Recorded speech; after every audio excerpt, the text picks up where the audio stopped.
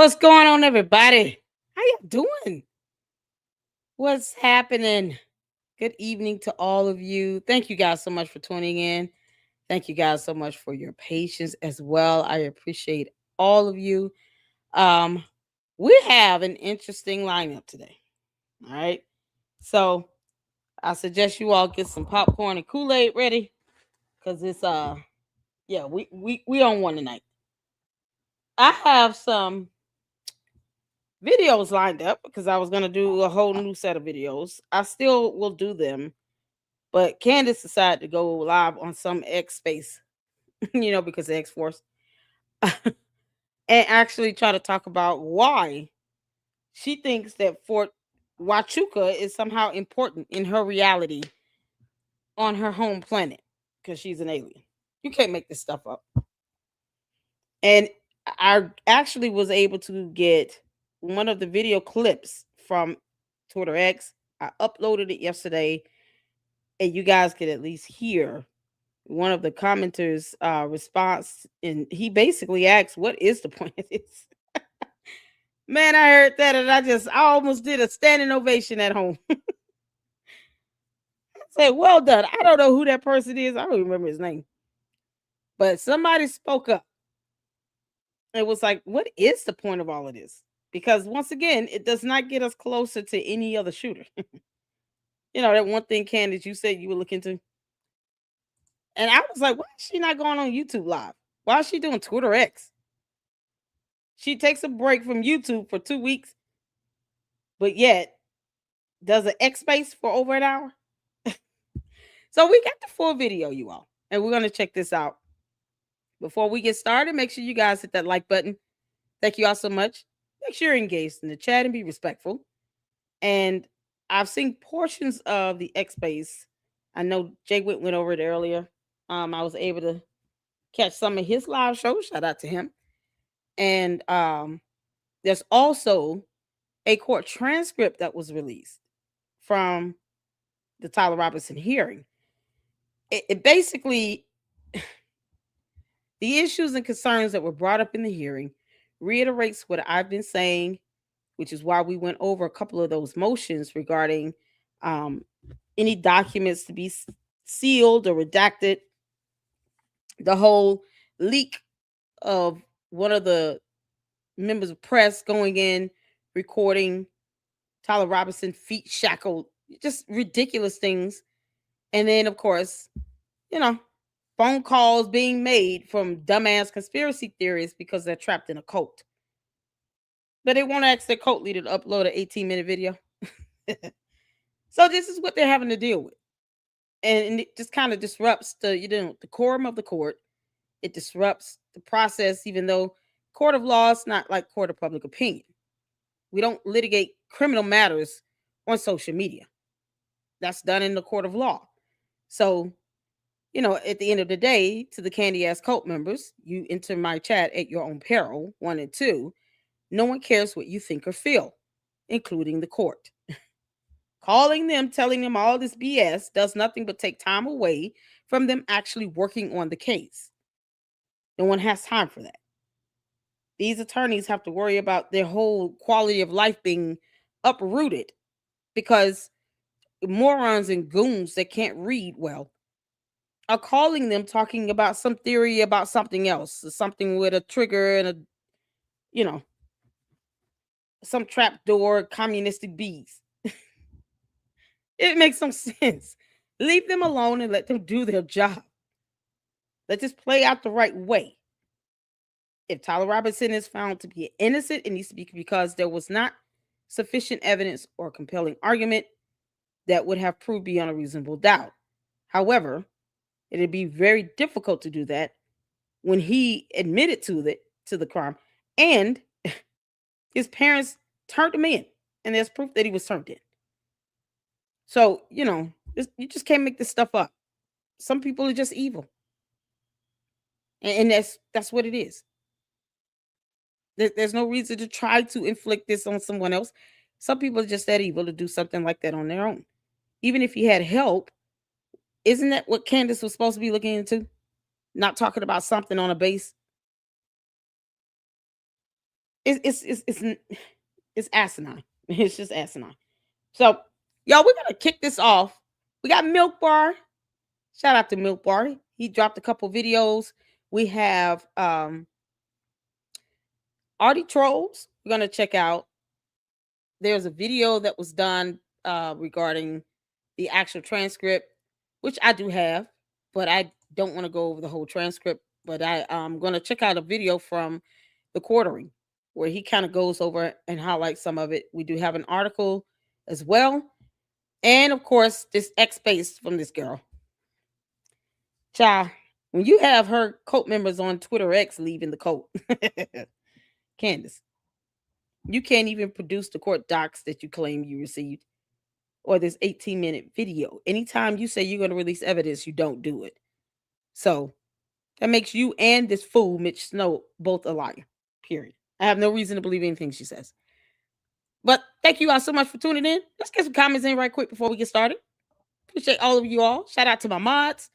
Shout out to all the members, all the supporters, viewers. Jesus loves the trolls as well. Let's get some comments in. What's going on, Laura? How you doing? Y'all need some music in the background. Hold on. I don't know about you all, but I have to have some music in the background. Much better.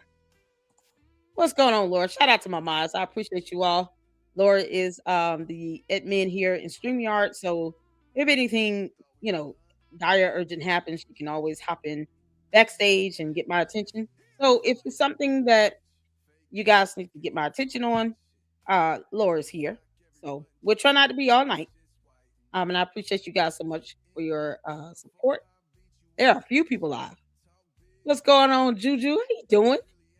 What's happening? Everybody speak to everybody. Hope everybody's doing well. It's Tuesday. I didn't get a chance to go live yesterday. So, man, we got a lot of energy tonight. What's going on? Lisa Finn said, just watch Paramount Tactical. What Candace is doing is so very wrong on all levels. Exactly. She has no evidence. I mean, that's what it comes down to. None of the stuff that Candace and her cult members are saying, the candy asses say and do, will matter in the court of law. It just won't matter.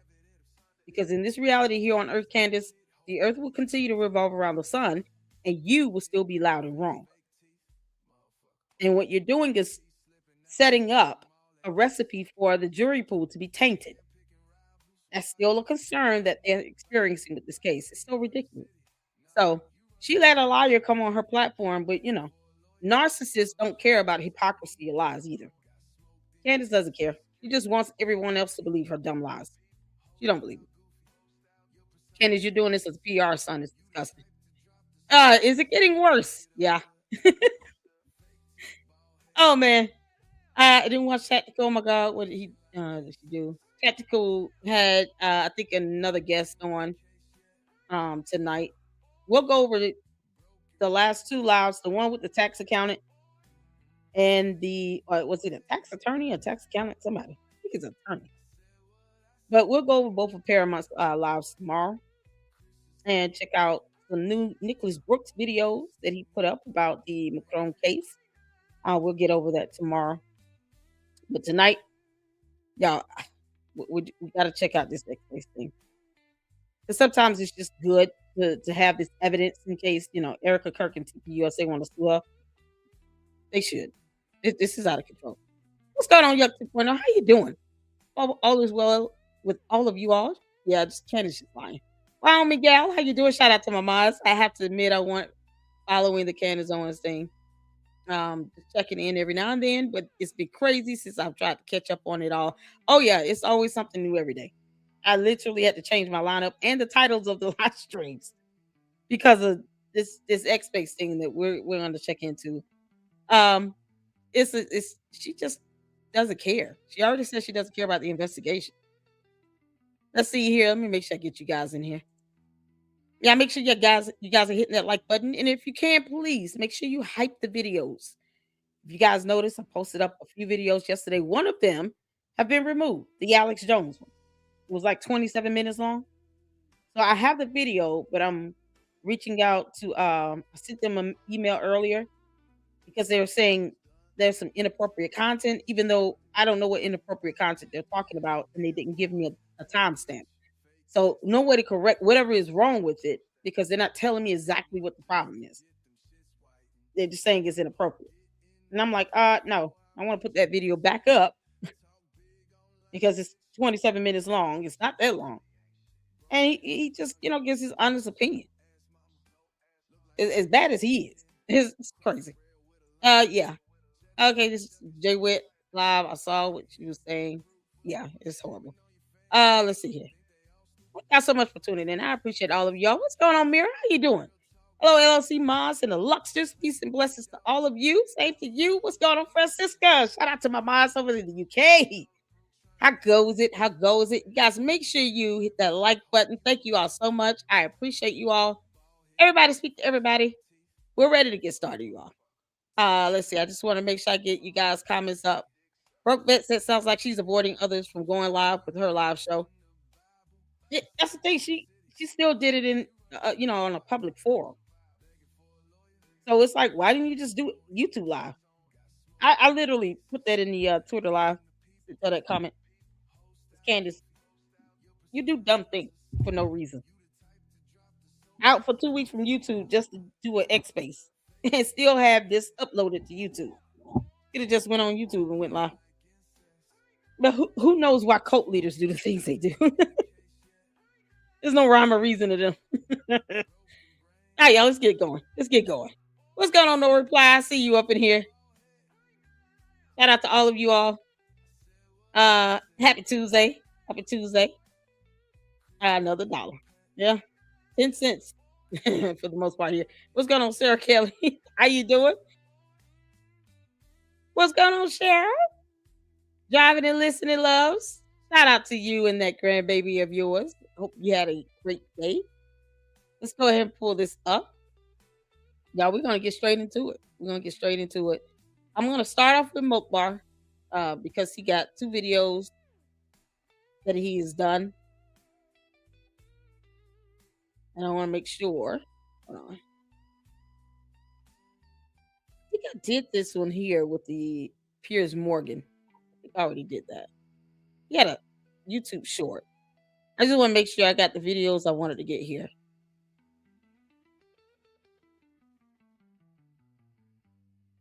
Yeah, okay. This girl. Oh my God.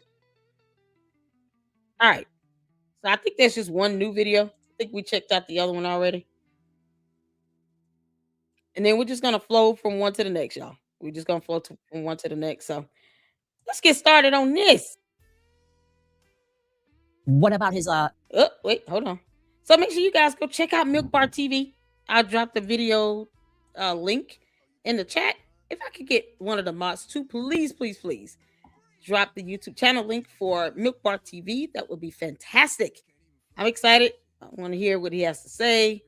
He's been I think he's been out on vacation for a little bit too for Christmas. So shout out to MilkBar. Let's get this thing going.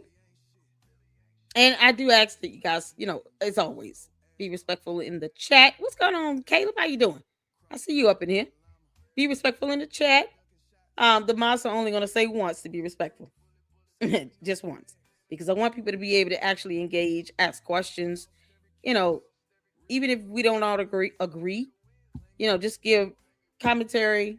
It doesn't have to involve name calling or anything like that. Just, commentary. Questions, thoughts, opinions, that's fine. But let's keep it respectful. All right, so let's get to it, y'all. Put a one in the chat where you can see it here. What about his burial? How come we haven't seen anything about his burial? We saw so much and then we saw nothing. And the reason that's like a big hush-hush secret is because Charlie had a Catholic funeral mass and he is buried in a Catholic cemetery. But pre the meeting with Erica, you repeatedly questioned why we weren't being told where Charlie Kirk You can't make this up. What about his burial? How come we haven't seen anything about his burial? We saw so much and then we saw nothing. And the reason that's like a big hush-hush secret is because Charlie had a Catholic funeral mass and he is buried in a Catholic cemetery. But pre the meeting with Erica, you repeatedly questioned why we weren't being told where Charlie Kirk is buried, or even if he has been buried yet. Did you get those answers? You have the wrong commentator who questioned. Yeah, you lying like hell, Candace, as always, because you put things in videos, and we understand you have multiple personality disorder, but it does not mean that you should not take time to go and watch your own videos so you can keep up with your dumbass lies. You would think you would write this stuff down. Where's George? Boys Club doesn't even, he stand behind the camera. He doesn't even correct her. You would think her and her team would be smart enough to not contradict themselves because they're just as responsible at this point. And I'm just being honest. They're just as culpable at this point. If TPUSA and Erica Kirk decides to sue, name her team as well and George. They're just as culpable. So he stands behind the camera, and it's like no one can recall what she said in other episodes that is recorded in videos on YouTube, on social media. There's not enough word salad in the world to try to explain that. She flat out lied. She's a compulsive liar. A Catholic funeral mass, and he is buried in a Catholic cemetery. Pre the meeting with Erica, you repeatedly questioned why we weren't being told where Charlie Kirk is buried, or even if he has been buried yet. Did you get those answers? Can't make this up. You have the wrong commentator who questioned that. I think that was Milo Yiannopoulos. You've never asked where Charlie's buried? Nope. Yeah, but if this were on the left and somebody were accusing Charlie Kirk of his wife having murdered him, I assume that you would be talking about it. Is that what Candace is accusing Erica of? Yes. Of murdering her own husband? She's accusing TPUSA insiders and other members of the right wing, including Seth Dillon, of being involved. She's smiling about this. Like, yeah, this is cute and fun. I got a comment the other day. And the lady, whoever the commenter was, I won't say if it's a lady or a man because I really don't know. But the commenter thought it was despicable for me to be so giddy. And you guys know, I love to laugh. I'm still going to laugh.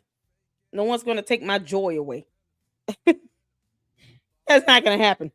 But it was like, I can't stand the giddiness of it all because people are complaining about somebody laughing. And yet they call me jealous because of reasons. Click, views, bait, money, subs. That Candace is pursuing now. But never mind all that. The comment was up, and I said, well, I mean, you're getting upset because I'm laughing and smiling. I'm not going to stop being giddy. I'm not going to be doom and gloom like you.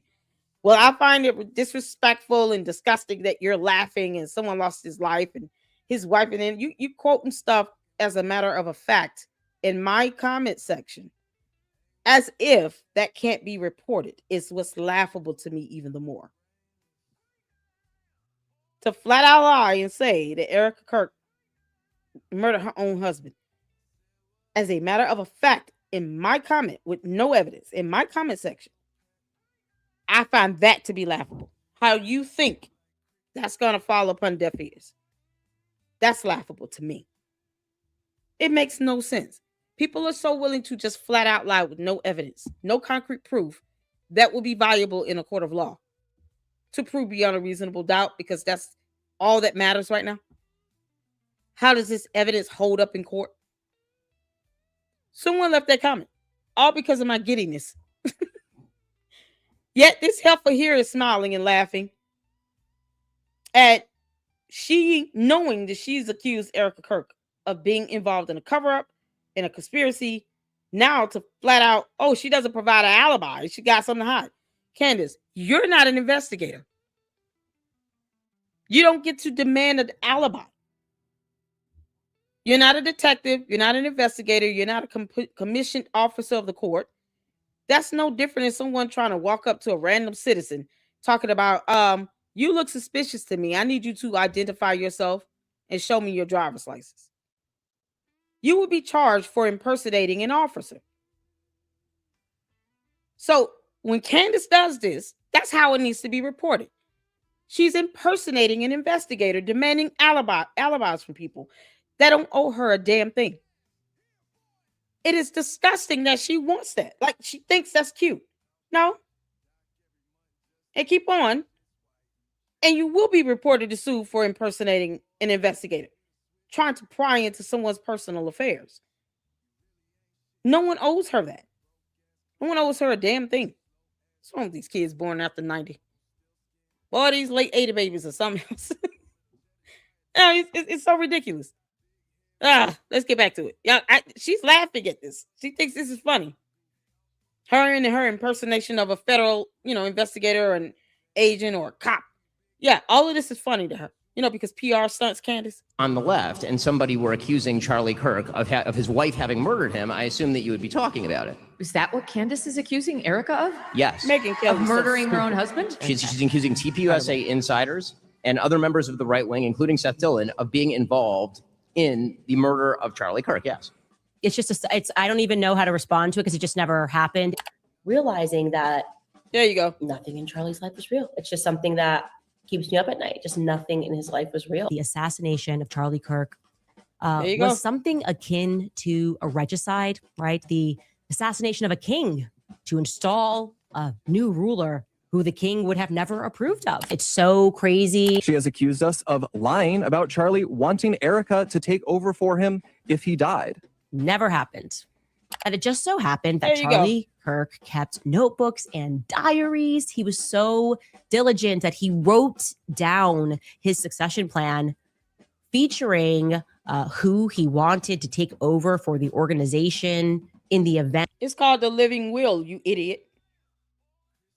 What? I mean, seriously. Candace, it's similar to a prenup. That I hope if George is smart, he would have had signed between you and him before you two got married. A prenup. It's like saying, here's how things are going to go in the event we get a divorce. Except in a living will, you're saying, while you're alive and competent, here's how things are to go in the untimely and unfortunate event of my death. And you're saying that he was not competent and smart enough to select his own wife, but yet in any other matter, he's brilliant. He's smart. He has a great judge of character. But yet, you accusing all of his friends of being in on some murder plot, including his wife. The children are still catching death threats and kidnapping threats. And you're lying like hell in videos that can be used in a court of law against you in a lawsuit. Girl, you can't make this up. Featuring who he wanted to take over for the organization in the event of his untimely death. Like, he just in the third notebook, he was like, Candace and if so I accidentally jealous. get shot on campus, here's what you should do.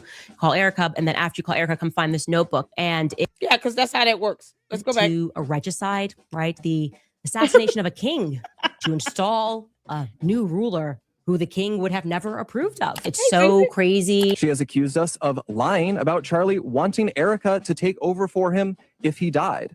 Never happened.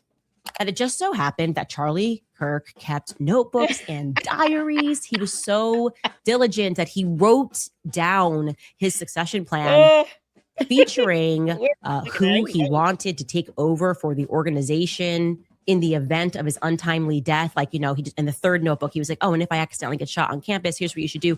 Call Erica. And then after you call Erica, come find this note. How unreasonable that is, you weird alien. Who's ever that specific? If I ever be shot on a campus, call Erica. Yes, if anything would have happened to him, I don't care if it's a sprained ankle and he has to go to the hospital, you ought to call his wife first.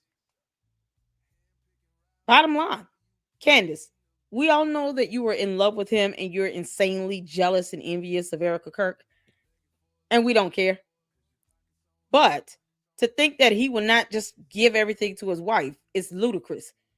Because just because you and Boys Club have a prenup where you probably will get nothing and may have to drag him to court for child support, does not mean that Charlie Kirk would not want his wife to take over TPUSA. It's like there's no will on earth that exists that says that. So either he was smart enough to do this or he was too dumb to do it. Which one is it, Candace? You can't give him credibility in one area, and then when it comes to Erica Kirk, you don't give him credit at all. Make that make sense? She's such a hypocrite, because liars and narcissism. Notebook. And if during this process of I'm on our one tonight. imagination, common sense comes on and we're like, but wait, Charlie, wasn't he like a boy genius? He's a pretty bright kid. Wouldn't he have maybe formalize that succession plan outside of like a diary, but no, Yeah, in a he wanted will. to put it in these notebooks. It's a living And then will. the plan was to guilt us, I think, to try to haunt us with the ghost of Charlie's notebooks that my we're God. never going to be allowed to read, but we're supposed to accept that they most definitely. Yes, because a living will is a legally binding document.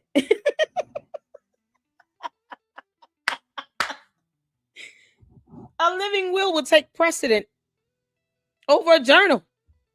Where's she getting the journal thing from? Why is she pretending like she never heard of a living will and last will and testament or a living will?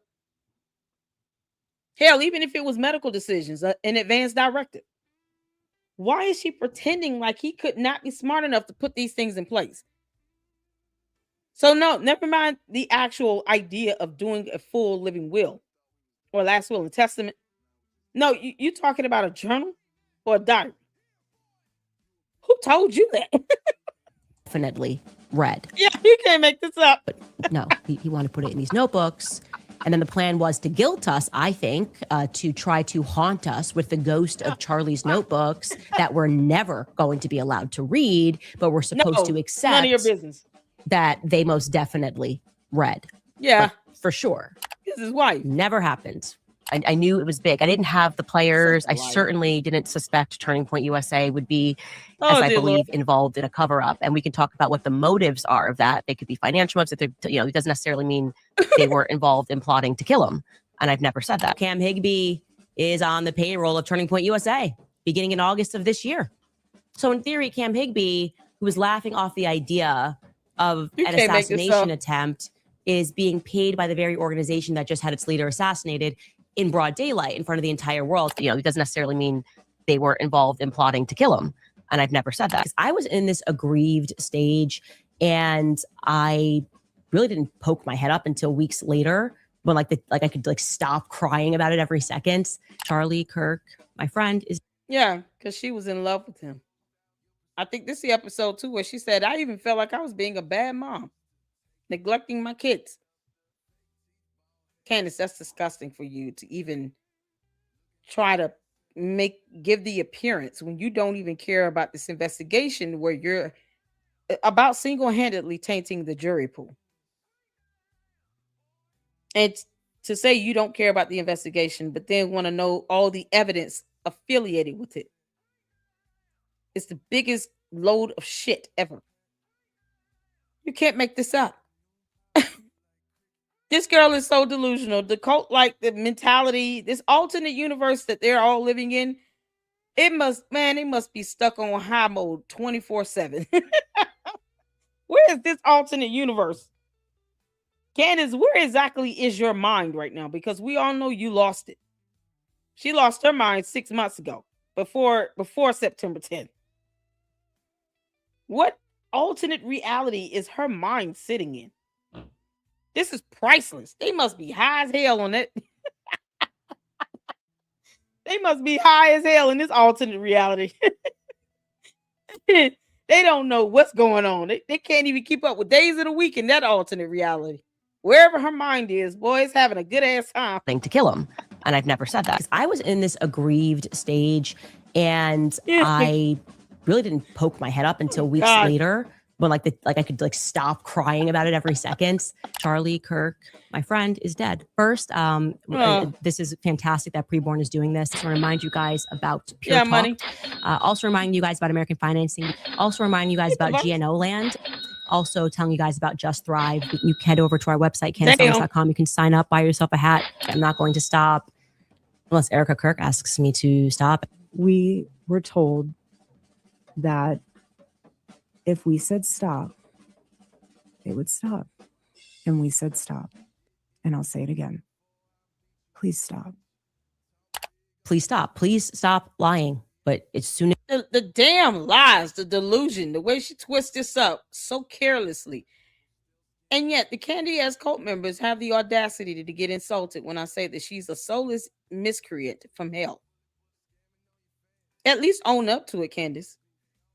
You're a cult leader as well. But you are a soulless miscreant from hell. You have no feelings, no remorse, no nothing in you. She's probably never even repented to God Himself one day in her life. If she tried, she might melt. Who knows? Or spontaneously combust. I mean, Candace, just give it a try. As soon as she tells me what it is I've lied about, I will cease lying. She said, stop. It would stop. And we said stop. And I'll say it again. Please stop.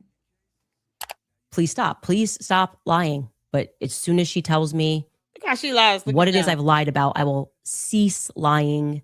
Did y'all see this, the lack of eye contact? Because I want you all to pay attention to body language. Sometimes it's so obvious, I appreciate body language experts, but it's so obvious here. When she's lying, her blink rate goes up. She looks down. She makes these gestures like she's soothing herself, or she starts to rock, or she just starts smiling and laughing for no reason at all. I mean, it could be the schizophrenia, but it is also her coping mechanisms. Because she knows she's lying and she doesn't believe them. But as long as she has a dumbass cult member believing it, she's going to keep lying. That's where we are now. Look at her look down. I want y'all to pay attention to the lack of eye contact, body movements, breathing pattern. Just pay attention. It would stop. And we said stop. And I'll say it again. Please stop. Please stop. Please stop lying. But as soon Look, as she look tells down. me what it is I've lied about, I will Pause it. cease lying immediately. What's going on, everyone? Jeremy here. Can't make that up.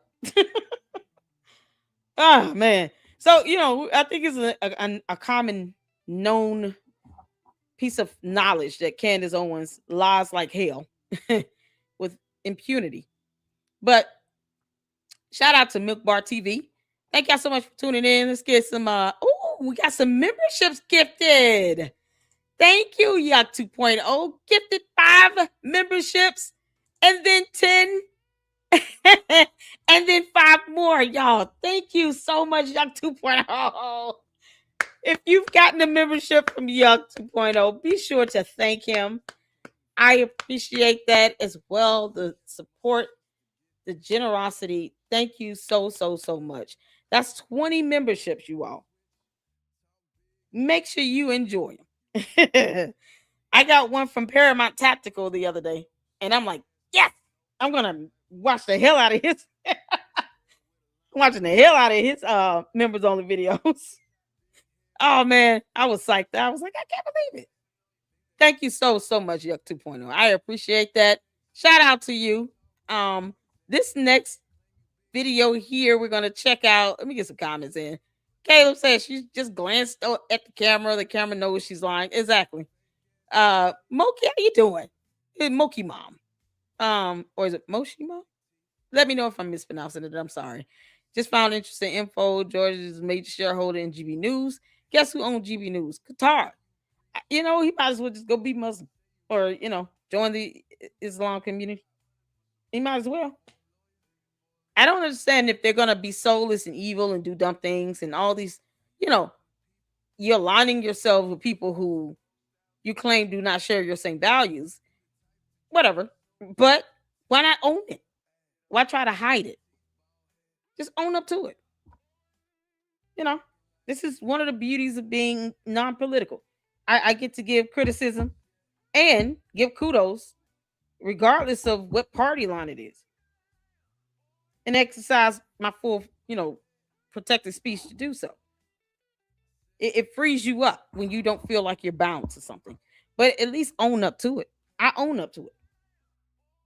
I just, politics is so cruelly divisive right now and toxic. It just pushes people away, if anything. But all I know is on Judgment Day, God is not going to ask me who I voted for. He doesn't care. It's not going to be the thing that God judges you on. He'll judge you on your actions, Candace, on your, incessant willfulness to lie. You do it with impunity. You have no remorse when you do it. And your body language just tells on you. It's so disgusting, man. So let's see here. Yuck, what a great gift. That's awesome. I appreciate you, Yuck. Thank you so much. There you go. People got some memberships up in here. Thank you so much. Thank you all so much for tuning in. Make sure you guys are hitting that like button. Hey, the Rubber Soul, how you doing? Diane, I see you up in here. How you doing? Happy Tuesday. Thank you all so much. Alex Jones is exposing George. Fuentes lied and never exposed Candace. Exactly. And you guys can see I never did the video little mini marathon I was gonna do. Because if he's not serious about it, then it is what it is. And I think the best people that could really, tackle Candace head on is someone who is just as conspiratorial, but at least creative enough to do it in a way where you can capture attention and still get your point across. Candace doesn't care about facts. The Candy Ass Cult members, they don't read. They don't comprehend things. They see things from one point of view, theirs and Candace. So if you know how to maneuver and be able to still get your point across and, expose her all at the same time, I'm here for it. Because what she's doing is just absolutely, it's no better than what Alex Jones did with Sandy Hook. But at the very least, he can get her attention. He really can. So, oh man, it's just crazy. What she's doing is so crazy. What's going on, Colleen? How you doing? Did I miss you? Oh, Godly Man is here with one of his regressive ideas. Stan, I'm just curious. I'm not even being funny. What was one of his regressive ideas? I don't know. If you're asking me, what are you asking me? I'm a little confused. You can ask me or clarify your question. Or is that a question for me? Oh man, y'all, the body language is something else. I appreciate all of y'all. Hey, that's funny. How you doing? Must have been a tense Christmas in the farmer household. Yeah. Candace didn't make a sandwich or a turkey. Oh man. Makes you wonder if they're even eating. Candace losing weight, trying to give this image that she's stressed out over this when she's not. It's just crazy. he got to be sitting around like, okay, 4 months. We're going into 4 months of this girl obsessing over another man. 4 months of this. George doesn't even talk about Charlie like that. Do you all see tweets or posts or anything from George Farmer? He doesn't even say anything. It's so crazy. That speaks volumes, by the way. If your own husband is not even talking about Charlie Kirk or even mentioning him right now, and you're obsessing over it, that speaks volumes. So, Boys Club is not really stunted, clearly. And, he's real quiet. Did he ever even give his condolences? Because he could have did that on his own. But he said nothing about Charlie Kirk. And if he claims to be behind the camera, that means he has to listen to his spouse obsess over this and not make him a sandwich. Can't make this up. It's partly his fault. That's why I said if Erica TPUSA sues, name his ass as well as her whole team. The guy that's always in her ear mansplaining planes and stuff, and her other assistant. Name all of them. That'll get their attention. It's so crazy. All right, y'all, let's get to this. The quartering. He goes over the transcripts that were, it's not a secret, but the transcripts that were released from the most recent court hearing where the judge gave a ruling on, I think, 2 of the motions. And so we're going to get into this. I actually have the transcript as well. And I'll just show it so you guys can see it. But if you want me to upload the full document, or if you guys want to go through it, we can. But it's over 80 pages, so that would have to be a separate live. All right, so y'all let me know. Let me know your thoughts. If you want me to go over the full transcript, I can give a little breakdown on it. But I think this video does sum it up for tonight with the quartering, and he does a great job kind of going over the main points on it. And then we'll check out the article related to it. I'll put one in the chat where you can see it here. Let's get to it. Here from the quartering and fighting for my life here, hoping my voice makes it through today's live stream so I could rest it tomorrow. Got a pretty interesting update from the Tyler Robinson attorneys. in the Charlie Kirk assassination trial. I know I've talked about some of the gossip on my personal channel, the Jeremy Hambley channel, which I'll leave linked in the description below. I'm trying to keep the main channel to just the facts. Hey, Mimi. And, we've got an update. There was I don't know if I'd call it secret, that's what the media is calling it, a private meeting between the judges and the attorneys in this case. And they just released everything basically that was said, an 80-page document, everything that was said. They mentioned Candace Owens specifically, or at least indirectly. Hold on, I see your question here, Yuck. I don't know. What is KCMO? Is that Kentucky? Hey, Savs. Shout out to all of you all tuning in. Make sure you guys hit that like button. The Chucky Bride was roasting Taste Richard for Christmas.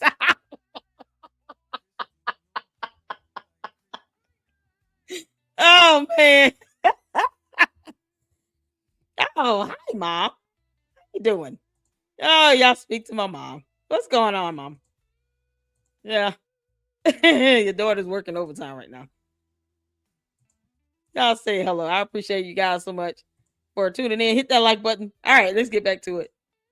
I haven't seen any crows flying around to answer your questions. So if something like that is happening, it's more than just one type of bird. Who knows? They mentioned some of the biggest conspiracy theories and debunked some of them. And I want to explain why I think this is actually a good thing. I think it's fair to have questions about what happened to Charlie Kirk on that day. It really is. Keep saying that. And if you have questions about the 30-06, or you have questions about were there other people involved, was Tyler Robinson groomed into this? Was Lance Twiggs involved? Were there foreign entities that were funding this kind of stuff? These are all good questions. Reasonable, I think. Good questions. Okay. Why were certain things done the way they were? The only real rebuttal I can offer that is that we need it to come out at trial, because obviously I can't just tell people to trust the FBI. I don't do that. So it's very reasonable to say, well, I have questions. And the FBI has done a remarkable job at destroying what little credibility they had left under Kash Patel, who's been an absolute disaster. But I will say this, there's some interesting stuff that came out in this. Let me just be clear on this. Let us all be clear on this. The FBI is not spearheading this investigation. So technically, why should anyone care what's coming out of the FBI? They're not spearheading this investigation. It is the state of Utah Attorney General. They're providing support however they can, but they're not spearheading it. So why is the FBI still being made an issue in this matter? They're not bringing forth the charge or the indictment to the court. State of Utah Attorney General is doing so. So forget the FBI. It's an unnecessary waste of mental energy. They will not play a role in the murder investigation and the trials, and their role, if they do aid in the investigation, will be minimal. So no one has to trust the FBI. I mean, just the idea of something like that, it's just one of those throwing spaghetti at the wall things, just like with the cult members and the bots talking about Paramount Tacticals claiming that fool Mitch was not at the fort, not on the military base. No one ever said he wasn't. We want proof that he saw Erica Kirk there. I don't care if it's September 8th or 9th. I don't give a damn what day it is. Just show proof that you saw her there. That's all she had to ask him. And she didn't ask simple questions like that because Candace doesn't even believe her own lies. She just wants everyone else to believe it. If she truly wanted to do her due diligence, she would have asked a very simple question. Do you have any evidence? Did you take a photo? Do you have any video camera footage of Erica Kirk being on the base? Period. Pick a day. I don't care. Everything outside of that is fluff. It's distractions. It's moot. It will not fly in a court of law. That's the only thing that matters. Is what goes on in court. What is being proven and presented in this case as far as evidence in court. What is going to be the testimony? And which testimony is evidence in court? Don't care if the FBI likes anything or not. They're not spearheading the investigation. And none of this crap Candace Owens is doing is going to play a role in what happens in the court of law. And as you can see, you don't hear her going after the judge. I wish you would, Candace. Please go after that judge if you dare. You don't hear Candace even talk about the judge. She's not going ham in on the courts, on the prosecutor, on the attorney general. So if she's not even bringing them up, that goes to show how little she cares about that investigation. Demanding evidence is irrelevant. She's not getting it.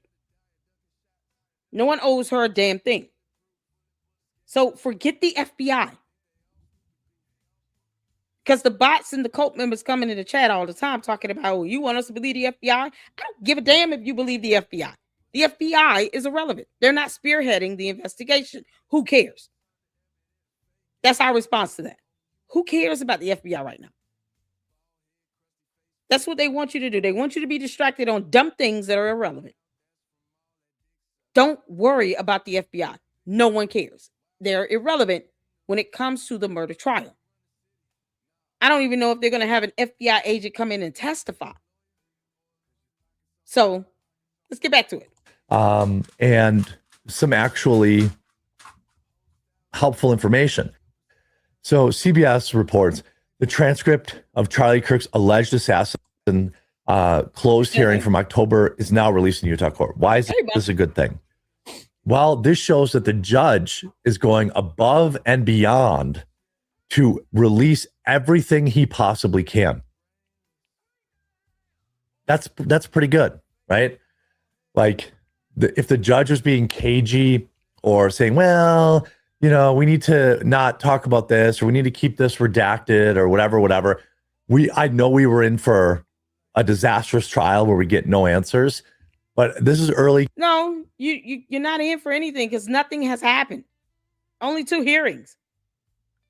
One on a violation of a standing order for the decorum of the court, and the recent hearing that just occurred for the other motions regarding documents being sealed or redacted.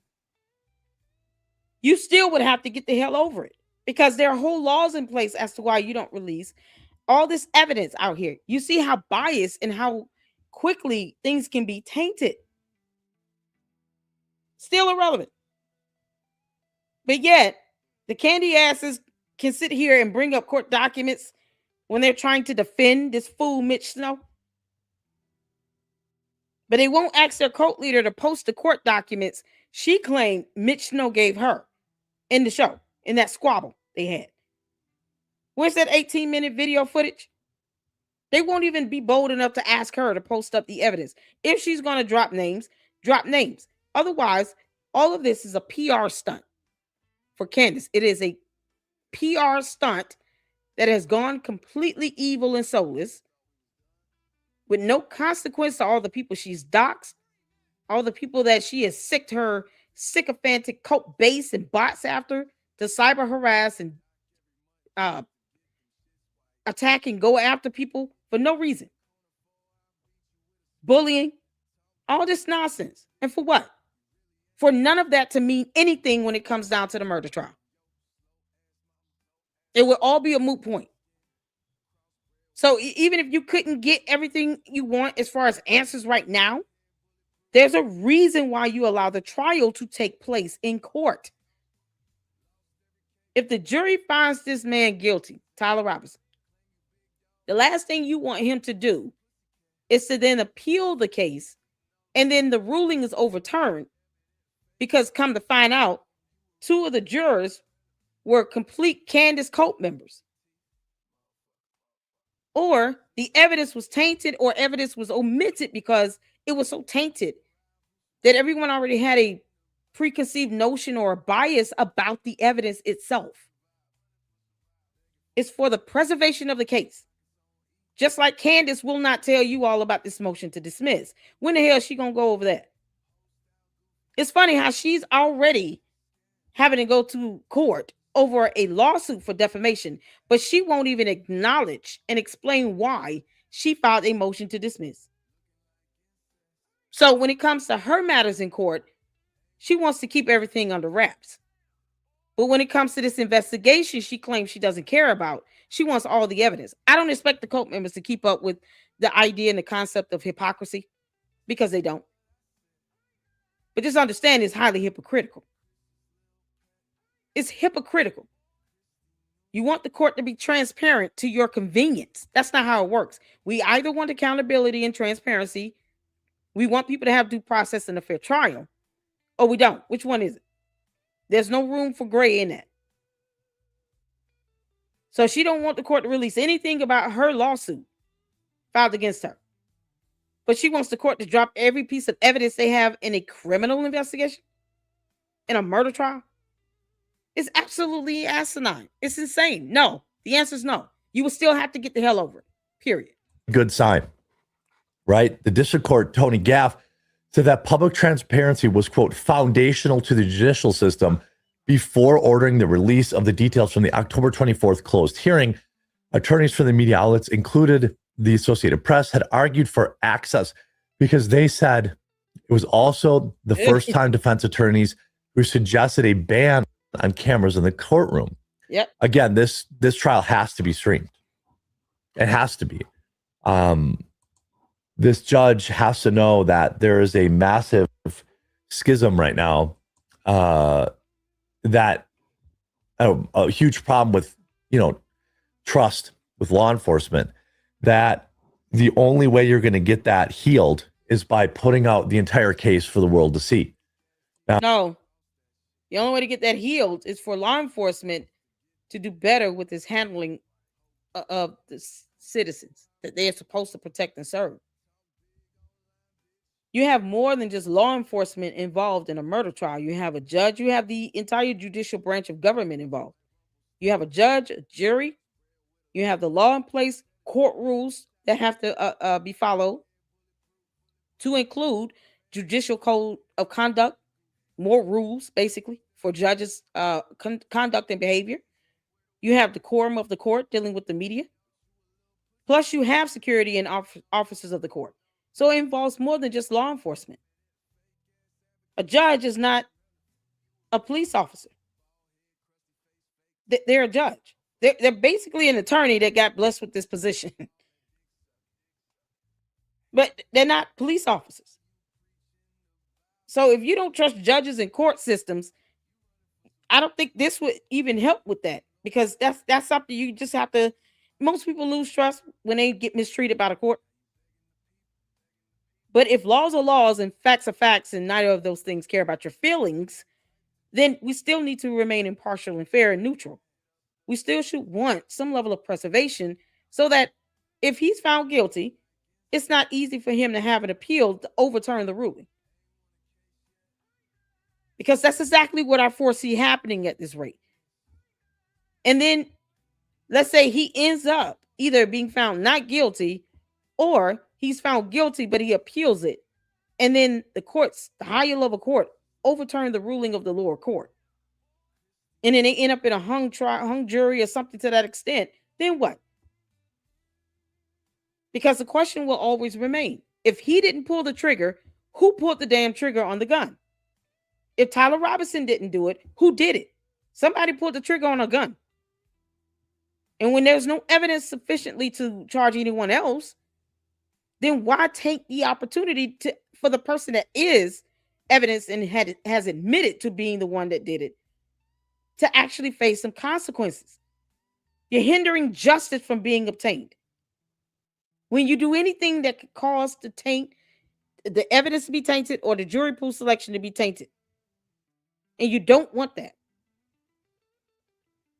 that trial can go on forever and ever, because it's always going to be an issue with a juror, or it's always going to be an issue with some piece of evidence being admitted, because there's already some sort of preconceived notion of bias about it.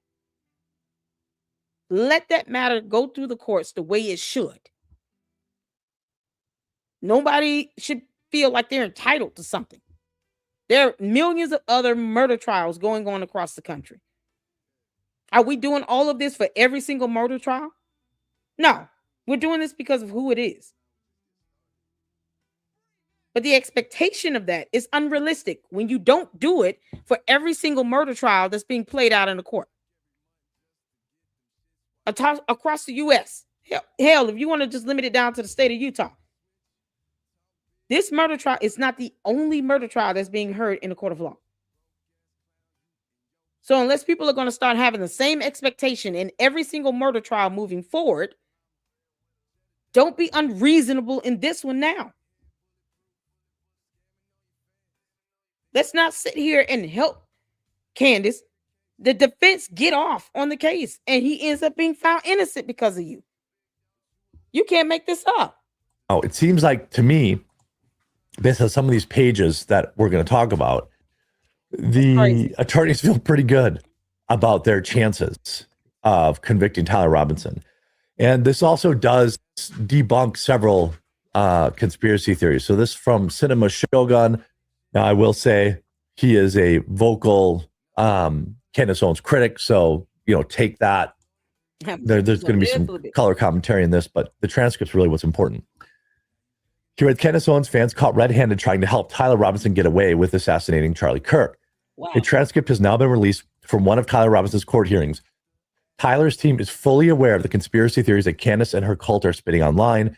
They say her fans are unstable and might show up at the courthouse causing problems. Wow. They also say they've received wacky phone calls and emails from her fans trying to tell them what they think really happened. And to top it all off, they claim to refuse to talk to her fans and label them as crazy. Oh, now, man. I would, obviously I think this is funny because I think Candace Owens never really cared about Charlie Kirk. I think she just saw a great grift opportunity here to grind an axe against TPUSA, yet another company that she worked for that she left under bad terms. But what I do think is interesting is if I were the defense attorneys, I would probably be more open to hearing some level of tips. No.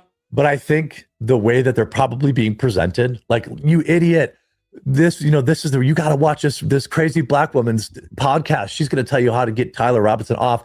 Like, that's probably how it's being presented because I've dealt with some of her hardcores. It says, Lord. but Candace and her cult have been denying that they were doing things like this. Now our suspicion. Cults are cults. We don't expect them to tell the truth when their cult leader is a compulsive liar.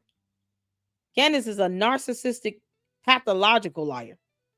She lies like it's, breathing air. And has little to no remorse about it. She doesn't ever feel bad. She doesn't even care about passing around a text message with the kids in it. I don't care whose kids they were. 2 minor children. And a photo should not be circulating all over Twitter X right now. It's ridiculous. But she doesn't care. She said so herself. I do not care about this investigation. I sniffed it. Because Candace can't remember what the hell she says day by day. They calling up here talking about, well, Candace said that it was some explosive and blah, blah, blah, even though she won't go to UVU and actually retrace the steps of the shooter or do a live stream from the UVU campus or anything like that. She won't even go near it. You can't make this up. But this is what they have to endure. If they start taking tips, they'll be doing this all day. And I would rather the defense attorney, at the very least, focus on presenting their case. So when he loses, it's because they were able to focus on the defense and the evidence and not sit here and come to court telling the judge, well, we were so distracted. We were up 5 hours taking tips. We didn't have time to do all this blah, blah, blah. And all this hoopla, the judge will not be in the mood to hear. See, here's how this goes, people. The judge would not care that 1,000 people are calling with their wacky, dumb conspiracy theories with no evidence. The judge is not going to want to hear that as an excuse either from the defense. What's your source? Well, we got 3 tips that came from Candace Owens' tip line. They was talking about these planes and all. One is blue and one is yellow. They said something about Egypt and then Saudi Arabia and then Israel and then the prime minister and then back to Israel. Then we flew to Nevada, and something happened in California, plus Texas, Mitch Snow, back to Egypt, and back to Israel. You think the judge is going to want to hear all that crap? No. That's not the job of the judge to sit here and allow attorneys in their courtroom to spout out conspiracy theories that is irrelevant to the case with no evidence. Judge don't give a damn about that. Judge wants to hear the matter based on the finding of fact, law, and evidence. That's it. They don't care about all that other stuff. So the defense attorneys even entertaining the idea of answering these dumbass calls is laughable to me. And they don't have time for that. No one cares what you think. Candace is recycling conspiracy theories. I'm sure they've probably heard these theories at least twice in rotation. At this point, it's moot. No, they should not be putting time and energy into that. Do like I do. Tell the candy ass cult members, we don't care what you think or how you feel. You enter the chat at your own peril. Are confirmed. And we're only going to find out as more transcripts get released. So Candace Owens fans, Charlie Kirk truthers are now meddling with the trial. Now, I think if they believe, look, if I was a defense attorney, I would probably have somebody dedicated to like chasing down some of these, if I was genuinely trying to get a not guilty verdict, right? But look at what they said. Now in the state's opposition to our motion, there's a lot of information. I'll try to not be sarcastic, but I do think a lot of it is noise about the intense public interest in the case. There's a reference to, unstable people coming to our courthouse, to conspiracy theorists saying things online. We're all aware of that. I mean, I don't know what the court has read. It's none of my business, but I've received some wacky phone calls and emails. This is Tyler's defense attorney. Wacky phone calls and emails from people telling me what they think happened here. It's noise. We're not litigating this case in the press. We're not talking to crazies. Exactly. That's what Tyler Robinson's defense attorney thinks of Candace Owens fans. Now, probably not all Candace Owens fans, but the ones who are probably going out of the way to call or email or do this kind of stuff. Like Tyler Robinson's defense attorneys call these people crazy. Priceless. Probably not a good look. Good. Probably not. But here's some other interesting stuff. Oh, dear Lord. It has been. Oh man, my throat is on its last leg here. There's been some question on whether or not Tyler Robinson did in fact turn himself in. Well, we now know, according to court documents, that he did in fact turn himself in. Yep. Here's this one. Did Tyler Robinson really turn himself in? You can't make this is why transparency is important. Yes, saying I don't think Candace is asking these questions in good faith doesn't necessarily mean that send me the check, she's wrong out of hand. And transparency is important because it gives us the actual answers. According to his very own defense attorney, Mr. Richard Novak, in a newly released unsealed transcript from October 24th pretrial hearing, quote, he surrendered. And a neighbor of his was a retired sheriff from Washington County, and he got in that man's car and took him to the sheriff's department with his parents in the vehicle with him. So there are cameras outside of the sheriff police station. I'm sure the neighborhood Tyler Robinson lives in, because he was caught on a camera walking through a neighborhood. Yeah, I'm sure that at least 2-3 neighbors have cameras as well. Once again, it is very difficult to just say, I went somewhere and you don't have a camera on you. So if they needed to pull the camera footage from the police station where you see Tyler Robinson walking in with other people that are his parents, that are, this individual here, they can just pull the camera footage. It's not that difficult. Here in this reality on Earth, all of this advancement in technology has rendered us all of these cameras and satellite footages and everything that's recording and filming every little thing we do pretty much. And sometimes it turns out to be helpful. Like so in this situation. So if they wanted to prove, look, here's our client coming into the police station. It's on the surveillance camera footage with his parents and this other individual where he surrendered. Here you go. It wouldn't even be that hard. It just wouldn't be. Here's the camera footage. You're welcome. I mean, just direct evidence right there. We can talk about, this doesn't. Plus, the sheriffs would have been wearing body camera. So, you can do a FOIA request for this. People can do a FOIA request for the sheriff's body cameras because they should be wearing body cameras. So they'll have their body cameras on because someone's turning themselves in. I can guarantee you the surveillance camera is going to pick it up. And all of the sheriffs there that interacted with Tyler Robinson were wearing body cameras that were on a recording. Do a FOIA for the body camera footage. It's that simple. And I'm saying this to the Candace cult members because, seeing is believing, I guess. Answer the magic bullet thing? True. That alternate But this reality does stuff. answer whether or not he did turn himself in. What we do know about Mr. Robinson that goes to court's question is that he surrendered. A neighbor of his, I'm sure the court has read through the materials. I think it's even in the probable cause statement. You don't have to read the public accounting.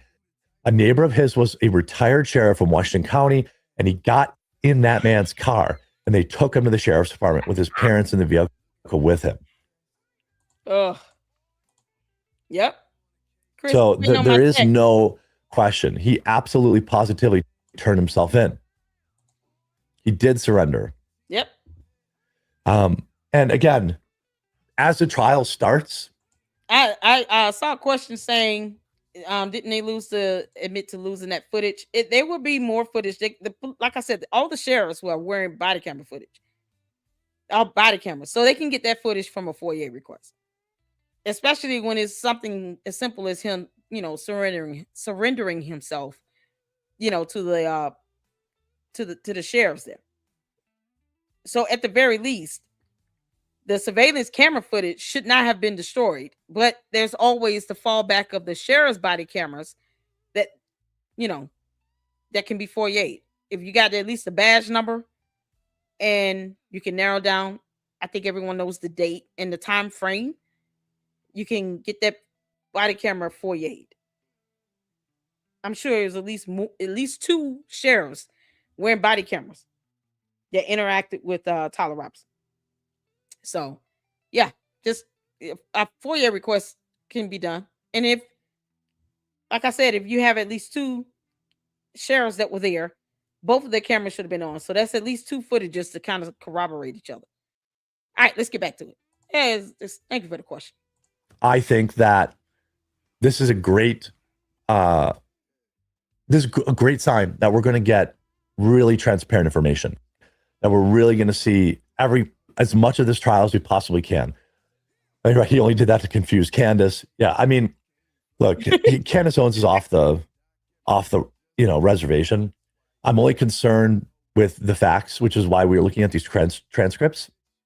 Here you go. Also, to the Candyland cult members who have zero clue actual criminal investigations or prosecutions are conducted, the prosecutors have subpoena power. They have all the surveillance and footage from UVU. They likely have him getting on the roof, taking the shot, and getting off of the roof. They don't pander to cults and release to the public pre-trial. They present evidence to the court of law. So you see this.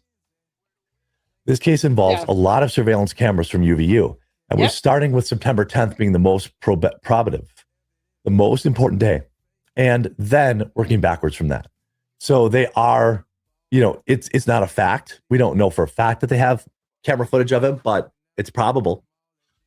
Well, some of it has been is it going to be super grainy like the footage we saw in Carmelo Anthony? Possibly.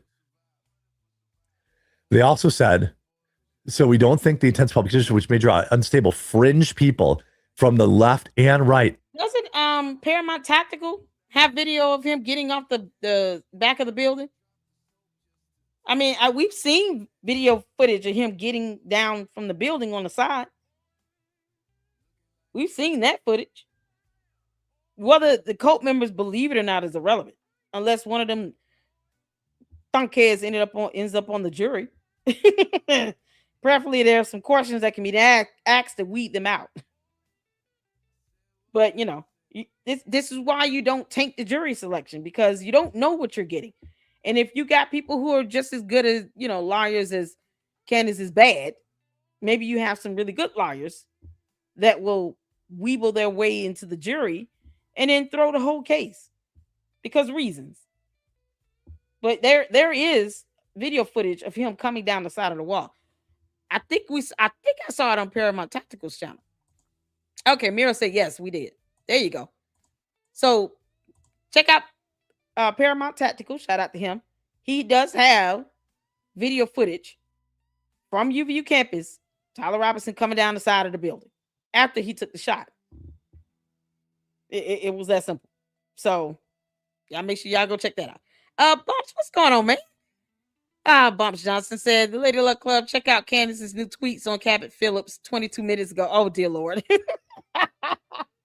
All right, we'll check it out in the end. Oh, God. This girl is a whole mess.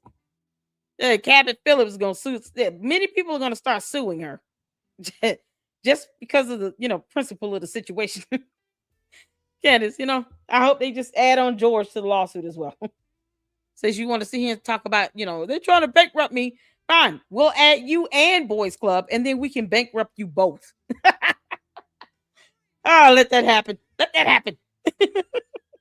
And Center and other places is imputed to Mr. Robinson. The question is, so his own attorneys are like, hey, there's crazy people out there. We don't want this to reflect negatively on Tyler Robinson. Oh, boy. That's what they're saying.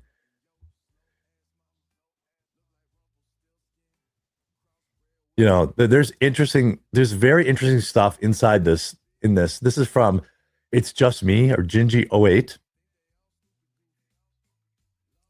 I mean, their own attorneys are saying we're not taking any of the Tyler Robinson's own attorneys are saying we're not taking any of this stuff seriously. Tyler Robinson's defense attorney described trying to keep track of what Candace Owens' cult says about his client as an insane project.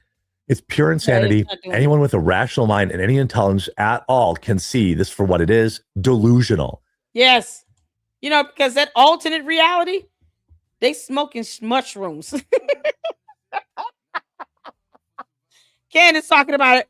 F you and that midget horse you rode on. Because in her reality, midget horses are real.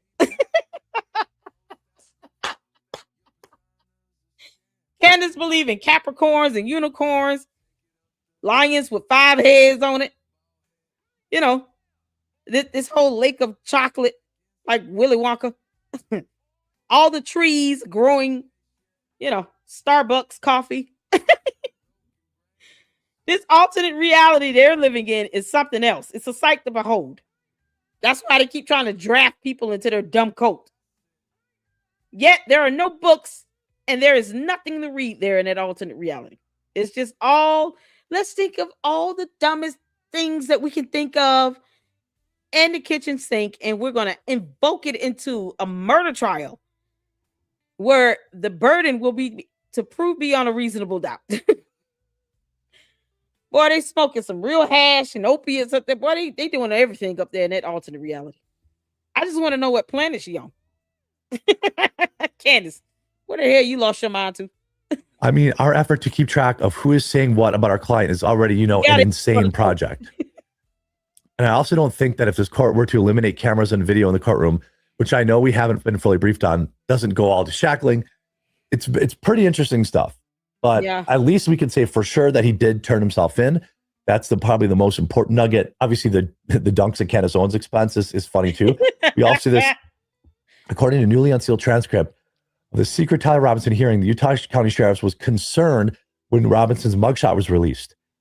Such photos are usually withheld until conviction. It was actually Governor Cox who released the photo. Good. Wow.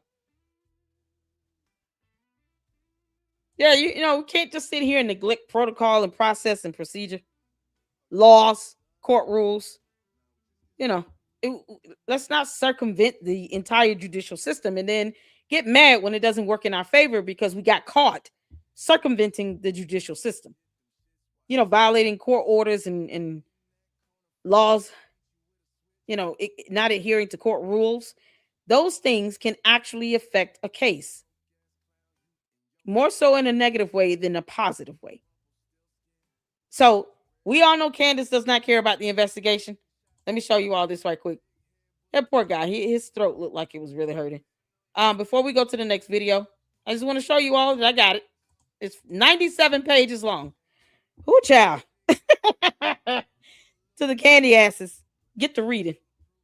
For once in your life, read something. That way, y'all dumbass questions can be answered in this. Start with the indictment, but whatever. But read this. This will help you out. We understand you don't want to believe anything because of reasons, but we're not here to keep giving you all responses to your dumb questions that you keep asking in rotation. This is the candy ass cult members. You're asking the same dumb questions over and over again. It's a copy and paste situation, just like the comment about the $7,000. Chris Stewart, are you going to give me that $7,000? I mean, if you want to give me the $7,000, we'll wait for all those supers to appear for you to give me $7,000. Because apparently Chris Stewart wants to give me $7,000. I would take it. That'll be a fantastic end of the year Christmas gift. Post-Christmas gift. Yeah, go ahead and drop the supers for $7,000, Chris Stewart. Make that happen. Then I'll tell you if I'm enjoying that money or not. Oh, this way the prime minister's got to be like, what? More money? Is this coming from the Lady Luck Club? I wish she would stop invoicing me. I'm sending Benjamin Netanyahu my invoice. $7,000 per hour. This is what a whole coat said you owe me. You just got to take their words and use it against them. That's all you got to do. It pisses them off. It's so funny. Y'all see here in the 4th Judicial District Court, Provo and N4, Provo County, State of Utah. And this is the case number 251403576. Redacted transcript of sealed motion hearing. State of Utah, because it's not the FBI that's bringing forth the case, the charges. It's the state of Utah versus Tyler James Robinson, defendant, before the Honorable Tony Graff, 4th District Court. This is from October 24, 25. Here it was a hearing that was held on that day. And then you guys see the court reporter. So for criminal matters, criminal hearings, you always have a court reporter automatic. In civil proceedings, that's where it's optional. Just like having an attorney is optional in a civil matter, unless it's involving a juvenile and it's in juvenile court. So for the most part, civil proceedings are optional with court reporters. So you got to pay for those. But for criminal matters, automatic. And if you cannot afford an attorney, one will be given to you at no expense to you.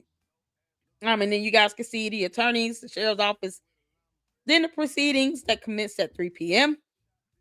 on that day. Court is now in session, calling case and the information above. Counsel, would you please enter your appearances? And then they enter their appearances for the state as well as defendant. Miss Nestor. Good afternoon, Your Honor. Kathy Nestor, Richard Novak, and Stacey Visser here on behalf of Mr. Robinson, who's seated to my left. Oftentimes they will get the position of what a defendant is seated in court. Okay, and then they get down to where, like he read, we have a few matters to deal with. I appreciate your ability to make yourselves available. I wanted to, after receiving the motions, I wanted to have a hearing in order for all sides to fully vet out. And it's my anticipation, and I am not sure if we've confirmed, but I plan to make an oral ruling on Monday at 1 p.m. I wanted to take the weekend to consider the arguments, re-review all the memos, all the filings, and put that together. So I appreciate your patience for that. And then you guys can see kind of like the beginning banter of this hearing. Boring stuff. Court is boring. Y'all know that. We read a lot of court documents in the LLC. Court is very boring. That's why I'm here. I'm just, got to make this fun. We got to make this fun. So with that, counsel, how would you like to proceed? There are 4 defense. You filed the original motion. And so I want to make sure that we pick a path that is organized and is easy to follow for all sides. So Mr. Novak is now speaking. Thank you, Your Honor. Richard Novak for Mr. Robinson. And there are sort of some related, partially brief, fully briefed issues that relate to the primary motion, which relates to shackling. The first thing we did want to ask the court to do is to direct the sheriffs to make one of our client's hands available so he could take notes during the hearing. We provided him with paper and pen, and I could tell the court that after spending 2 hours in a room with Mr. Robinson today, I can't imagine any reason why he can't take notes during this hearing, and there's no reason why that would jeopardize his safety or the safety of anybody else. I mean, his impeccable ability to shoot someone from over 160 feet away, that would be concerning, but okay. Ugh. So, I mean, that would be, like the sheriffs, it should have a couple sheriffs to stand right behind him. So if he bucks, they can knock him out real quick. Knock if you buck. And then, first thing you see is two big ass sheriffs coming your way with fists balled up towards your face. Like that, I would feel a lot more safe hearing that. Oh, God. So we think to start the hearing, we need at least to begin with the minimal level of unshackling. And then, of course, they speak on that. It's a sealed hearing. The public's not here, so just can't imagine any specific reason why he can't have one of his hands free for writing. Court says, all right, the state, do you wish to be heard on this issue? Yes. And then, of course, given the substance of this motion, I would object on the sheriff's behalf. This is the heart of what we're trying to decide. This is a pretrial proceeding, but we request that be denied, as it should be in all pretrial hearings. And then, of course, is there a way to unshackle one hand for him to be able to write that doesn't compromise the rest of? And then the bailiff says what they say. That's redacted. Court says, all right, let's go ahead and proceed with that. So apparently they let one of the hands go. But hopefully the sheriff was nearby so they can knock his ass out if he buck. And then, of course, let's see here. I'm trying to go down to where I saw about the crazies and stuff. Oh, yeah, they talked about his civilian clothes, because an orange suit just won't do. Who knows why?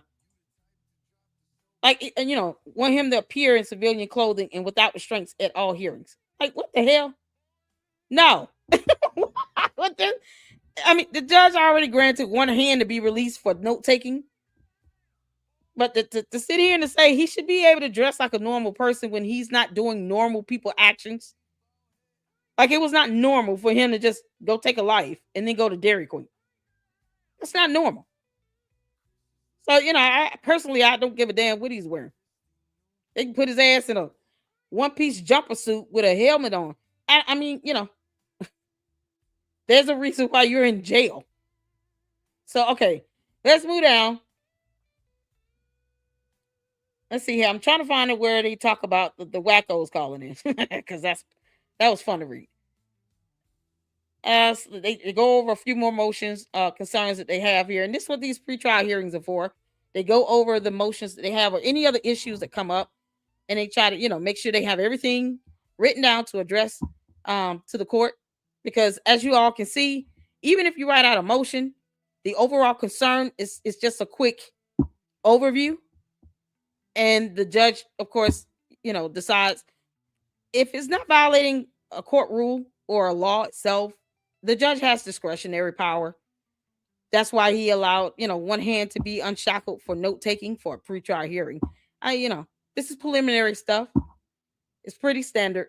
So I don't know why he felt like he needed to have a hand free for note taking. It's absolutely insane. I would not have done that, but the judge has that discretionary power to do that. So it looks like they're going to allow him to come in and wear normal clothes. And that's kind of what you're seeing here. Then they have a little back and forth about the shackling. So there are two reasons why shackling, we believe, is the current shackling protocol in practice with respect to Mr. Robinson is unconstitutional, but those don't relate directly to the fairness of the proceedings in the traditional sense. There's another motion, which we've also discussed, counsel for the state. They're well aware that we're going to do this. And this is a motion to actually disqualify the Utah County attorneys from representing the state in the prosecution of this case. If the Utah County attorneys want to represent the sheriff as an entity for security purposes, that's a different issue. We are focused on whether there is a conflict of interest, and we are in a sealed hearing. Correct, Your Honor? Yes. Okay, so I'm not trying to pre-argue the issue, but the Utah County attorneys have advised us that a family member All right, here we go. A family member of one of the attorneys was present at the incident at which Mr. Kirk was shot and killed. That this child, I don't know if they're an adult, but I'm not referring to them as a minor. This child was present, observed it, was within 85 feet of Mr. Kirk when he was killed. Y'all, 85 feet. Charlie Kirk was what? 6 feet tall? 6'2"? How tall was Charlie Kirk? Anybody know? This is so crazy. They're sitting here. Candace Owens is still responsible for bolstering what guests say. Why isn't Candy asking questions about Candace? Exactly. Because they're dumb. Lots of bots. I heard 80% on X. Y'all know that? Y'all didn't know Candace had bots? I told y'all that. Candace, you heifer. We all know you have bots. We all know that. Got bots. And then the cult members operate in multiple profiles. That's what scam artists do. Con artists, scammers. That's what they do. They get bots and they try to keep the disinformation, all of that circulating. So anytime she talks about something, you see this immediate surge of information relating to exactly what she said going out. They're just repeating her talking points. Of course she has bots. Candace, where you buy these bots from? Because we all know you want to move to Russia. You can't make this up. Oh, man. Let's see here. Anyway, 6 feet, 5 inches. Okay. He's about 6 feet, 5 inches. They're saying that this person was within 85 feet. So that's like putting what? 10, 11, 12 Charlie Kirks head to toe. He's 6 feet. They're saying she was 8. I don't know if this is a girl or boy, a child. They don't want to refer to this person as a minor. They say here, but I'm not referring to them as a minor. So this child was within, I can't read, 85 feet of Mr. Kirk when he was killed. Had to flee. That the Utah County Attorney's Office was all advised of this. The law enforcement were actually deployed to the area with her safety and status in mind. I am not trying to pre-argue this, Your Honor, and I'm not saying anything that we haven't already discussed a couple times with counsel for the state. So they filed the motion to disqualify the AG. And let's see here. We've already talked about getting them all filed before Thanksgiving. This was back in October, people. All right. It takes a minute for the court reporter to transcribe the transcript. And then it has to be signed off and approved on and filed with the case. So, it could easily, what is this, December 10th? December 30th. Oh, Lord. December 30th. This hearing was October 24th. So about 2 months. Almost 2 months. A little over 2 months. So when you read certain information in here, you got to remember this is 2 months old. So they wanted the attorney general to be, removed from that because of this. I really don't see how that would present some sort of conflict here, because that whoever the family, the child is, the child they're referring to, was 85 feet away from Charlie Kirk. I don't know how that presents a conflict. So I'm trying to, what did I do? I'm trying to, I want to see where they was talking about the crazy people calling in. Where the crazies were calling in. Okay, so did he ask for some candy or something? Am I seeing this correctly? Personally, I'm like, if the person was 85 feet away, it's not like they touched, got that close or anything. I just don't know how that would be a conflict. That's just, off the top, just here reading this. 85 feet. The Utah County Attorney's Office were advised. Law enforcement was advised. We're going to file the motion. We've already talked about it. We need a few weeks to get that all done. This is going back to October 24th. So, court said, okay, fine. All right, and to the state, I just want to make sure that from your perspective, the same understanding of what we're addressing today. I just don't want to go down the path and then one side says, wait a second, I thought we weren't going there. I just want everyone to start at the same starting point. So he's just trying to make sure they're on one accord about the motions and what's been filed and the stance they're going to take. Let's see here. Then they talk about some other motions that were docketed. They're okay. The defendant's motion to preserve evidence. I mean, that's kind of be expected. Docket number 75. The court entered a premature order on the motion. That's docket number 107. And the state has filed a motion to set aside that premature order. Docket 116. Defendant's response to that motion is due in early November. You guys go check out Andrea Burkhart. She's an attorney, and she actually has all of the court documents uploaded, I think, to her Substack. So make sure you go check that out. She also has a great video breaking down some of these motions. I've even covered 3 of them. I think it was 2 motions in an order. And the order being the standing decorum, because I knew some member of the press was going to go in there and act like an idiot. It just, by the time they really get going with this trial, the case is going to be so tainted, it's not going to be fun. It's going to be so tainted. Let's see here. So the one concern that I have is, and I appreciate counsel, this is the court, all right? Appreciate counsel laying out. Oh, shoot. Hold on.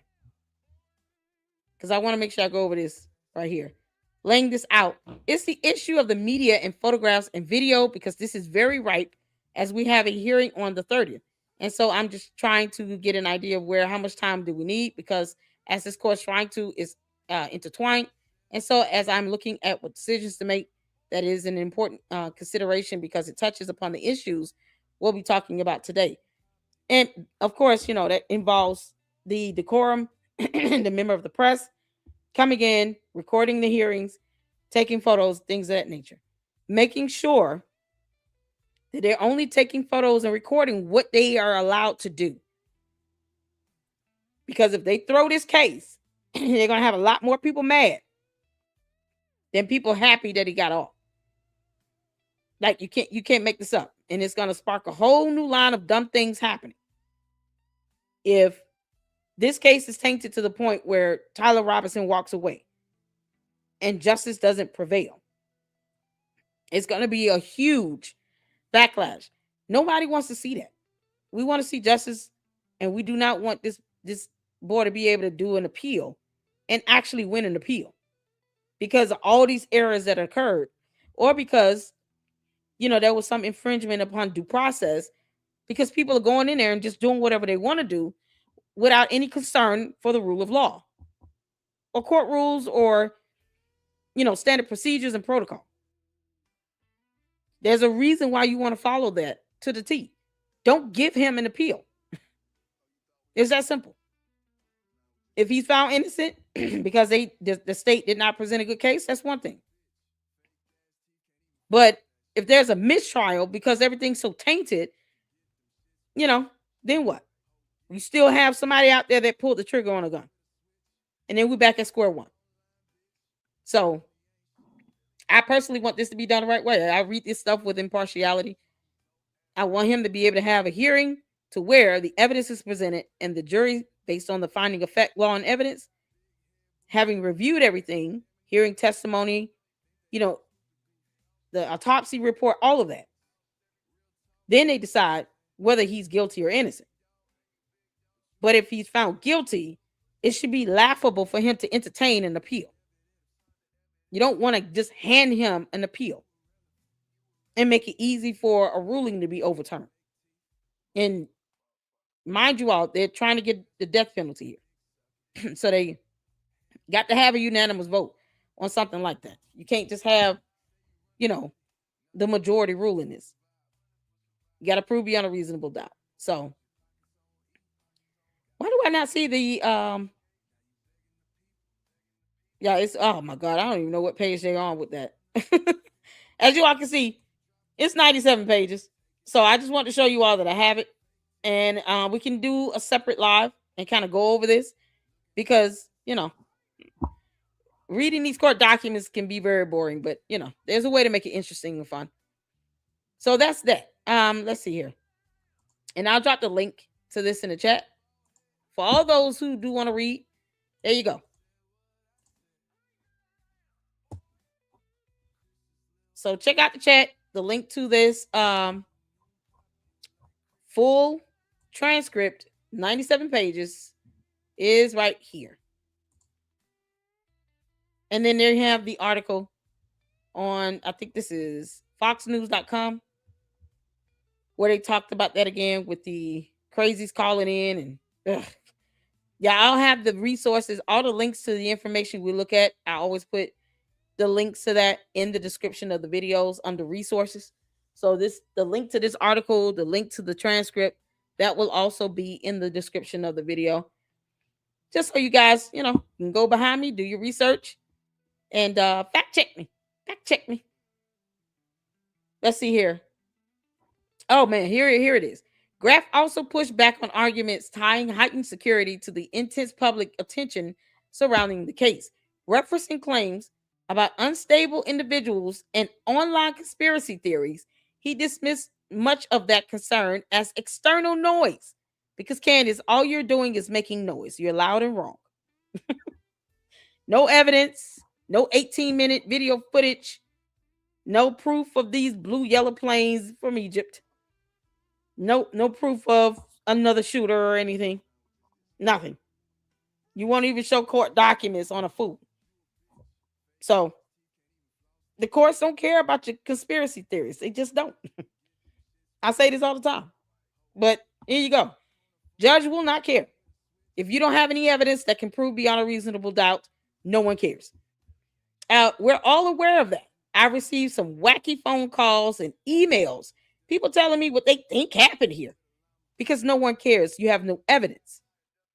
In the court of law, it is about what you are able to prove in this. This is a murder trial involving someone getting the death penalty. You want evidence. Let it be done the right way.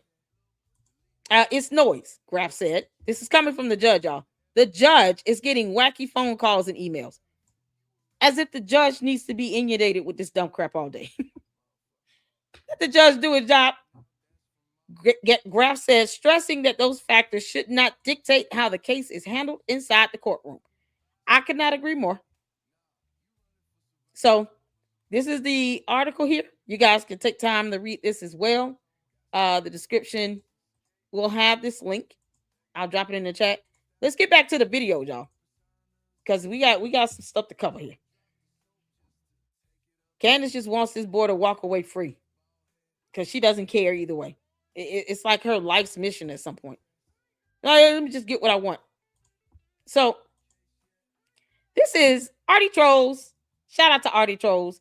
He did a video about, man, the malarkey going on Twitter X with some of the cult members leaving the cult. We are here for it. So shout out to Artie Trolls. Make sure you guys go check him out. Hit that like button and subscribe here to the Lady Luck Club as well. I love his little intro. He was like, I don't do this. I just want your likes. I don't grift. I don't do any of that. I'm not getting paid $7,000. Like it's sad that people feel like they have to say that every time. Me, I'm just going to use your words against you to the Candace cult members in the bots. If you want me to get $7,000, I will not stop you. Drop a Cash App or a super. I don't even. I don't care about stuff like that. That does not faze me at all. It does nothing. And thank you for wanting me to get $7,000. Let's keep speaking that in my existence. You can't make this up. So shout out to him. Put a one in the chat where you can see in here. Let's get to it. Hey, everybody, how's it going? I figured this would be a little bit more appropriate here. This is so unbelievable. I don't even know where to start for the most part. Like, Candace Owens just burned her final bridge with the one guy man, who has been supporting her more than anybody. I wonder where Ian Carroll's going to fall in next, but this Evan Kilgore guy is just completely broke all nonsense with Candace. He's no longer on her side. He's done. And Candace Owens goes and shows exactly what it is she wants. Either you will believe everything, or you're an evil Israeli Zionist type person. And she literally says the word believe instead of proof or anything like that. Well, you haven't shown anything that makes it to where we can't believe this fraud. What Mitch Snow. I keep wanting to go back to his other name, but I can't remember his last name ever. Harry Myers. I always want to say something Harry else for his Myers. last name. But if you thing, break thought, you are bad. That's the way Candace Owens, the cult leader. Yo, Candace is the black female version of Jim Jones. And if you don't know who that is, because bots don't process information already. So to the cult members, if you don't understand what you involved yourself in, look up a documentary on Jim Jones. That is exactly what Candace is. At some point, she's going to be mailing cookies and punch, instructing you all to add that red mix coming in this Ziploc pouch to a cold cup of water, and then you all are going to drink it all at the same time. Because, at some point, she's going to be so obliterated in the court of law, she's not going to know what to do. You can't make this up. She's a cult leader. And I've been saying this for what, almost 3 months? I called it day one. I said, Candace has a cult of personality. The narcissism, the ego, the pride, the willingness to sit here and purport lies like she's breathing air. She's a cult leader. You can't make this up. So this is what we are now. The black female version of Jim Jones. Look how crazy my eyes are. Candace, you really are an alien, girl. There is, and I will show you guys that. But before I do, please give me a like and subscribe. That's all I ask for. I'll chill. I don't ask for money. I don't advertise. None of that stuff. Let's jump right on into this, guys. So, Owens supporter splits over dubious Kirk, witness, quote unquote. Okay, Evan Kilgore, who calls himself Owens' top promoter since Kirk's September 10th end at Utah Valley University, of course, broke ranks on December 28th after digging into Mitch Snow's past. Snow, an Army veteran interviewed by Owens, claimed he overheard Kirk's widow, TPUSA security Brian Harpole, Representative Mark Amodai, and others plotting the end at Fort Huachuca the day before. Now, here's the thing. He never once says in his initial email that he ever saw Erica. He didn't say it until he got onto her show. Right. Because that's weird, matters. Right? Took him a whole 12 days to come up with the whole, Erica. Candace shows are pre-scripted and pre-recorded. He was reading a script. And she wanted him to say that because Candace is too much of a coward to actually say how she feels about Erica Kirk on her own accord. Candace, you heifer. We all know you don't like Erica Kirk. We all know that you were in love with Charlie Kirk. We all know that you're jealous and envious of Erica Kirk. What we don't understand is why you just won't own it. Just say how you feel about it because we all know you can't stand her guts. Because I don't know anyone that claims to be, he was like a brother to me. It's, his best friends and stuff, and then you disrespect his wife, his pastor, his kids, his company, his friends, his neighbors, his family. You disrespect everything associated with him. And for what? Because you're throwing a tantrum, you dumb cult leader. He didn't pick you, Candace. He didn't. You took his credit card, though, and bought flight tickets to the UK to go be with George because reasons. Maybe it was to try to make Charlie Kirk jealous. Who knows? I'm just, asking questions. Candace, did you use Charlie Kirk's credit card to book those flight tickets to the UK to make him jealous? Because it didn't work. It did not work. They got married and had 2 kids. So, whatever point you thought you were proving, you didn't. We all can see underneath that. We just don't know why you're beating around the bush, knowing that you don't like Erica Kirk. There's a deep-seated disdain that she has for her. And y'all, I did get the chance to watch Nemo's videos about George Boys Club being in that Bully Don Club thing. We're going to go over that video. That video was something else. Y'all see why I call him Boys Club now? He's in his bullying Don club. Oh, child. It's something else. It's wild. We're gonna go over that video. We'll probably do it this weekend. Just do a marathon again. Erica was there. I find it to be a little weird that he would leave Boys that Club. little detail out. But that's beside the point. We know for a fact he never, ever, ever made it into the most secret, secure clearance of any building at any fort, period. We know it would be in the centermost building, in the centermost center part of that building with maglock doors, everything else. They wouldn't just let somebody who's not even active duty go right on in and just go wherever he wants. We all know this. Right. I haven't had I've had multiple people who claim that they are in the military who are like, there's no way that could happen. You would have to go in to the front office and at least get a visitor's pass. You would have only access to what your badge is going to let you into. Like, there's just no way he just swiped him, just happened to bumble on in and just see everything. Right. Because that And he never has no evidence to support it whatsoever. none. Just Well, produce a Kilgore damn here was like, this video. is weird. Looking into his past. Oh, yeah. In his past, he actually is very well known to be a scammer. Very well known. But just not in the one instance with Candace, though, right? Mhm. Anyway, but ex-partners described Snow as a serial liar. His ex-partners described them as a serial liar with domestic violence records, faked military tales, and alibis debunking his story. We know this because we can see the police reports. We know this. He literally accused his ex-wife of throwing acid on his face outside of a police station and then drove to a hospital blind before driving back to file a police report.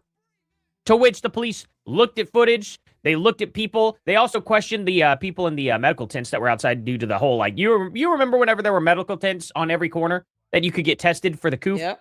You guys remember that? It was literally like 2 years ago. Yeah, that was outside of the police station. They never witnessed anything like that happen either.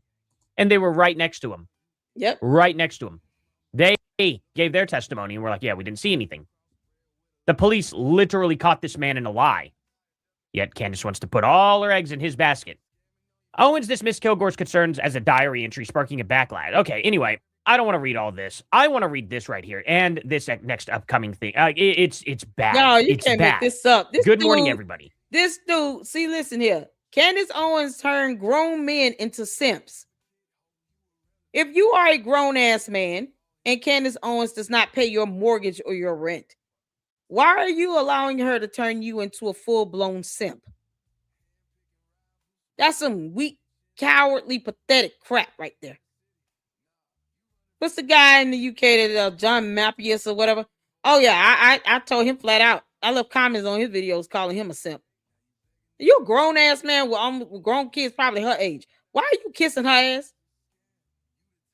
It's just weird. It's one thing to be in this cult, right? Because you know you already they already idolize and bow down and worship the ground she walks on. But to just go full blown simp mode, whole grown men becoming simps. This guy was literally posting up messages like he's, oh, I'm so sorry, I have to betray you, and I'll just get your ass out the cult. You're a grown man. If any of the real men in the Lady Luck Club, let me tell you something. Please don't ever become simps. It's weird. It's so weird. They're simps. You got whole grown men becoming simps. They kiss his ass, kiss her ass all over social media. It's ridiculous. Oh my God. So, to the mods, thank you so much. S-Files and Foxy, make sure you guys drop your YouTube channel links in the chat. Y'all don't even have to ask. Just drop it as soon as you can. You guys go make sure you go out and support the fantastic mods here in the LLC. Check out the S-Files as well as Foxy2Roxy. Both content creators have great content on their channels. Please go check them out and show them some love and support. As well as Artie Trolls. If I can get one of the mods to drop Artie Trolls YouTube channel link as well as the Quartering YouTube channel links in the chat, that would be absolutely fantastic. And Nemo is she's a newer content creator, but her videos are something else. She has an accent, so you have to, put on the captions or whatever, because I know I had to. I just didn't want to mishear her. But she did a great video on Boys Club. Boys Club, You got some shady past going on. It runs deep in your family. Y'all, he wouldn't last 5 minutes with a real gang in the United States. Like, he wouldn't last 5 minutes. This boys club in the UK, this bully down club, it's like peas and carrots to like a real hardcore gang or something. Except they just kind of walk around holding black males over each other's heads. It's so crazy. But man, that's gonna be an interesting video to watch, you guys. I've seen one of the video where she goes into the background about that. It is something else. Something else. It will blow your mind. All right, let's get back to this. I wanted to get on Like here that- and say something I know I will open myself up to thousands of hate comments for it, and Candace explodes on him. Oh yeah. That is okay with me. What I wanted to let you all know is that after a great deal of thought and conviction, I can no longer support the direction of Candace Owens' investigation. I have always been interested in a possible alternative narrative to Charlie Kirk's end. I have likely been her biggest supporter on X, sharing clips and watching her show every day since Charlie's end. Many of her questions, concerns, and criticism I have agreed with. In fact, virtually all of them until Mitch Snow. While watching Mitch share his testimony of what he allegedly saw at Fort Hoktua here, I just want to call it that. I don't know why. It's just so close. Everything felt off about it to me. I began to dig into Mitch Snow myself and immediately came across red flags. I simply voiced my concerns that Mitch may be lying to Candace and was immediately met with hundreds of hate replies, and even Candace Owens herself condemning me looking into his past and who he says he is. That's a massive red flag for you as well. If Candace Owens is saying, don't look here at this guy who has lied a million times, who has beaten women, who has done all these awful things, has been in jail many, many, many times throughout his entire career, claims that he was in the witness protection program but can't stay out of the system? Really? Anybody could just FOIA him and find out where he is at all times of the day because he's so stupid he can't keep himself from getting arrested when you're supposed to be laying low and not allowing cartels to find you? Like, for real? For real, that's the story you wanted us to believe, Candace. This dude was in the witness protection program for 35 years, but couldn't stop himself from getting freaking arrested every corner. Every corner of, like, every year of life, pretty much. Couldn't stay out of trouble. Damn. Does she ever think before posting? It's just No, crazy. At this she point, doesn't. she wants to get caught. Somebody, I almost wonder at this point if somebody's making her do all this. I don't know. That immediately felt like maybe there was some legitimacy into looking into if Mitch could be considered a credible source. So I reached out to several of Mitch's former partners and friends to verify the story that Mitch is telling the world about who he is and the serious accusations he is making about who and what alleges he saw. Mitch, on all accounts of everyone who knows him personally, including his own family, his own mother, by the way, guys. The dude's own mother wants nothing to do with him. It's kind of wild. Anyway, is a compulsive liar, manipulator, abuser, victim, and all-around fraud and horrible human being. He is a psychopathic narcissist, I believe, in the true sense. After sharing what those in his life have told me about him, I have been met with thousands of hate comments and completely smearing me and making the most vile accusations against me I have ever seen. This is what happens when you turn against Candace. Yep. I know this is not Candace directing her followers to say these things. Well, we'll see about that. But it is the culture she's created, and I cannot support it. She is not responsible for the behavior of her followers, though. Bull. In the past 48 hours, I've been accused of being paid off, being a PDF file, getting the call, being a Fed, being a CIA asset, and many more things. Do you all realize how insane and delusional you're getting? Guys, I know how insane they are. They seem to think, even though I don't make any money from anything other than YouTube ad revenue, then super chats, which is a very small amount in comparison to what I make at my real job, where I am just a basic factory worker, where I turn big old things of coal into small, tiny things of powder to put into filtration systems. And they accuse me of getting the call, getting paid $7,000 a month. Do you think I'd actually be going to a factory ever if I were making $7,000 a month? That's crazy. That's immediately what took me out of all this. When Candace came out with all this stuff, I was interested and was like, oh, is there another alternative to what happened to Charlie? And immediately, when I started poking holes in Candace's story. Let me tell y'all something. I don't care what the damn cult members think or how they feel. That's why I laugh at these copy and paste comments or the same dumb questions they ask over and over again. Whereas they don't challenge their cult leader on any of this. Because look how they turn on each other. You know, it's the snake eating its own tail. You can't make this up. And all for what? He doesn't have to agree with Candace Owens. Don't nobody owe her a damn thing. The entitlement is just, laughable at this point. Beyond appalling. But laughable that she thinks she's entitled to this type of loyalty and fealty. No one owes her shit. Candace, you can kick rocks, heifer. No one owes you anything. So if someone decides to change their mind, y'all, this is any cult, okay? What's happening with this guy leaving the cult, it's the same thing that happens in any other cult. The only difference is that this is primarily social media. I don't even think I know how that guy looks that he's referring to, this Evan Kilgore. I don't think I've ever seen an actual photo of him. Beyond what's his profile pic. That's it.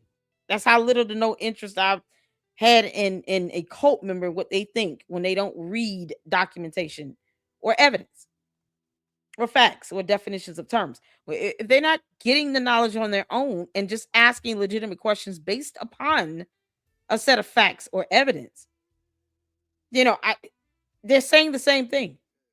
And they're going to repeat whatever she says too. So either they're saying the same thing over and over again, or they're just saying what she's already said. Either way, it is what it is. This is what happens when you leave a cult. So if you're thinking about leaving the candy ass cult, you got to be ready. You don't have to announce it. Maybe not even announce it. Just take a couple days off. And when you come back, just post up whatever you will be posting up in any other normal situation, I guess. Asking questions, give your occasional thought or whatever. No one has to know you're leaving the cult. Because they can't help themselves. And she doesn't do anything to discourage that type of deplorable behavior. Don't go out and harass and bully people online, y'all. Like, she will never say that. That's how evil and sinister she is. She doesn't care if people get cyber harassed and cyber bullied.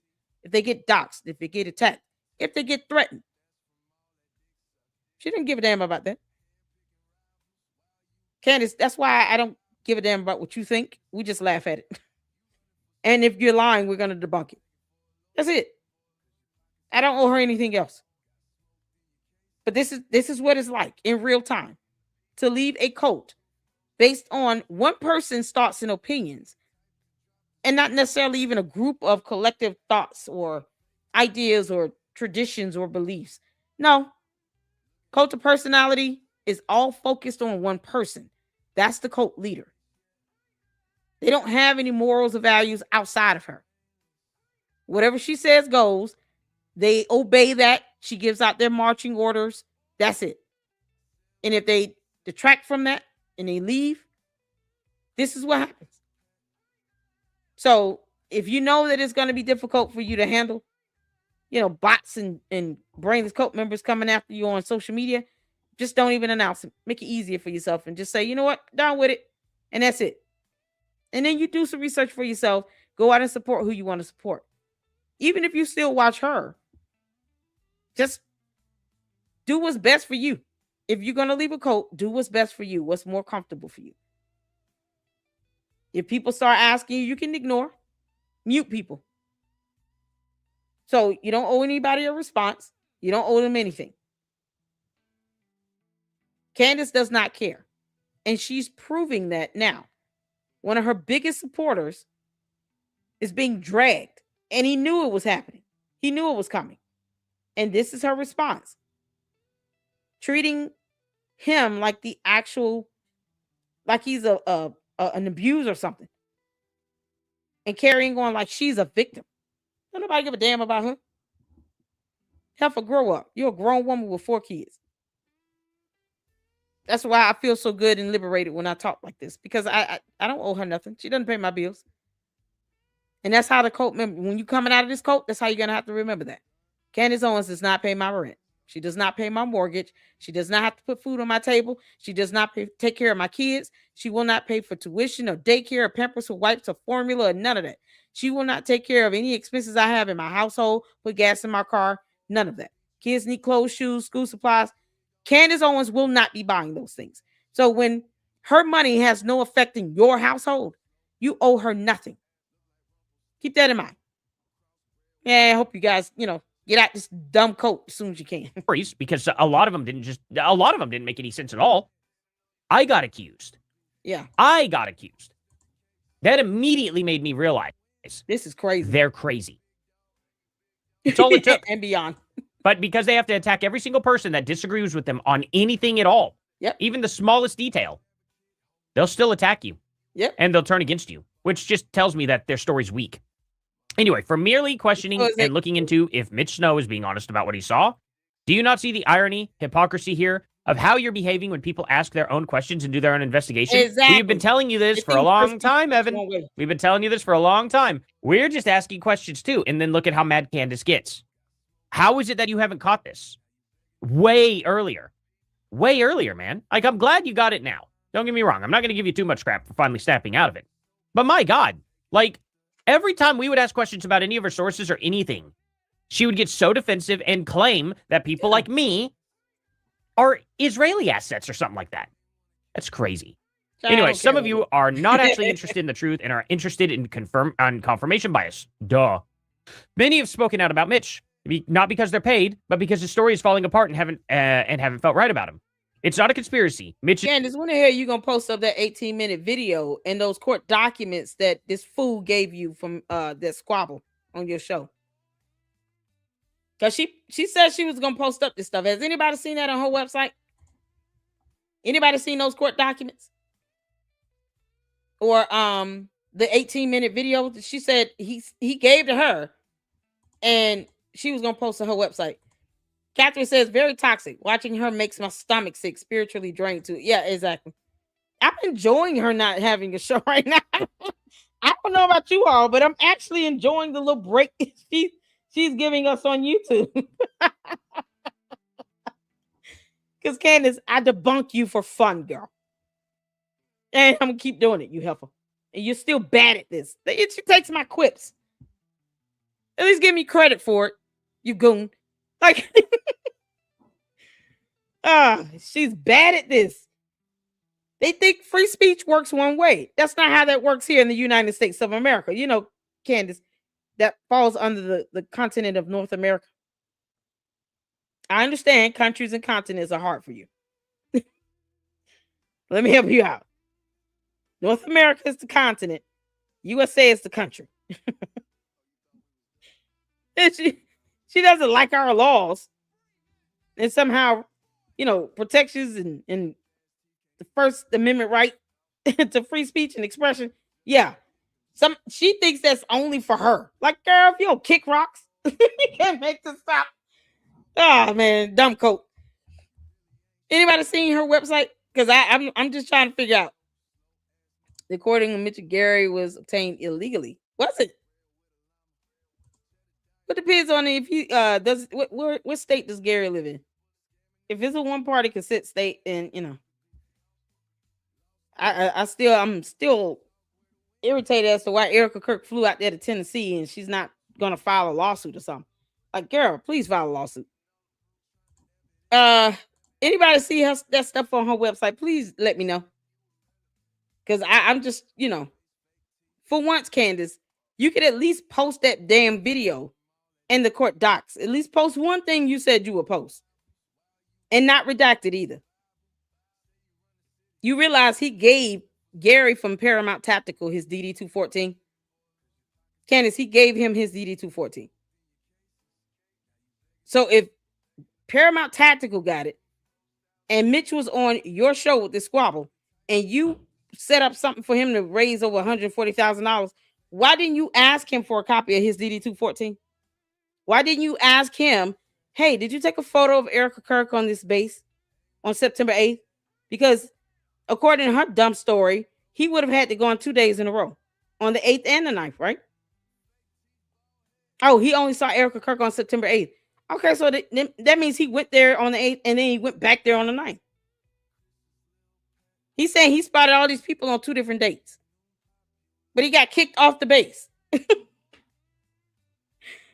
You know, because lying like hell is fun for her. It makes no sense. He supposedly recorded it. Yeah, I heard that. Mitch is in a 2-party state. Oh, there you go. Gary can sue Where's Gary at? Is he in a 2-party state or 1-party consent state? I don't know what state he's in. Gary didn't record. Mitch said he recorded it. Well, Candace the one putting it out here talking about Mitch recorded it. It's like, why are you saying it? Because now Gary can sue him if he's in a 2-party consent state. I don't know where Gary is. West Virginia? Is that a 1-party consent state? Mitch said that he spent the night at that motel. Yeah, because if he saw Erica Kirk on the 8th with some dude, Cabot, whatever his name is, and then saw some people on the 9th, that means he went to that base 2 days in a row. Because how else would he see Erica Kirk on the 8th of September? Unless he went there on the 8th. So what was the purpose of him being there on the 8th? Candace, this is how dumb your lie is. I don't even have to look this up. It's just logical reasoning and deduction. She's trying to twist things up to purport it as if, no, Mitch said he saw her on September 8th. And, because you can't trust shit she says either way. But that means, okay, so that means he was there September 8th. And then he was there again on September 9th. But yet he produced no photos, no video footage to prove he saw these people on the base on either date. Pick a date. I don't care. I don't care if it was the 1st, 3rd, 5th, 8th, 9th. Pick a date.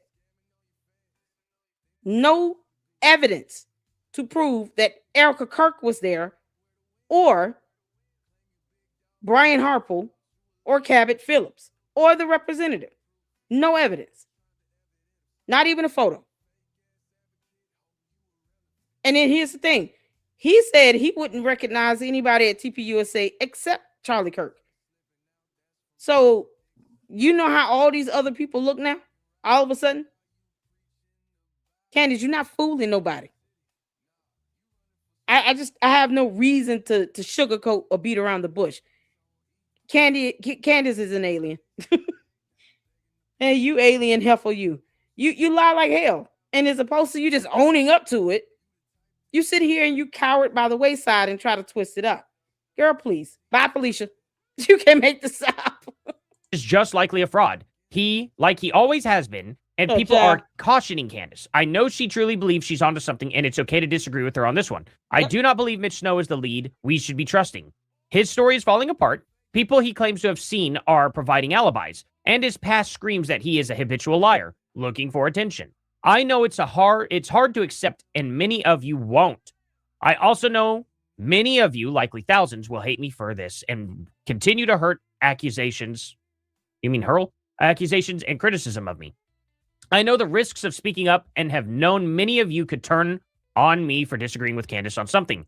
But as of now, I do not support where Candace is headed and caution her to prayerfully. I almost said playfully, but prayerfully. That's an interesting new word I've learned now. Take heed to some of her biggest supporters. Candace, we all know you don't pray, girl. You got your cult members thinking you praying. That girl won't even apologize for anything, let alone pray or repent or anything. So, yeah. If you actually prayed and asked God to give you some level of forgiveness, Candace, it would probably take you a couple days to get through that prayer. Your line is, it would take you a couple days to get through that one prayer. Yeah, George boys club go walk into the room. Honey, what are you doing on the floor? I'm still praying. I'm not done. It's been 16 hours. Yeah, I know. I got a whole lot more to get out. That'll be a 2-day prayer event if Candace had to actually, if she thought about repenting for once. That's a 2-day prayer event. It's like a tent revival. You can't make this up. All the kids be wondering, is mommy going to get off the floor? No, kids. She's laying prostrate before the Lord. There's concerns about Mitch Snow and provide more public evidence about his past. The government case is against him and the alleged cartel members trying to harm him that will allow more to believe what he's told her. God bless. Here's the thing. Tent revival.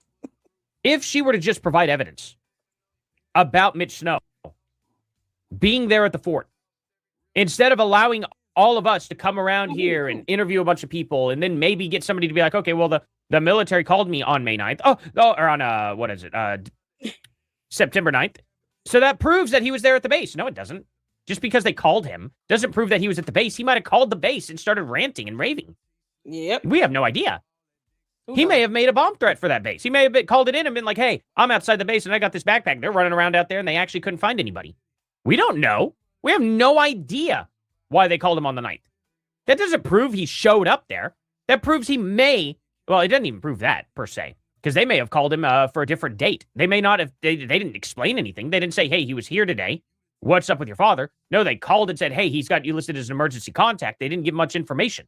We don't know what the circumstances are. He could have been trying to call. He could have been getting frustrated and throwing throwing fits, making threats, and then they could have called a family member and been like, yo, what's this about? We don't know. But Candace will cling to it. Here's the thing, okay?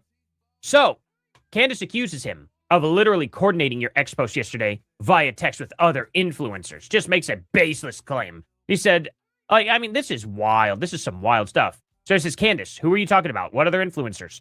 Name names and I'll drop receipts. I'll screen record and post conversations with whoever you think I'm coordinating with. Yeah, you see this simp-like behavior. Stop it. This simp behavior right here, Evan Kilgore, you don't owe Candace shit. You're being a whole simp right now. I hope he's not married, because, if I were his wife, I'd be like, why the hell you feel like you got to explain this stuff? Well, she don't understand. You don't agree. The end. Candace, people have the right to disagree with your clown ass. You understand? You heifer. People have the right to disagree with you. That's the beauty of all of us being different and uniquely made. No one owes her a thing. This is what I mean. Please, to all the real men of the Lady Luck Club, do not let Candace Owens turn you into a simp. This is so ridiculous. It's not. It's ridiculous. Not even funny how ridiculous this is. Look at this. And name names. I'll drop receipts. She's gonna lie and accuse you of dumb things. Don't even feed the troll. Leave that troll underneath the bridge. Candace herself said she's an alien. We're gonna treat you like that. Don't sit here and try to sit here and do all that. She literally, and I'm tell you something, cult leaders that are narcissists like this, they actually don't like it when you sit and agree to every little thing. They sit to have more response and respect for those who openly disagree with them. You see how she casually just had this conversation with Nick Fuentes on Twitter X about how she met George. Y'all seen those posts? He's asking questions to try to prove a point, and she's literally answering them. And she knows he can't stand her guts. Nick Fuentes can't stand Candace Owens' guts. And you all saw the back and forth answer question. It's like a Q&A session on Twitter about how she met Boys Club. I honestly don't care how they met. The fact that he proposed to her in 18 days with no romance, no date, no kiss, no hug, no nothing. Don't know if maybe she had a stinky BBL or something. Who knows? That yeast infection could have been just souring before the moon. You have no idea. Perhaps that's adding to the brain rot. I don't care how she met Boys Club. I don't care. She took Charlie Kirk's credit card and booked flights to go to the UK just to be able to meet Boys Club. That's more than just a coincidence, Candace. So I don't personally care how you met her, because I know you're going to lie about it either way. She going to lie about it either way.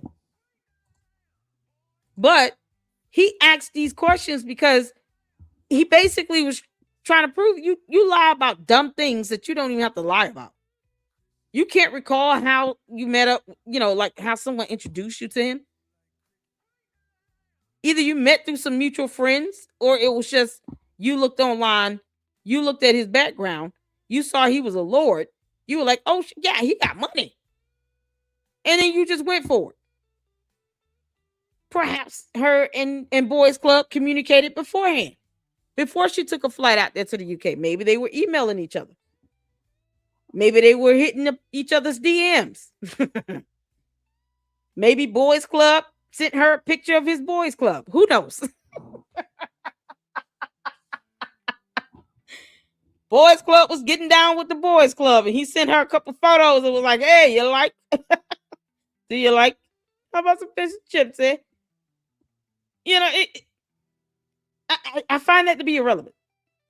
It's the fact that now they 4 kids later, and he's allowing her to do all this nonsense, and he refuses to tell her to stop and go make him a sandwich.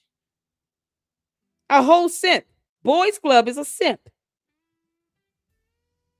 So this nonsense here, Candace doesn't care. This is a PR stunt for her. Everything comes down to an image and how things look. And more so, how does it make her look? That's it. She could care less if this boy has receipts. She don't care. Stop simping for Candace. It's ridiculous.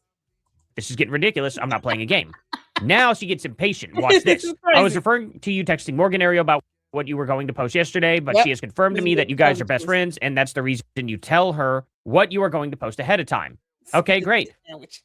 Says, don't back down from her, Evan. This gets worse, guys. I'm telling you. Once you limit the replies to verified accounts, you'll only realize most of her support on X are bots. That's true. Yep. Most of the time when I get comments on my channel, it's from bots. It's crazy that They are have supporting her. commentary. So anyway, what is this? Cry. What's funny about the pic?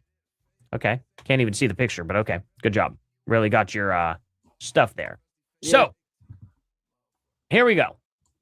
This is going to get a little crazy, but let's see. Actually, you know what? I'll go here because I think this is what she replies. Evan, you aren't playing a game or having your vacation interrupted. You yourself made a conscious decision to publicly post while on your vacation what reads like a diary entry regarding why you don't believe Mitch Snow, which failed to address or debunk anything that he actually said. This is unbelievable. So, you don't believe Mitch Snow because you haven't debunked his claims. I'm appalled. I'm appalled by that statement. Let me explain why. Candace, when you make a claim, it is your job to provide evidence for said claim. Right. If I accuse somebody of blasting someone on Fifth Avenue, guess who has to provide the proof? I do. The only way around that is if there's a body left over. Okay. Obviously, that even in that situation, you still have to prove that that guy did it. There has to be a good, credible witness. They have to bring that guy back. They have to check his caliber. They have to see his whereabouts and all that stuff. In an investigation, that's how it works. You have to Just don't care. prove that this person No did it. investigation. But at the end of the day, she's just like, well, I just believe. And then because She is. you Oh didn't my debunk God. what this guy said, that makes him true. On what planet? Hers. Literally, do you guys not remember back in like the early 2020s and late 2016, 2017, 2018s kind of, area, right in that. Candace, you already said you're an alien. Why don't you go all the way there and tell us what planet you hail from, girl? I told you all she's from one of Jupiter's moons.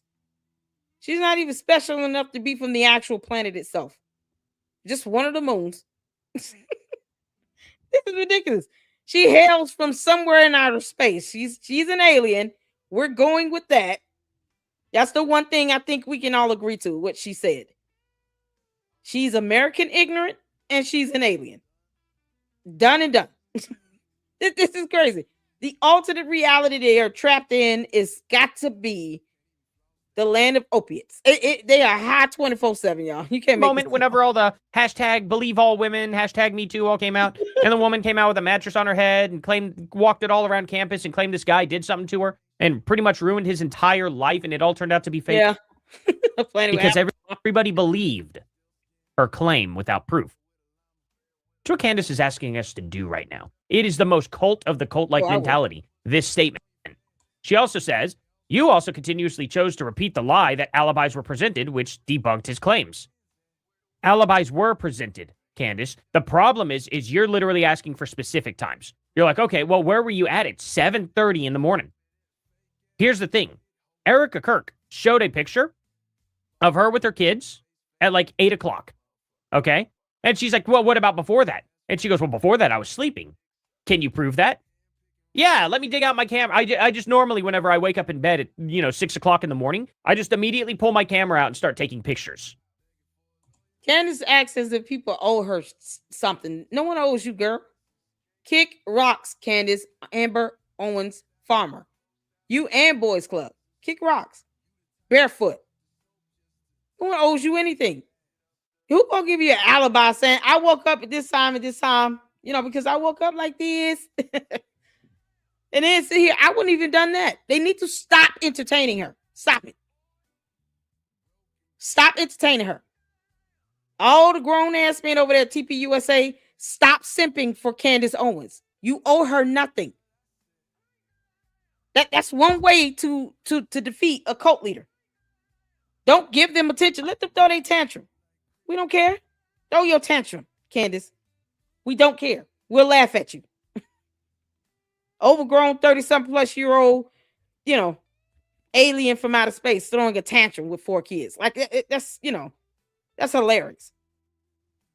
But leave her in the candy aisle to throw her tantrum. And then when she's done, she'll get her little ass up and check out the store and go home. Like it's that simple. When all of this blows over, when it dies down and all of that, and she's run out of conspiracies, she'll switch gears to anything else. Going on in another country. So for her, she's already said, I have information. I'm not going to release everything right now because I'm playing a game. She says she's playing a game of chess, but Candace can't, conceive the idea of chess. But she said flat out she's playing a game because Candace, we can do the same thing. You're playing a game. You've already said that. So since you're playing this game, then we're going to play along and we're going to beat you at your own game. It's that simple. Candace can't do nothing beyond that other than throw a tantrum. Let her. Child, please. And the candy ass cult members. They throw a tip tantrum all the time. They come in the check, copy and paste, talking about $7,000. But now one of them's here and drop a super. Give me the $7,000 you think I should have it to the candy ass cult members. Otherwise, who cares? They say the same old thing. They're here for the banter. Candace wants the drama. She wants the theatrics. She likes this back and forth. Stop simping for her. It's just not becoming of all the real men out there that actually have a conscience and a soul. This Evan Kilgore person, he parroted her nonsense for months. And he never once asked for evidence. And now that he's on the receiving end of all this BS coming from her cult members and the dumb bots, now he's sitting here having a whole soliloquy moment. I'll produce evidence. So drop names. No, my response to her be like, girl, bye, Felicia. Let them marinate on that. And then block her if you have to. Ignore. I'ma still sit here and send my tweets out. They ain't got to like. Don't even read the comments. Keep living. That's all you can do. These candy ass cult members don't pay my bills. They want me to get $7,000, but they want me to get it from Israel. It don't make sense. They don't contribute to the Lady Luck Club. So I don't care what they think and how they feel. Their whole point of view is irrelevant to me. They don't stop me from doing my videos. It just doesn't. Free speech works both ways, but you don't expect narcissists to care about that. Narcissists don't care about rule of law. They're complete rebellious by nature.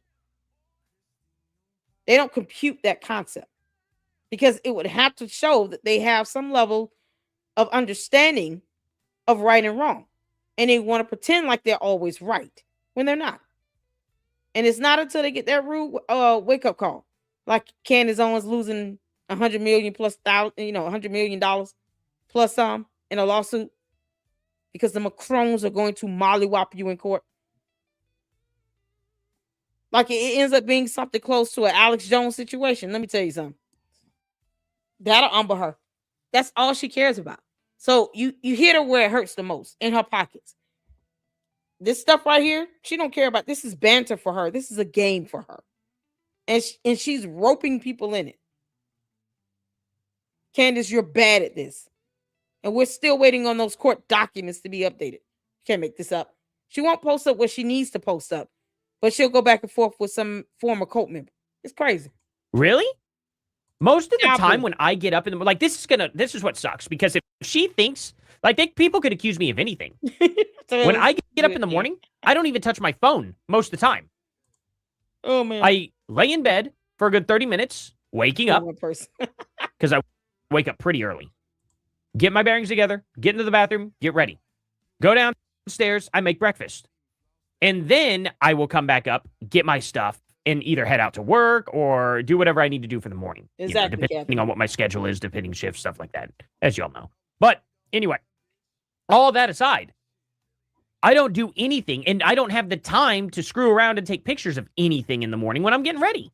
Yeah. So no now wonder. I just can't provide an alibi for my own life. At least 12 hours of my life. When I go to sleep, I wake up 8 hours later. I spend whatever time I'm getting ready in the morning. Like, There we go. what is that? Like 9-10 hours that I will never be able to have an alibi for now? According to Candace Owens' literal claims here. That's Candace, psychotic. no one You know owes what I An mean? alibi, girl. Anyway, she said, what happened next is I got flack while you were on vacation because you posted something dishonest. Dishonest. What was dishonest about it? You are not smarter than your audience. None of us are. Sure, Candace, but your audience is really, really, really stupid. Okay, really stupid. They're cult members and bots. Don't expect much from them. They still come over to my my live streams. They try like hell, y'all. Child, please. They're just laughable. They're entertainment. The danger part in all of this is people being, doxxed and threatened, catching death threats. Even the insinuation of a threat, like that clown tried to come at me with. Speak plain to me if you're going to sit here and do some dumb shit like that in my chat.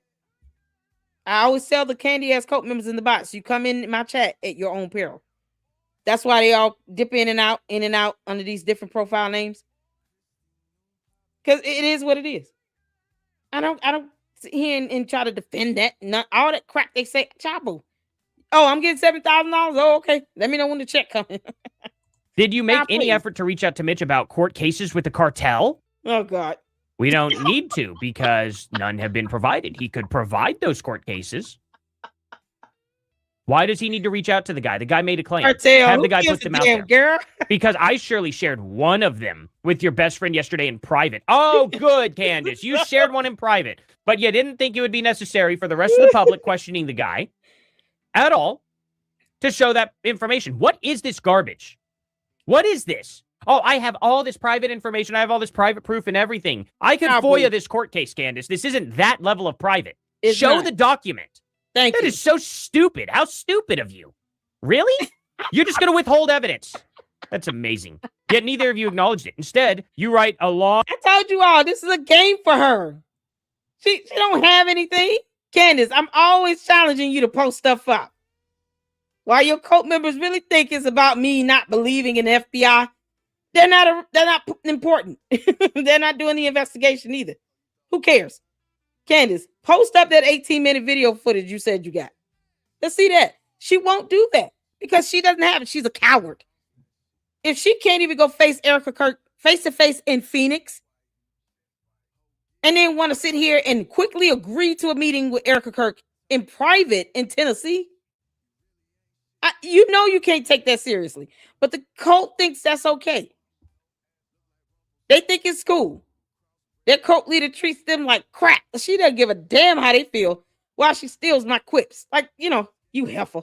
You can't make this long sound. emotive post signifying that you've been persuaded by the He fact that doesn't he has care. been a bad father and husband, as if I had been encouraging my audience to date him or adopt him as a father. Candace, bad. we exposed him lying about everything Candace, he's and a getting liar on like you. podcasts and lying literally in 2025. Oh, she pissed off Artie. I mean, oh my God, this is insane. I want to see if he has responded to this. Let's see here. Crashing out all day on your own fans because they are exhausted of the most obvious grift of the century. Has he responded to this one at all? Because No, I want to see I this wouldn't. supposed court document. I want to see it. It's unbelievable. It goes on and on and on. I'm not even kidding, guys. Like this, they have been duking it out. It's absolutely sad. Stop. And it's back pathetic. forth with Candace. You know, the fact that all this is over some random unverified claim is deranged. Every conspiracy theory has factions and various elements of the narrative that are debated. The idea that Candace somehow owns the Charlie Kirk investigation and frames any critical examination of her evidence as coordinated, inauthentic attacks is ridiculous. We have covered countless blatant government cover-ups from Las Vegas to Couve, and I've never seen anything like this. It's genuinely bizarre. Well, here's the problem. Candace has made this her entire brand. Candace has made the Charlie Kirk end her entire brand, and she has now, look, just think about it. She hasn't shown anything about any Egyptian aircraft whatsoever. She hasn't shown anything about any France trying to end her life at all. She hasn't talked about it. She hasn't done anything about it. There have been no updates from any of that at all. When she gets one piece of information, she stays on that one piece of information until that piece of information runs out and then moves on to the next. Yep. That's it. So I guess France is going to not try and end her until she brings it up again. Like, this is unbelievable. This is unbelievable. I haven't even responded Candace, to Alex. I've been off air for 8 days. Why? I thought you weren't stopping until this case was murder, Candace. Or until this case was solved. Candace, who pulled the trigger on the gun again? Tell us the other shooter that you think is somehow existing. We all know in your alternate reality, but, you know, just give us a name. Why can't your personalities come out and give us a name? We got a Sybil, a Jen, a Karen, Bonquisha. Who else? Y'all name the other personalities. I think Sybil has 16 personalities. Boys Club probably named a few of these personalities himself. Carrie, y'all know Carrie from the Scary Movie, right? That blew up the building with her mind. Yeah. Candace got a Carrie inside her. She thinks she can blow up planets with her mind. This is why I laugh at this. Candace is an idiot. We all know it. He can't do nothing but just laugh. Felicia. Yes. Bye, Felicia. Yeah, get what's some more personality names? We gotta name them all. Yeah, we gotta name these personalities. We got what, 19, 20 personalities so far? One of them has 16 by itself. Sybil has 16 personalities. Oh, Misery. Y'all, we got Karens, we got the Karens. So we got the Karens, Misery, Sybil with 16 personalities. Bonquisha. Jen is like the California Valley girl, just real dingy with still no brain. Then of course you got the alien. You can't forget the alien. We cannot forget the alien. Candace Owens herself said she's an alien. So, you know, that's her whole personality by itself. That might be the main personality, the alien. All we got to do is find a good Predator and an Arnold Schwarzenegger, and we got a whole movie. Candace, you're such a clown. All you can do is laugh at this nonsense. Larry, Curly, Mo.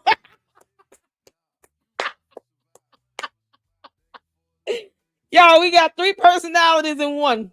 Larry, Curly, and Mo Owens.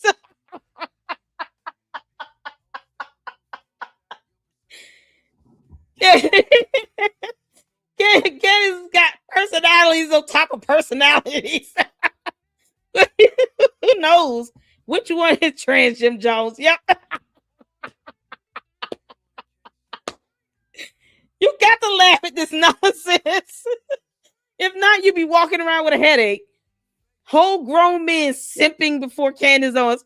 Bye, Felicia. You turn Evan Kilgore into a whole simp in 5 minutes. What the hell? Evan Kilgore, please ignore Candace Owens. Just let it be. Don't respond to her. Tend to your family. New Year's coming around the corner, y'all. It's almost 2026. We literally have to change like our mindset about somebody like a Candace Owens. You got to just realize that's what she is. She's a cult leader. The trans Jim Jones. Oh man. All right. We got a video from MilkBar just posted up. Let me finish up, Artie. Let's finish up, Artie. Oh, she was supposed to keep on this case until it was solved. Yeah, no, she ain't gonna do that. But she takes all this time off. It is unbelievable. Unbelievable. Now, here's the part where he completely destroys her. This is where I'll end the video here. This is all of his Morgan Ariel stuff that he has shown. So, there is absolutely no coordination whatsoever in his shows, all the way until like the day before and stuff like that. So you'll see. This guy's the worst of the worst, changed his whole name and everything. What a con freak show. Yep, he's a loon. There's Paramount Tactical. Holy crap, his own son hates him. That's his son. You got to listen to this. They're just talking about everything going on.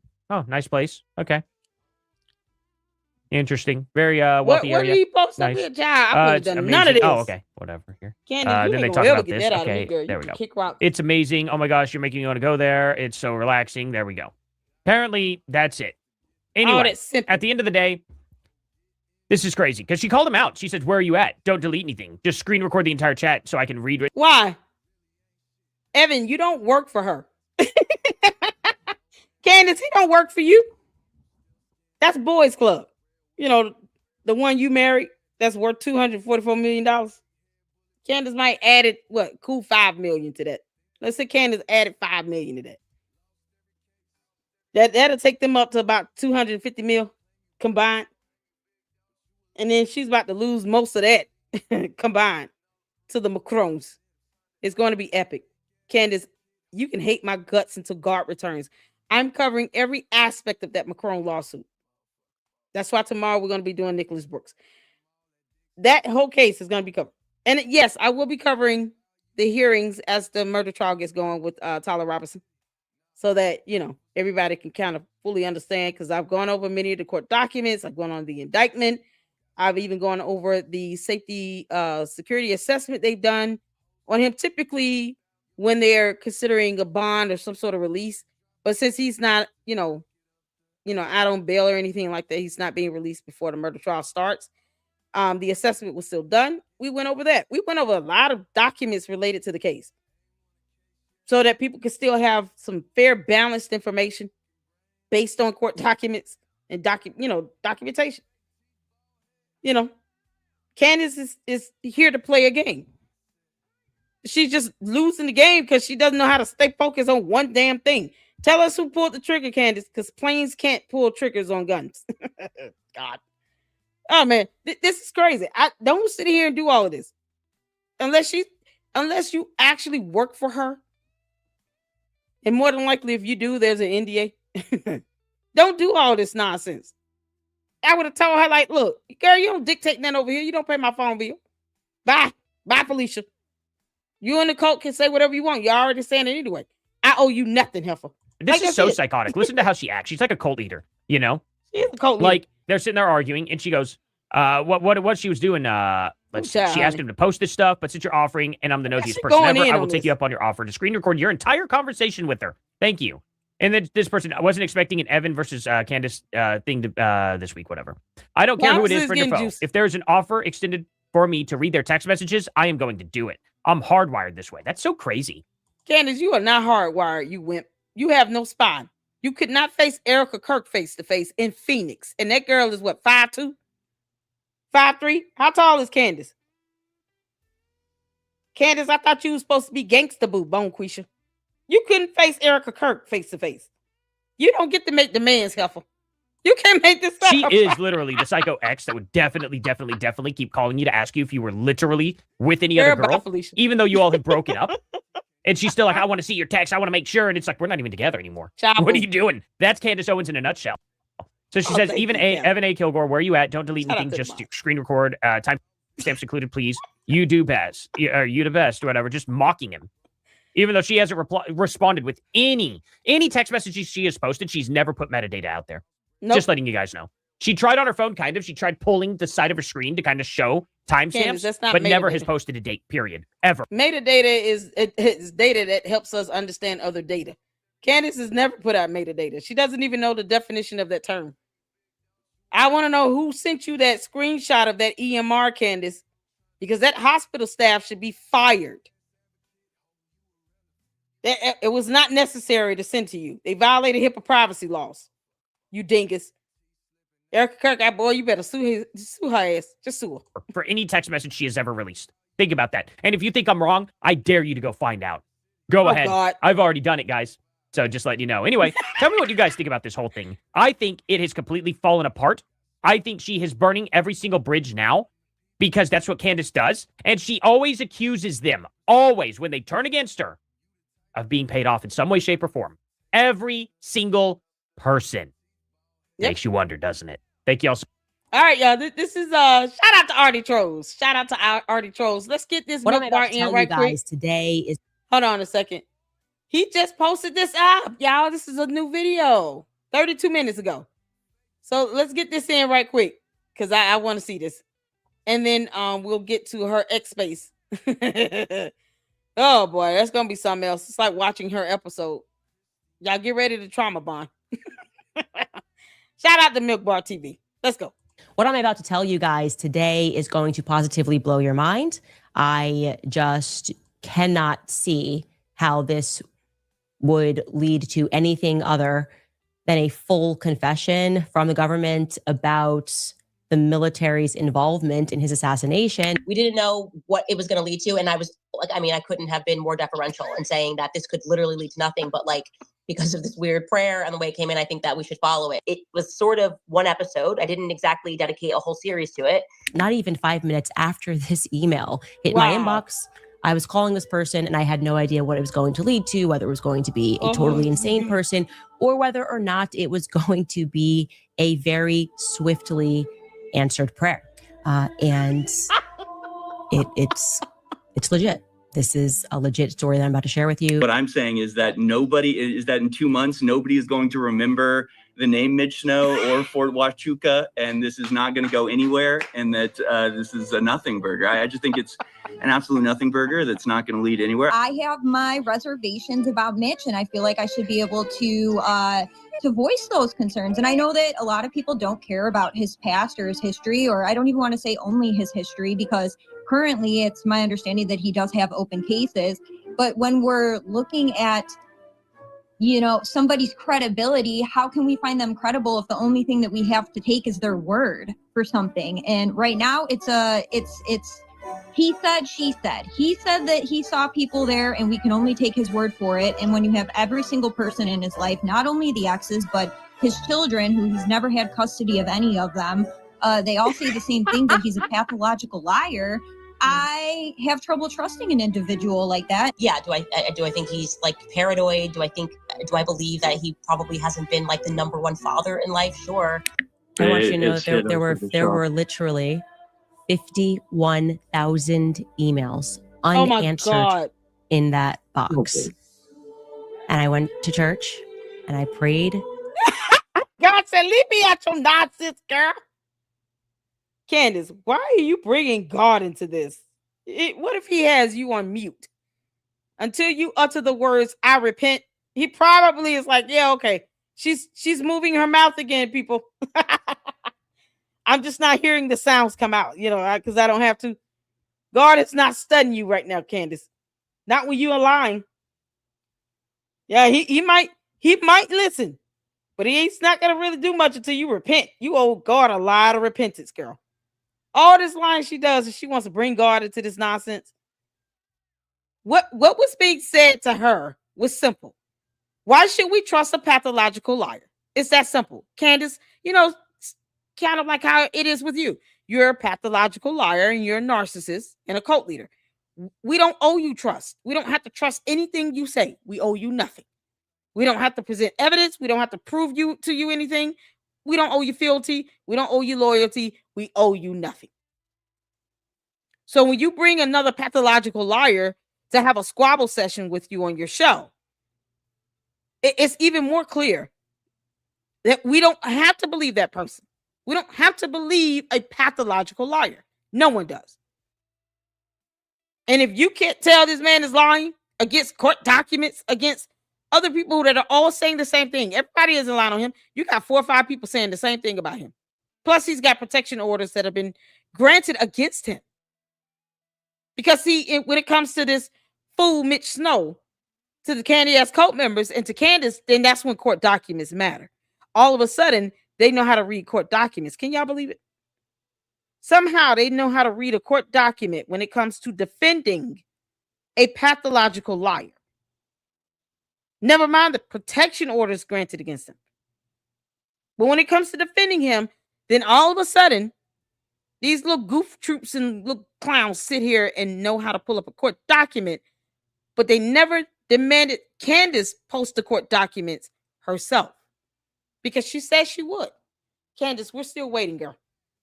You, Bonquisha, Sybil, Jen, Karen, all these personalities, one of y'all need to come together One of y'all need to come forward and post up that 18-minute video footage and those court documents. We know you're trying to play a game. You're trying to pace out your content. But when you say you're going to do something like that, just do it because it's simple. If that's too complicated for you, you have a team. And all of them need to be named in a lawsuit as well. You can't make this up. This is priceless right here. I love it. Shout out to MilkBarTV, y'all. Hit the like button. Thank you all so much for tuning in. Let's get back to it. And I said, give me something. And it was the first email, just like I said to you. I mean, what did I call 4 minutes after the email was sent? Oh, God. And it was actually me. I didn't send it to like my producer. I was just like, hey, maybe this is it. And I can't help but to see God in that. I try to look at things from a biblical. Yeah, that fake God laugh is in something that. else. I was just like, hey. Are we paying attention Just to the like I body said, language? I want y'all to notice the body language. Look how that blink rate speeds up. When she lies, she has a physiological reaction. You know, because Candace, somehow you being an alien still allows you to have human reactions to things. Yeah. This blink rate is out of control. I want y'all to pay attention. I mean, what did I call 4 minutes after the email was sent? And it was actually me. I didn't send it to like my producer. I was just like, hey, maybe this is it. And I can't help but to see God in that. I try to look at things from a biblical lens, and you have to judge people by their fruit. And if all your fruit is rotten, then I have trouble believing anything that you have to say. This thing, does it mean anything? Does it not mean anything? How can I verify it? And I'm at the mercy of Itch's recollection. I am confused why it's been a week of talking about this meeting and I still am not. I think that this is God operating. I really do. I think bless this man. Y'all, this is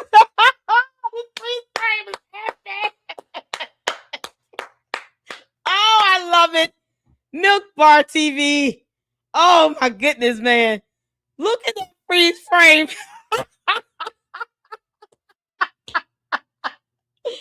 Candace, it's like you're trying to unpeel that human skin on that alien body of yours.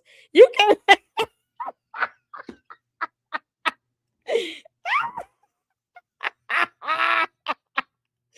Y'all, listen, that's a wide smile, open mouth thing going on right there.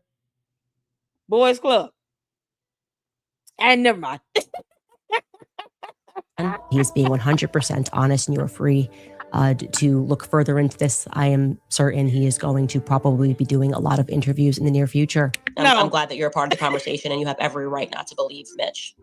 It wasn't like I'm not married to this, Candace. I'm not married to this guy. I'm not married to this theory. Like, if it's nothing, then it's nothing, right? Yeah. And I'm going to need really big receipts to believe it. So far, you haven't connected it to the assassination in any way whatsoever. Of course not. Except that maybe this guy thinks that he saw people that are around Charlie Kirk. Clearly, the insinuation is that these people had something to do with the assassination, and you can make that claim or not, or pretend that you are, or pretend that you're not, but you obviously are. But like, that's all. I don't really care about any of that. Thanks, but you have to. Right. I know Harrison wants some very hard, like, he wants us to make allegations, and he wants us to make a mistake, more than anything else. Well, I don't. Hold on. Why would I want you? Why would I want you to make a mistake? Well, if you don't know Harrison, then you can just keep watching the show. Like, you're not required. No, Candace, because that's the gimmick. Keep watching. Just keep watching. For what? Because Candace cares about views, clicks, likes, and subs and money. That's it. The only answer you could give is just keep watching the show. Y'all keep tuning in to the Lady Luck Club. Well, we're going to continue to clown Candace Owens because, I think we owe it to all of humanity to ensure that we're all laughing at you, Candace, and not with you. Yeah, that alien exposure right here, boy. Oh, my God. Candace, is this what you do on your home planet? Yeah, that's like one of those beam me up Scotties. That's the pose she takes before she takes liftoff. You can't make this stuff up. Look at this. Yeah, that's just downright. It's like the demon trying to come out of her. And then she had to swallow it back. You can't make Candace, you are so evil. You are bad at this, Candace. Why did you do this on Twitter X and not YouTube Live again? Boy, they roasted the hell out of her. Then she put on a hat. What the hell? If she at home, Candace, you should be committed. They need to have her, was it 508? Something like that. That girl need to be committed against her will to a facility. That way they can draw some blood. It might come out purple. Candace, if you bleed green blood, I'm gonna sell all the photos that I can get on it. You can't make this up. You'll be useful one way or the other, girl. Y'all it. Oh, beat me up, Scotty. I'm ready to go. Look further into this, I am certain he is going to probably be doing a lot of interviews in the near future. I'm glad that you're a part of the conversation and you have every right not to believe Mitch. It wasn't like I'm not married to this, Candace. I'm not married to this guy. I'm not married to this theory. Like, if it's nothing, then it's nothing, right? And I'm going to need really big receipts to believe it. So far, you haven't connected it to the assassination in any way whatsoever, except that maybe this guy thinks that he saw people that are around Charlie Kirk. Clearly, the insinuation is that these people had something to do with the assassination, and you can make that claim or not, or pretend that you are, or pretend that you're not, but you obviously are. But like, that's all. I don't really care about any of that. Thanks, but you have to. I know Harrison wants some very hard, like, he wants us to make allegations, and he wants us to make a mistake, you know, more than anything else. Well, I don't, hold on. Why would I want you, why would I want you to make a mistake? Candace, if you don't know Harrison, you can just keep watching the show. Like, you're not required to, like, you know, you're like demanding. What is it? It's like, I don't know. I just got the picture, man. Like, you know, and so I think your energy is just, frankly, and I'm not trying to be dismissive, but like, it's a little lame. I guess it's a nice. No, it's lame that you don't think that anyone should disagree with you, you dumb cult leader. Candace, here on planet Earth, in the continent of North America, in the United States of America, the country, we have constitutional laws. Now, I know this might be a foreign concept to you since you just crash landed on our planet. Let's say this happened over 25 years ago. And you don't read well. So it's, you know, this stuff might go over your head. But he has the right to disagree with you. You let him on your X-Space platform. He said what he said. It is what it is. You can be like, okay, well, that's, you know, everybody's entitled to their opinion. I want to give someone else opportunity to speak. You know, sometimes less is more. In alien speak, let me translate that.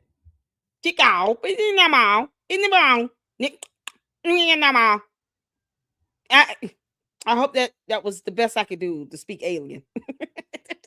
Way to say it. It's just pretty lame to like try to put this like unnecessary pressure. What do you get? What do you mean? It's giving Ben Shapiro, you know?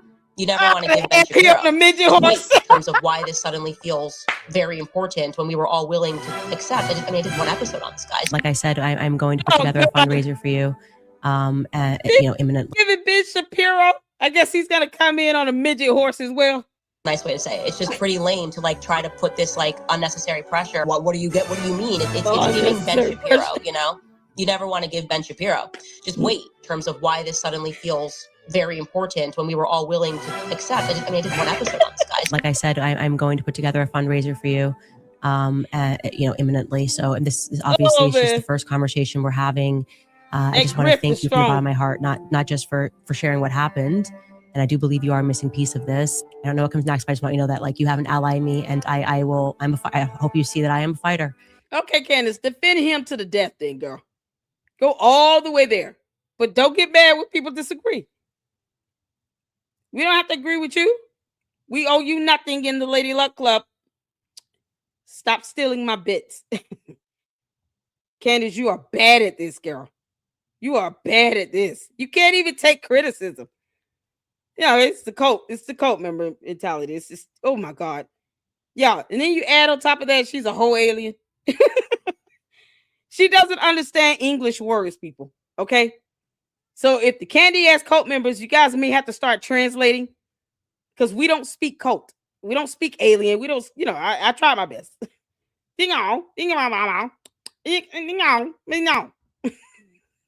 Candace, I hope I did the best I could. I was trying to give you the breakdown of the First Amendment. And when I see good people and bad things happen to them, I will fight. And same for the people that watch this podcast, they are fighters as She well. said this is So a game. they've had my back and they will have your back. I promise you that. You know, like, hey, this guy said this, whatever. And then all of a sudden you guys every day are obsessing over it. Won't let it go. I had him on the show. That was it. Yeah, you won't let it go. Oh, you whiny little brat. Candace, you such a whiny little brat. Stop crying over stuff, girl. Oh my God, y'all, you can't make this up. All right, let's get to this X-Pace video she did. I am gonna speed it up. I'm gonna speed it up. This is coming from Topher Dubs. Woo, this got 338,953 views in less than 24 hours. Shout out to Topher Dubs. Make sure you guys go check them out. If I can get one of the fantastic mods of the LLC to please drop the YouTube channel link for Topher Dubs in the chat, that would be awesome, y'all. Whoo, child. Candace, this is going to be like watching your show. So if you guys want, get your Kool-Aid and popcorn ready. To the candy ass Coke members, go get your Coke juice. It might be apple juice, who knows? Whatever you have to drink to sit here and say, yes, Candace, we obey you in your every command. Like whatever you need to drink to digest all of this, because this is my, over here, I'm the queen of this. All right. So you want to go hard in on your cult leader? Go ahead. I still don't care. But we finna dive into this, y'all. I'm gonna speed it up. This is gonna be something else. This is gonna be something else. I've seen some of it. I think the best part about it is that Harrison guy that just came in and just roasted her ass. But you get to see all facets of Candace. Pay attention to the body language, the eye blinking rate. Let's get some chats here right quick. I get some chats here because I got some supers. Oh, shout out to you, Pat Brooks. Y'all, Pat Brooks is the sponsor of the stream. Thank you so much for always blessing us here in the Lady Luck Club. Thank you for your generosity. I cannot say thank you enough. Thank you so much for the $19.99 super. Hey, Lady Luck, so glad to catch another live. I thank you for tuning in. Okay. Thank you so much for this $19.99 super. I appreciate that. Information Man Show, the Lady Luck Club, much respect. Back at you. Oh man, y'all, we got an Umar live we're gonna do. Because Marianne Lorient showed us the hotel room. I guess she was listening to me. Because I was like, where's the hotel room at? Y'all, you gotta catch the Umar Johnson live we're gonna do where Marianne Lorient went to the hotel Umar stayed in, where the Oompa Loompa and his barber probably slept in the same bed. So she took us on a tour of the hotel in the hotel room. We got to check that out.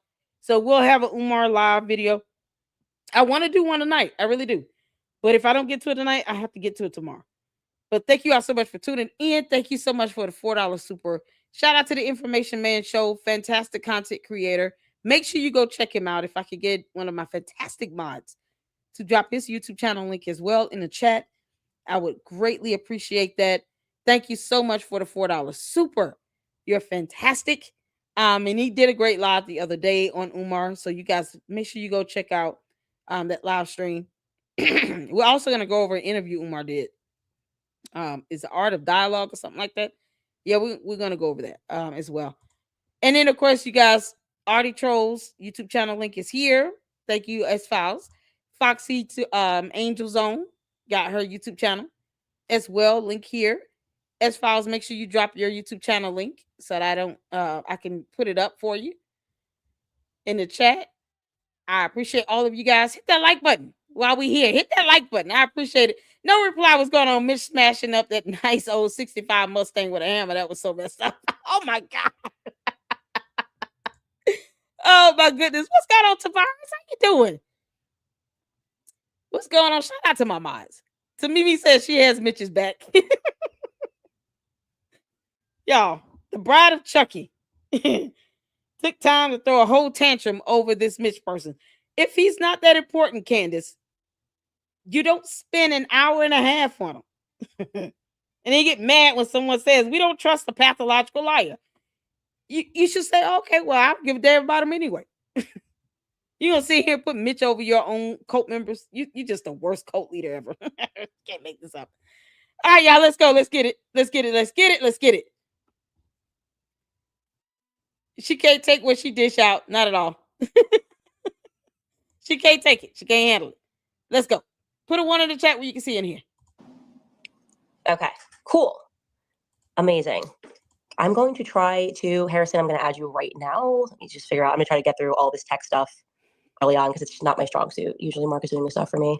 And there are people that I definitely want to make sure are added on as speaker. Make sure Erica Kirk at TPUSA, make sure you all get her her people's names so you can add them as co-defendants because they sitting here aiding in this dumb behavior. Just trying to,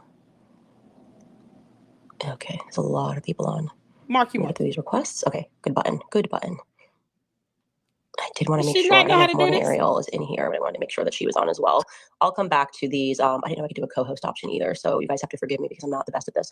Okay, I do want to start by just. What do you mean? You don't know how to work Twitter X? Is that what she's saying? She doesn't know how to work Twitter X? Candace, you are bad at this.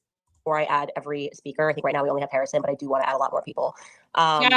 Especially Harrison, I'm glad that you could join because I do want to hear your perspective on things from the InfoWars standpoint. Okay, so I just want to start by recapping everything that happened with Fort Huachuca. Yeah, I know, right? I think that's sorry, I'm gonna add 2 more people here. Diligent, I'm gonna add you. Nice to meet you. Add a speaker. Myron, I'm gonna go ahead and add you. I'm going to add Ryan here. Okay, adding just gonna do all that for these now, and people then we that can agree just with her. get started. Okay. So yeah, the first thing I want to do is just make sure that everybody understands what the Fort Huachuca story is and why people are so fired up about it, because obviously I appreciate that not everybody watches my podcast. And there has been just such an aggressive, I would describe it as a misinformation campaign. A lot of people that are chasing rabbits. It has nothing to do with what we discuss on the show. And I do think it's important for people to also have the clarity of how quickly this all unfolded. So I did create this little timeline, which I just jotted down because if I make one mistake, then the internet jumps down my throat. It's when you lie like hell, you've already made mistakes. I don't get why you even try to do all of that. Just own up to the lie, Candace. You already said this is a game. I'm playing a game of chess, even though you're not playing chess. You already said it. You tell on yourself, and you get mad when people remind you of what you said. Candace is already playing a game. She does not care about the investigation. And she cannot prove that she and Charlie Kirk were even close within the last 12 months. Between last year and this year, before he lost his life, she can't prove with one text or anything that they were close or even talking to each other. So, that's how that works right there. You don't disrespect the man's wife if you loved him as a friend or sister or whatever. The only time you do that if you coming off like the bitter ex.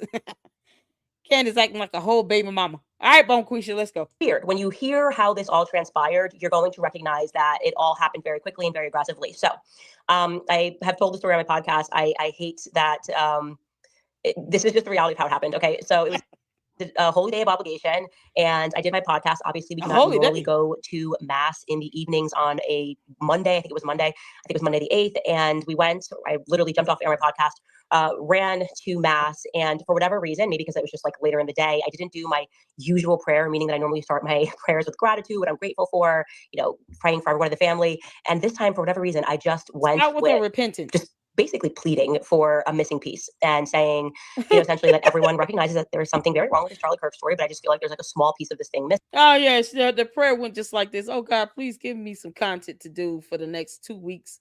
Something that would create a whole lot of stirring up and a lot of banter back and forth, because I'm here for it. Amen. Thank you. And I was just deeply praying for a missing piece. I just want you guys to know that was truly the backstory. I then go home after mass, I sit in my bed, and I open my laptop, and there are literally 50,000 emails in my tips box. That's the old box. That's not even more tips. That's the old inbox. And one just pops in, and it's from a woman, and she just writes, I really think that you should call my friend Mitch. He has a story that you're going to want to hear. Okay. I never just, and someone drops a number, randomly call them. Obviously, I usually email back and I'll say, please give me some indication of this or that. I don't know what came over me, but I was like, ah, ha, ha, with this being answered prayer. And I pick up the phone and I call Mitch, and he's kind of startled. I don't think he was just maybe with this friend. And he's like, I can't believe I'm speaking to Candace Owens. And he then proceeds to tell me the story of how he was at Fort Huachuca Air Base dealing with an issue that happened 35 years ago when he discovered a cartel tunnel. And he happened to, and I want to be very clear No here, evidence this is on important. that. There were only 2 people that he mentioned to me on the phone, and he felt absolutely certain that he saw them. Okay. He said on the evening of the 8th, he saw who he then learned later on was Erica Kirk. He saw her at the Candlewood Inn and Suites on September 8th. She was with a younger guy who looked like he was in special forces. He talks about his watch. Yeah, hotels have camera footages. They have cameras. So he didn't think to pull out his phone if he saw her at a hotel and take a photo. But he took a selfie of himself in the middle of a road and nowhere else. But not of Erica Kirk in this hotel with another man. How would he know who he's looking at? Like, you could go to a hotel and see hundreds of people, right? You really going to sit back and remember one random face at a hotel? If you don't know how that person looks beforehand, you're not going to recognize them when you see them. You know, I wish I could come across Aaron Pierre. That's Mufasa. And the bigger thing for me was that the next day he said that he saw this meeting that he accidentally stumbled upon, what must have been a very important top brass meeting. Essentially described it as like there were 12 or 13 O6s, and you don't see that much unless it's a very important meeting. And he described the meeting in military terms. The way that I understood it was basically, this is like final hands on deck. We're about to go on, and there's going to be a mission. And he stumbled into this building by a long set of circumstances. He was going to get coffee. He didn't realize that JTF had gotten back together. He struck up a conversation because he recognized the patch of the 10th Mountain Brigade. And eventually they tell him, oh yeah, we're actually using this random offsite building. We're back together. It's now JTF Southern Border. And that's how he walked in. And at that moment, he was talking to people at the front desk. He saw Brian Harpole walking out of this meeting with somebody. And I'll tell you when we started talking about Mark Amadei, but he initially did not contact me about Mark Amadei or Cabot Phillips. It was, I recognized Erica Kirk on September 8th, leaving the Candlewood Inn Suites on the base. And I recognized Brian Harpole on the 9th, the morning of the 9th. The meeting was concluding at 7:30 a.m. Now, obviously, because the September 9th, the way that he described it was, first and foremost, the end, like, this is like, we're about to do a mission. It's the day before Charlie Kirk dies. There's been a lot of... Candace, you went all around the world just to try to insinuate Erica Kirk in the murder of her own husband. Why don't you just say it out loud? Like, why use this fool to sit here and funnel that dumb nonsense? You didn't have to involve no forts, no military bases, none of that. You could have just came on and said, well, I believe that Erica Kirk has something to do with all of this. The end. You don't have to sit here and try to push that message through somebody else that is a pathological liar as well as you are. If you're going to lie that bad, just own up to it. This man said he would not recognize anyone at TPUSA except Charlie Kirk. So he would not know all these other people. I don't even know who this Cabot Phillip person is. I don't know who they are. They're irrelevant. Did either one of them get captured on the campus pulling the trigger on a gun? If no, then who cares? She really wants to blame Erica Kirk for this. And she's going all around the world, beating around the bush, sugarcoating the dumb nonsense, just to sit here and to try to insinuate her to have been a part of some cover-up or plot or scheme to murder her own husband. Candace could just say that because she said everything else that is absolutely stupid and unsubstantiated. What's one more lie? Like, this isn't difficult. But no, she just got to sit here and go through some idiot out of nowhere who's a grifter himself to try to get to this point where we are. She's trying to blame Erica Kirk for this. That's it. Candace, you're bad at this. Beating around the bush doesn't get you anywhere. It just makes you look even dumber. Speculation about Brian Harpole. He definitively has lied about things which are on my list. He lied about what they did to prepare for Charlie speaking, kind of show the messages. He was a bit weird about that. I was going, okay, that's really the most compelling piece for me. It's like Brian Harpole, because I'm running in my head, okay, obviously the Erica thing could be interesting, but that's on the 8th. Maybe Yeah, Erica okay, was with yeah, of Dan course Flood. it's I mean, she interesting. has security. It's Fort Huachuca. It's kind of in their, the Phoenix backyard. Maybe she's there for a different reason, picking something up. Her mother's sick. Her mother works in defense. Like, my mindset was just the Brian Harpole thing is the most compelling piece for me because I think he's been acting weird. And obviously I was not going to just assume that I should have him on the show before I went through some basic fact checks. I ran it up to some person that I trust very much that is in government, that is in the military, asked him to vet the story. I mean, I was basically up all night dealing with this because I was going, oh my gosh, what if this is the answered prayer? And we are about to be able to assert definitively that Brian Harpole was there. So I did those sort of basic checks. And then it was December 9th. And I just told the story of what Mitch had told me. I did not mention Erica's name. That's very important because I did not, again, think that that was necessarily relevant to the meeting that had happened on the 9th. And I wanted to speak about Brian Harpole. And I just said it was a blonde. How do you not mention Erica's name, but yet he mentioned Erica's name and he's not supposed to know who she is, remember? He said he would not recognize anyone in TPUSA except Charlie Kirk. I didn't mention her name. Well, it's mighty awfully convenient how he did out of nowhere. Let's if we had to bet, how many of you think Mitch Snow even cares about TPUSA? Put a 1 in the chat if you believe that Mitch Snow actually cares about Turning Point USA. Put a 2 in the chat if you don't believe he gives a damn at all. Yeah, Mitch Snow don't care about TPUSA. He does not care. Put a 3 in the chat if you like Lady Luck Club. Why are you asking us the stupid ass question?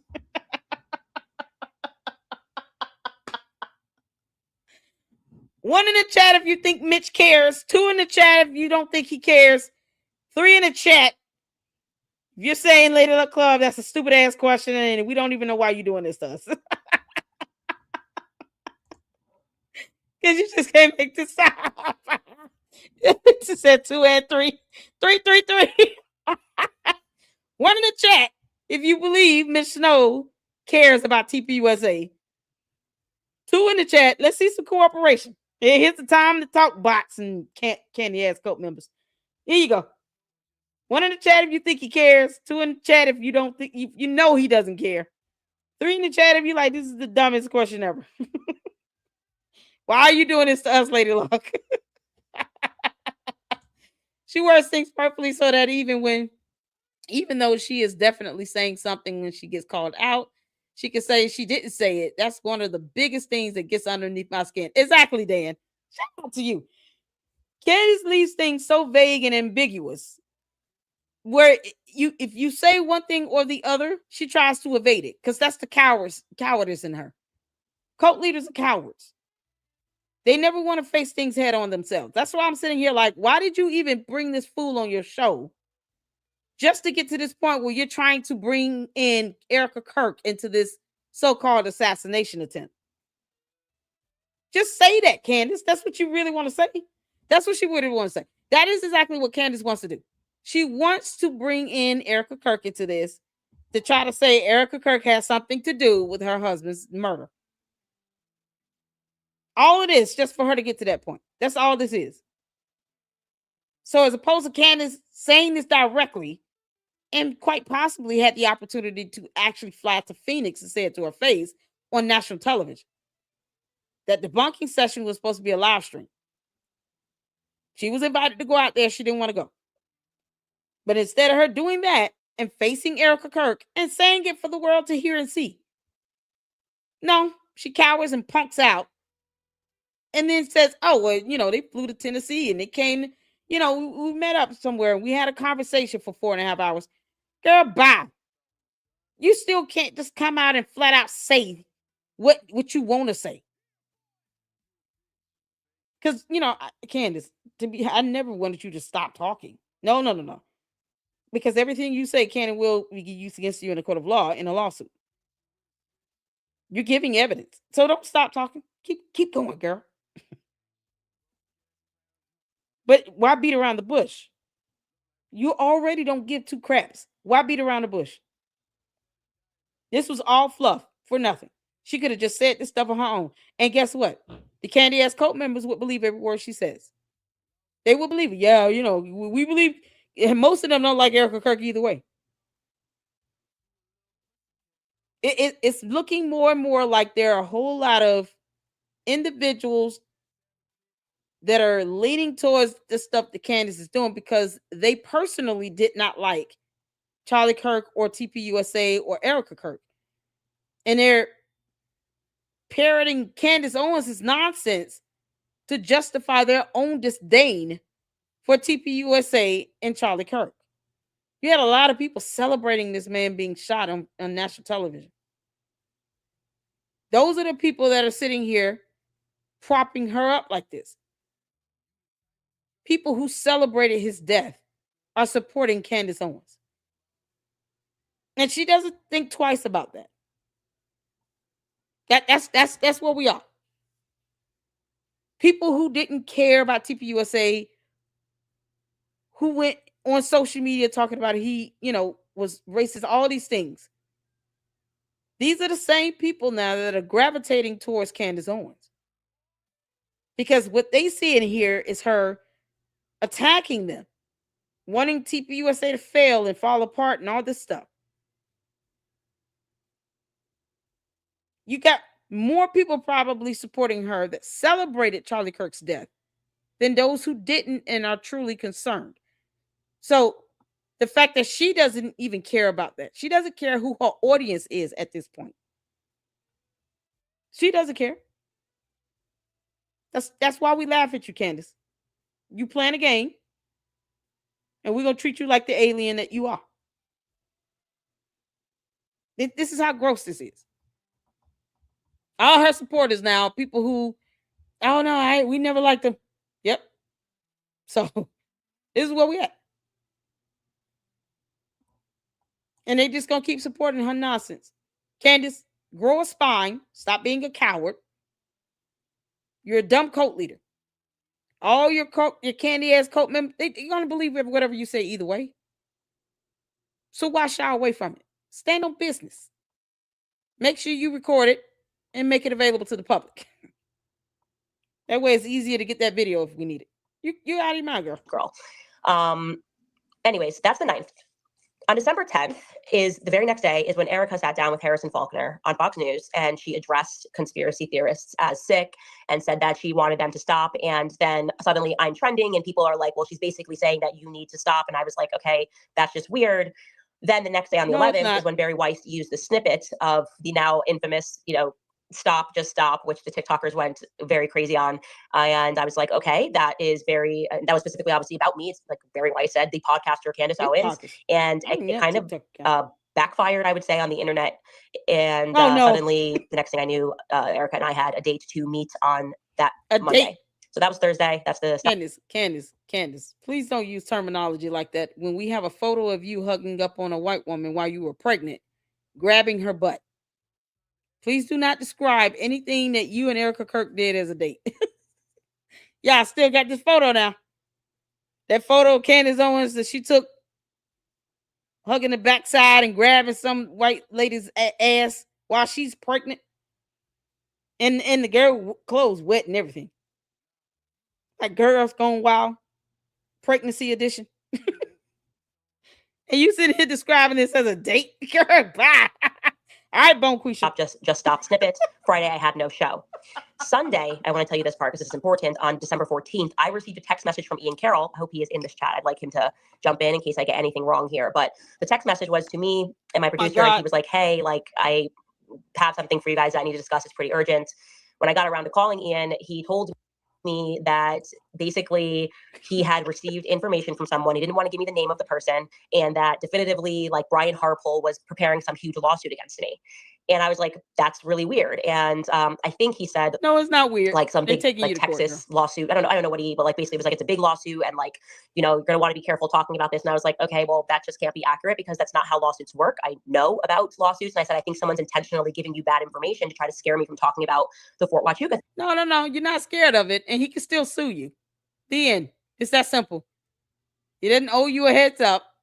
He doesn't owe you a letter of intent. He can just file a complaint to the court. That's the beauty that we all enjoy here in, United States of America, on earth, in this reality. People can just sue you. They don't owe you a heads up on that. The Macrons knew they had to prove malice intent. Candace, you will not always get that special treatment. You just won't. Now, I encourage anybody that wants to sue Candace Owens to be able to prove malice intent, because she considers herself to be a member of the free press here on Earth in our country. A crashed alien from outer space. You can imagine that. But since she considers that, you want to cover your bases if you do plan on suing her. Be able to prove malice intent. Be able to prove it. Just in case she pulls that Trump card. That's it. So that's why we don't want you to stop talking, girl. Give us that evidence. Anymore, because I hadn't yet hosted Mitch to tell the story, but I had indicated that like I might do more with Mitch, or I might pass him off to Ian Carroll. Next thing you know, Ian Carroll's getting a phone call and told that I'm about to get sued for mentioning Brian Harpole. So I thought that was like a little weird, and I basically said to Ian, I think intentionally somebody gave you bad information. You first have to start with the cease and desist, and I don't factually know if what Mitch said was wrong. That ends. Monday is when Erica and I obviously had to sit down for 4.5 hours, and Turning Point kind of hosted a Q&A, which I thought was unfair and against the rules, I will say, because we agreed to not speak about anything. But that went on. Obviously, on the Tuesday, I came back and actually, let's go back to the meeting with Erica. Candace, why are you that ignorant to cease and desist? You do not have to give a cease and desist. That is not a mandate or a requirement by any law on Earth. You keep trying to incorporate your planet's laws on us. That is factually incorrect. They do not have to file a cease and desist. Honestly, they can just say shut the hell up in a video, and that can be sufficient to show they wanted you to stop, but you're not going to do that. So what's the point? But you don't legally have to file a cease and desist letter. That's not how that works. And a cease and desist order comes from a court of law or government agency only after a hearing. So there has to be some basis to the cease and desist here. If you go and get a cease and desist order, you might as well file a lawsuit and add on damages to that. Because naturally, you get hit with a lawsuit for defamation, you are going to cease and desist either way. So, it's like, it's trying to scare me. Y'all see she's scared of litigation. Y'all can't tell. Let me go back just so y'all can pick this up. She's scared of litigation. Candace is a coward. Listen to this. And I said, I think someone's intentionally giving you bad information to try to scare me from talking about the Fort Huachuca thing anymore. How often does she use the word scare? She actually believes that someone filing a lawsuit is someone's trying to scare her. Candace, that's a very cowardly approach to this when you run your mouth the way you do. Own up to it. Go to court. What you scared of? If you have nothing to lose, then you go to court. Stop filing motion to dismiss. That'll be a good idea. If you're trying to sit here and prove something to your court base. But otherwise, no one's trying to scare you. They have the right to do that. Then they owe you nothing. Because I hadn't yet hosted Mitch to tell the story, but I had indicated that like I might do more with Mitch, or I might pass him off to Ian Carroll. Next thing you know, Ian Carroll's getting a phone call and told that I'm about to get sued for mentioning Brian Harpole. So I thought that was like a little weird, and I basically said to Ian, I think, intentionally somebody gave you bad information. You first have to start with the cease and desist, and I don't factually know if what Mitch said was wrong. You do not have to file that ends. Monday is when Erica and I obviously had to sit down for 4.5 hours, and Turning Point kind of hosted a Q&A, which I thought was unfair and against the rules, I will say, because we agreed to not speak about anything. But that went on, obviously, on the Tuesday. No, you and Erica Kirk probably agreed. Not for everybody else. Everybody else has the right to free speech. If Erica Kirk decides that she does not want to speak on something, that is on her individually. Erica Kirk cannot force someone else to not speak on anything.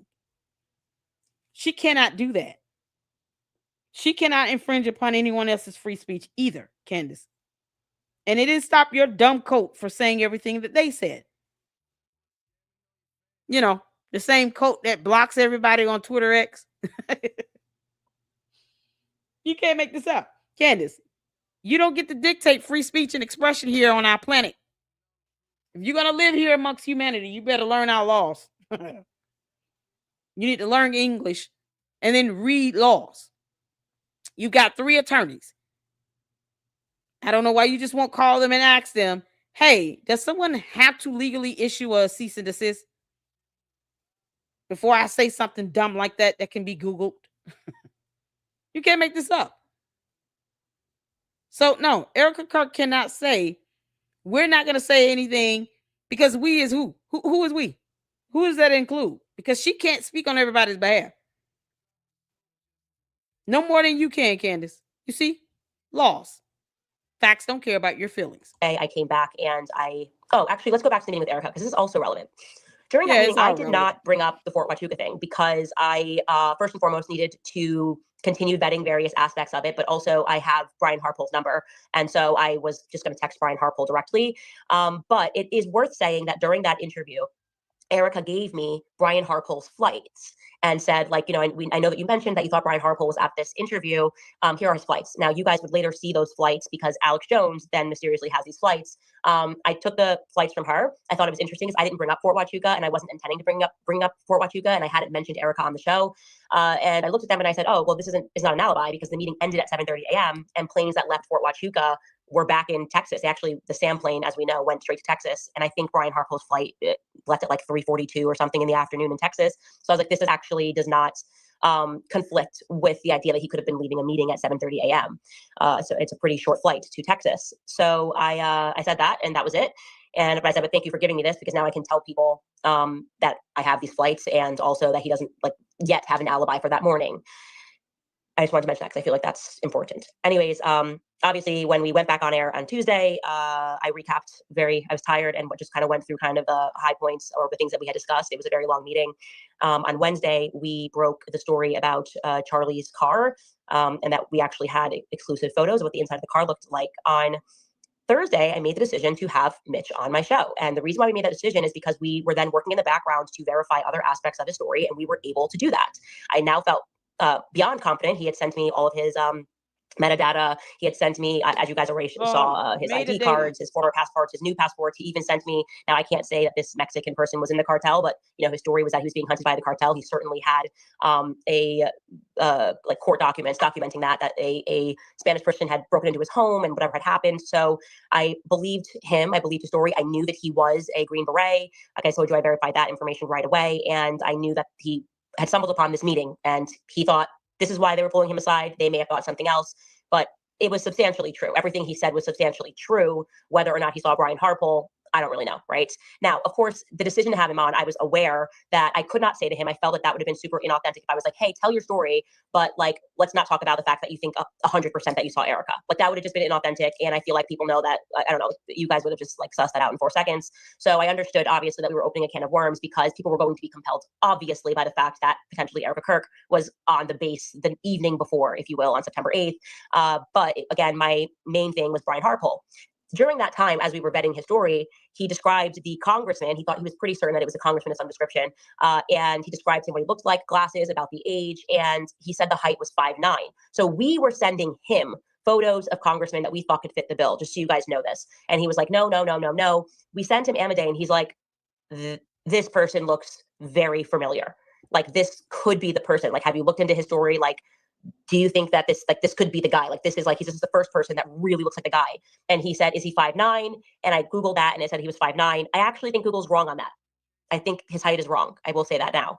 But it's important for you to know that he did not initially come to us with Amadei. We sent him photos. It was just Erica and Brian Harpole.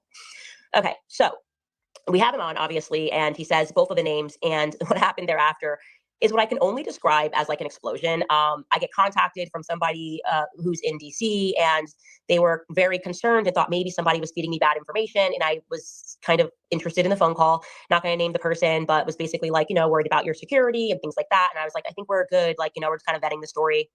Then on the 20th, and this is very interesting, these two YouTubers, Valhalla and Paramount Tactical, reach out to Mitch. The Paramount Tactical. And they're being super nice to him. Shout out to Paramount Tactical. Candace, you do realize none of this stuff you bringing up is going to matter in that murder trial. She's going on and on. I intentionally let her go on and on without pausing. But, you know, here we do commentary here. Candace, you're going to get sued.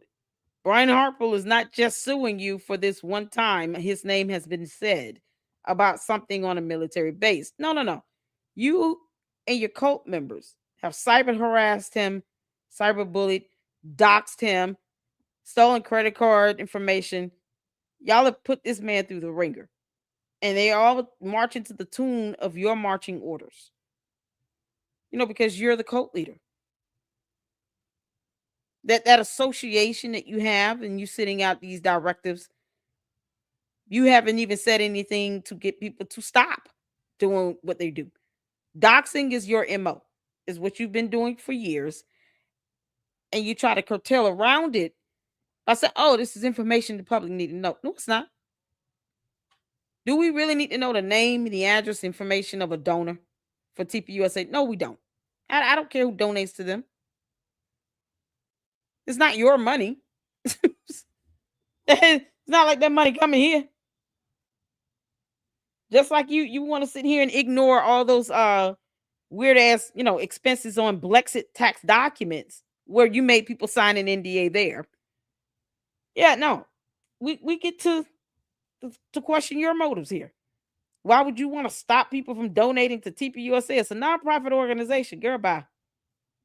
You don't control and dictate anything. But when people are being doxxed, when cyber crimes are being committed, let's just cut to the chase. Cyber crimes are being committed, and you're giving out these marching orders. You're failing to report the stuff as it happens. You won't even tell your cult base, listen, I'm not telling you all to go out and do all this stuff to people. Please do not send me personal information of others. And if you do, I'm cutting you off and I'm blocking you, and then I might just blast you out on my show. That'll get them in check. But that's a responsibility that you could have as a platform, as a content creator, whatever you claim yourself doing now. You're not an investigator. At this juncture, you need to be licensed and certified. And impersonation is a felony. And at the rate you're doing it, you're going to catch a lot of charges. You might want to think twice. It's up to you. People are being hurt, though. So if Brian Harpool sues you, it's not because of the one time his name was said. No. It'll be because of all the other things that came along with it when you and your cult base start attacking him, making it seem like it's his fault. He felt like he had to actually do an interview with someone, a podcaster, just to tell his side of the story because of all the doxing and the bullying and the harassment. Stealing credit cards? What the hell? To the candy ass cult members, if y'all broke as hell, why don't y'all just go to your cult leader? She's got millions of dollars. She's got millions of dollars. Go to your cult leader and ask her for some money. This is where we are now. I know y'all. Thank y'all so much for tuning in. Let me tell you something. I cannot watch her on my own. So I need all of you all to watch it with me. We try to get through this and suffer together. That's why I have to pause. We have a good laugh about things. Because if not, just hearing all of this, she's been saying this over and over again. Candace, you've already said this at least 2 or 3 good times on 2 and 3 different shows. We still don't believe you. You're a pathological liar. And so is this fool, Mitch Snow. The end. We don't owe you any of that. When are you going to tell us who put the trigger on the gun? You can't make this up. Thank y'all so much for watching with me. Hey, C-Star.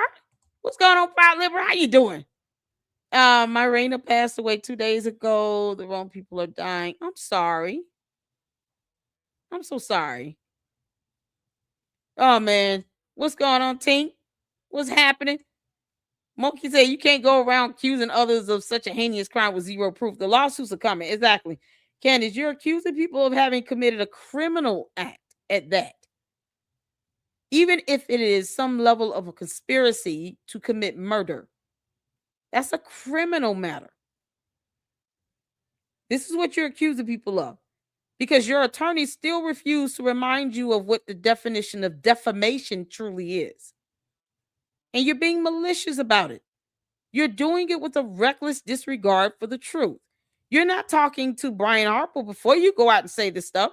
It would be different if you wanted to talk with him and you don't say anything about him until he responds to you or something like that. But when you're disingenuous, people don't owe you a conversation. They saw how you were when it came to the Macron lawsuit. You demanded that Brigitte Macron give you an interview? And they say, hell no. Then you threw a tantrum, wanted a lollipop and a baba and a binky, and flailed all over the floor.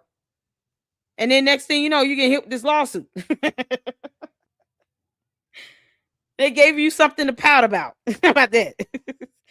Hey, it was like, oh, okay, she wants to throw a tantrum. Yeah, let's give her something to throw a tantrum over. So that has that damn lawsuit. Over 200 pages.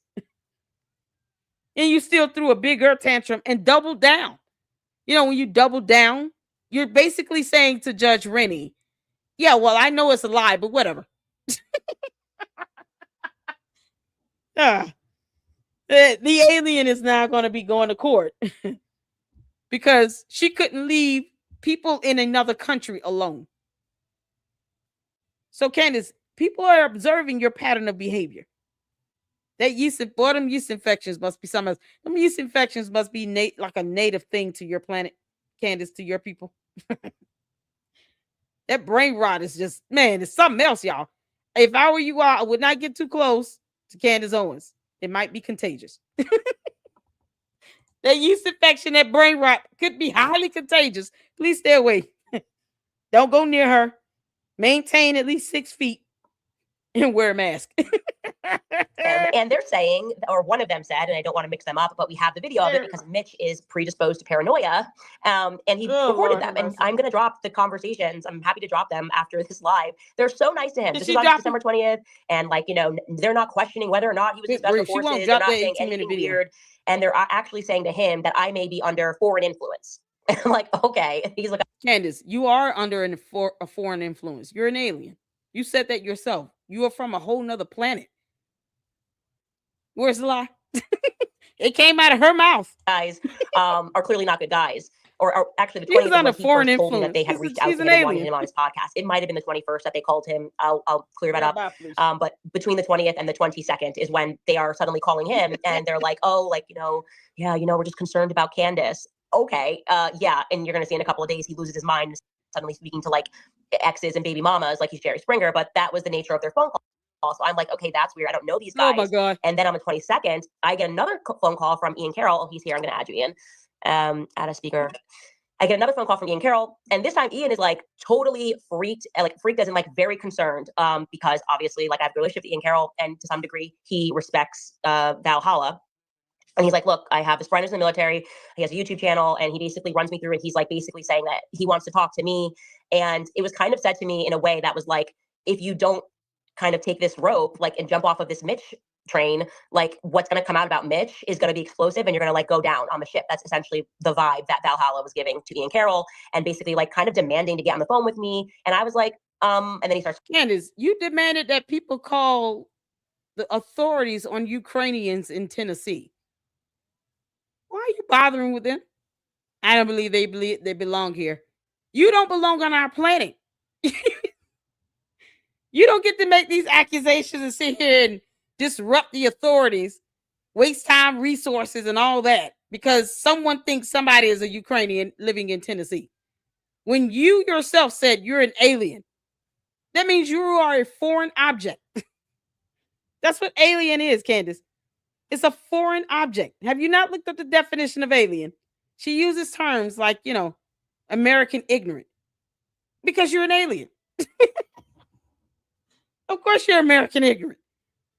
She doesn't read laws. Like she admits these things herself. No one tells her to say this stuff because it's just so stupid. Talking about, first he said stolen valor. Like he was never a Green Beret. Like, he absolutely was a Green Beret. I sent that out the chain of the government. Like that's just not true. And it felt to me like they were clearly being quite aggressive with Ian on the phone, demanding to speak to me, demanding I allow them onto my platform, talking about his like ex-wives. I was like, I don't care about any of this. And I said to Ian, this seems to me like they're trying to distract me with stupid stuff. Like if he has something that is concrete that like Mitch somehow defrauded me or lied and did like definitively was not a Green Beret, then please just have him email it to me. And I said, and if he emails that to me, I will deal with it immediately. And I also made it clear to Ian that they were like, oh, then like she could get in trouble for fraud because she raised money for this guy and he wasn't even like a Green Beret. I was like, first off, he never asked me to raise money for him. So the idea that he was doing this to defraud me for money, that came out naturally when I was live. I said I would do a give, send, go, because I said people were going to start digging up things. Like I just had a feeling like I thought it would be other people, but I just felt like, oh, let's raise money for him. He had a tough life, whatever. And I had that court paperwork of what he was going through. So that was natural. And not only that, but the very next day, which I will show on my show this week, Mitch sent me an email the day after I started the Give, Send, Go. The morning after, he sent me and Skylar an email and said, thank you so much for raising money, but I do not want to accept this money from you. And he was very self-deprecating. He was like, I'm just a fat, ugly man, and I just wanted to help, and I don't deserve this. Like, I basically don't deserve this from the public. And then I called him and I was like, Mitch, this is kind of stressful. Like, I don't want to figure out how to give people back all this money. Giving money to this. And he was like, how about this? If the tip that I gave you proves fruitful, like if it's actually Ryan Harpole or if it's Erica, then I will take the money. Otherwise, I don't want it. So he was never trying to get money from me. That whole, he's a fraud. He was trying to steal. Like, none of that is real. It's just completely made up. And again, I will drop the receipts of exactly when he emailed me the morning after. So yeah, that's what I said to Ian. And I was like, I just don't care about anything about his background at all. I want to know if they have anything about him not being Green Beret. I will obviously post an update and say this guy completely tricked me with his metadata and everything. They were unwilling to do that. They did not want to do that. And so that's when they started, I guess, talking to his estranged son from 20 years ago. I don't know. I don't know, because I knew that it was intentional, trying to pull you, like they want to bring you down in mud so that you don't go forward, and you have to just focus. Candace, you're not getting us anywhere near another shooter here. And you're the one saying you don't give a crap about, you don't care about that investigation from the state of Utah. So you don't care if you take the jury or the evidence at all. And you're talking about nonsense that have nothing to do with anything, just so you can say Erica Kirk has something to do with this. All of that. How do we know that this Give, Send, Go is not a part of the whole gimmick? Because, you're infamous for having these social media fundraising LLCs and stuff. That's what you're infamous for with Blexit. Remember that failed company you had that was acquired by TPUSA while it was in the hole by 1.7 million? Yeah. 1.72 million to be exact. This could have been a part of the gimmick. I won't pay you, but I'll just say we're raising money for you. Let's not pretend like we're supposed to believe everything you say, Candace. We don't have to believe nothing you say. So I'm pretty much like this. When it comes to Candace, once I see the bottom line of what she's doing in this situation, she let this fool come on her show. And she said, to make it look authentic, because I have experience with these social media fundraising websites, because of Blexit and all. I'll just put it out there that we're raising money. You can pretend like you don't want it, and then we give it to you anyway. Because you really think he's going to turn out $144,000? They're close to $145,000. If I had a $25 live stream goal, it would be almost impossible to hit it. He raises $144,749. And he's selling her. He doesn't want the money. That's a bold-faced lie. Candace, you are a pathological liar. And so is he. What we don't know is what the hell you two talked about behind the scenes. So you just saying it came out organically doesn't mean anything. But none of that means anything. Especially when you're very capable of just lying like hell. He's not going to just pass over this money. No, he's going to get it. It's just going to be, well, he nobody was able to disprove him and prove that he lied. So we're going to give it to him. It's just going to be that quick and innocent and done and over with. But who are you to say that we cannot assume and ask questions about the intent and the motive behind this Give, Send, Go website? Candace, did you and Mitch Snow discuss this behind the scenes for your pre-scripted, pre-recorded show? Because right now, in the absence of evidence, isn't that what you said, you alien? In the absence of evidence, we're going to have the right to assume. That's what she said, y'all. The nonsense that Candace says, yeah, we use it and throw it back in your face. Use her words against her. In the absence of evidence, we're going to exercise our right to assume. So because, Candace, you haven't produced any evidence to actually show exactly the conversation that you and this fool had. We have the right to assume that perhaps you two did discuss this behind the scenes. Perhaps you did tell him to say Erica's name. Perhaps you did tell him to give a 95 to 99% rate. Because reasons. Nobody aims that high when they don't have evidence to support it. Well, whatever. Maybe you two did plot and plan this and concoct this story up. And then you say, we'll just say this about, the social media fundraising thing. We'll just pretend like it's something, that I just came up with. But you said it for $250,000. Who does that? For that squabble you two had and that garbage he threw out there, you didn't even just start off at like $1,000 or something. This was virtual. He didn't have to fly out to do this squabble with you. It was virtual. So why $250,000? Why is that the goal? And you have people actually raising money, putting their hard-earned money that they earned from their paycheck, probably giving up Christmas money for this. They could have did anything else with their own money. For him to sit here and lie to people as if he does not want this money, that's a damn lie from the pit of hell. Return that lie to Cinder, girl. Bonquisha. And Karen. Return those lies to Cinder. That's a lie from the pit of hell. He wants this money, and there's a reason why you set it at $250,000.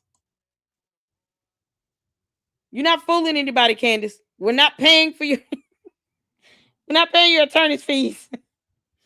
You got more lawsuits coming, girl. This all could have been pre-planned. So for her to think that no one is supposed to assume that, it shows her level of intellect. No, we got the right to assume this. You haven't proven any evidence contrary, and Candace. We haven't seen a video or, these email exchange. We haven't seen any of that stuff. You typed up some letter, read it out, but you never showed an actual email. You never showed any other pre-recorded interviews you may have had with him behind the scenes. No other communication between your so-called team and him.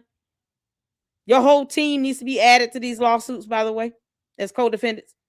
All of them. She said it's 4 or 5 of them. Yeah, name all of them.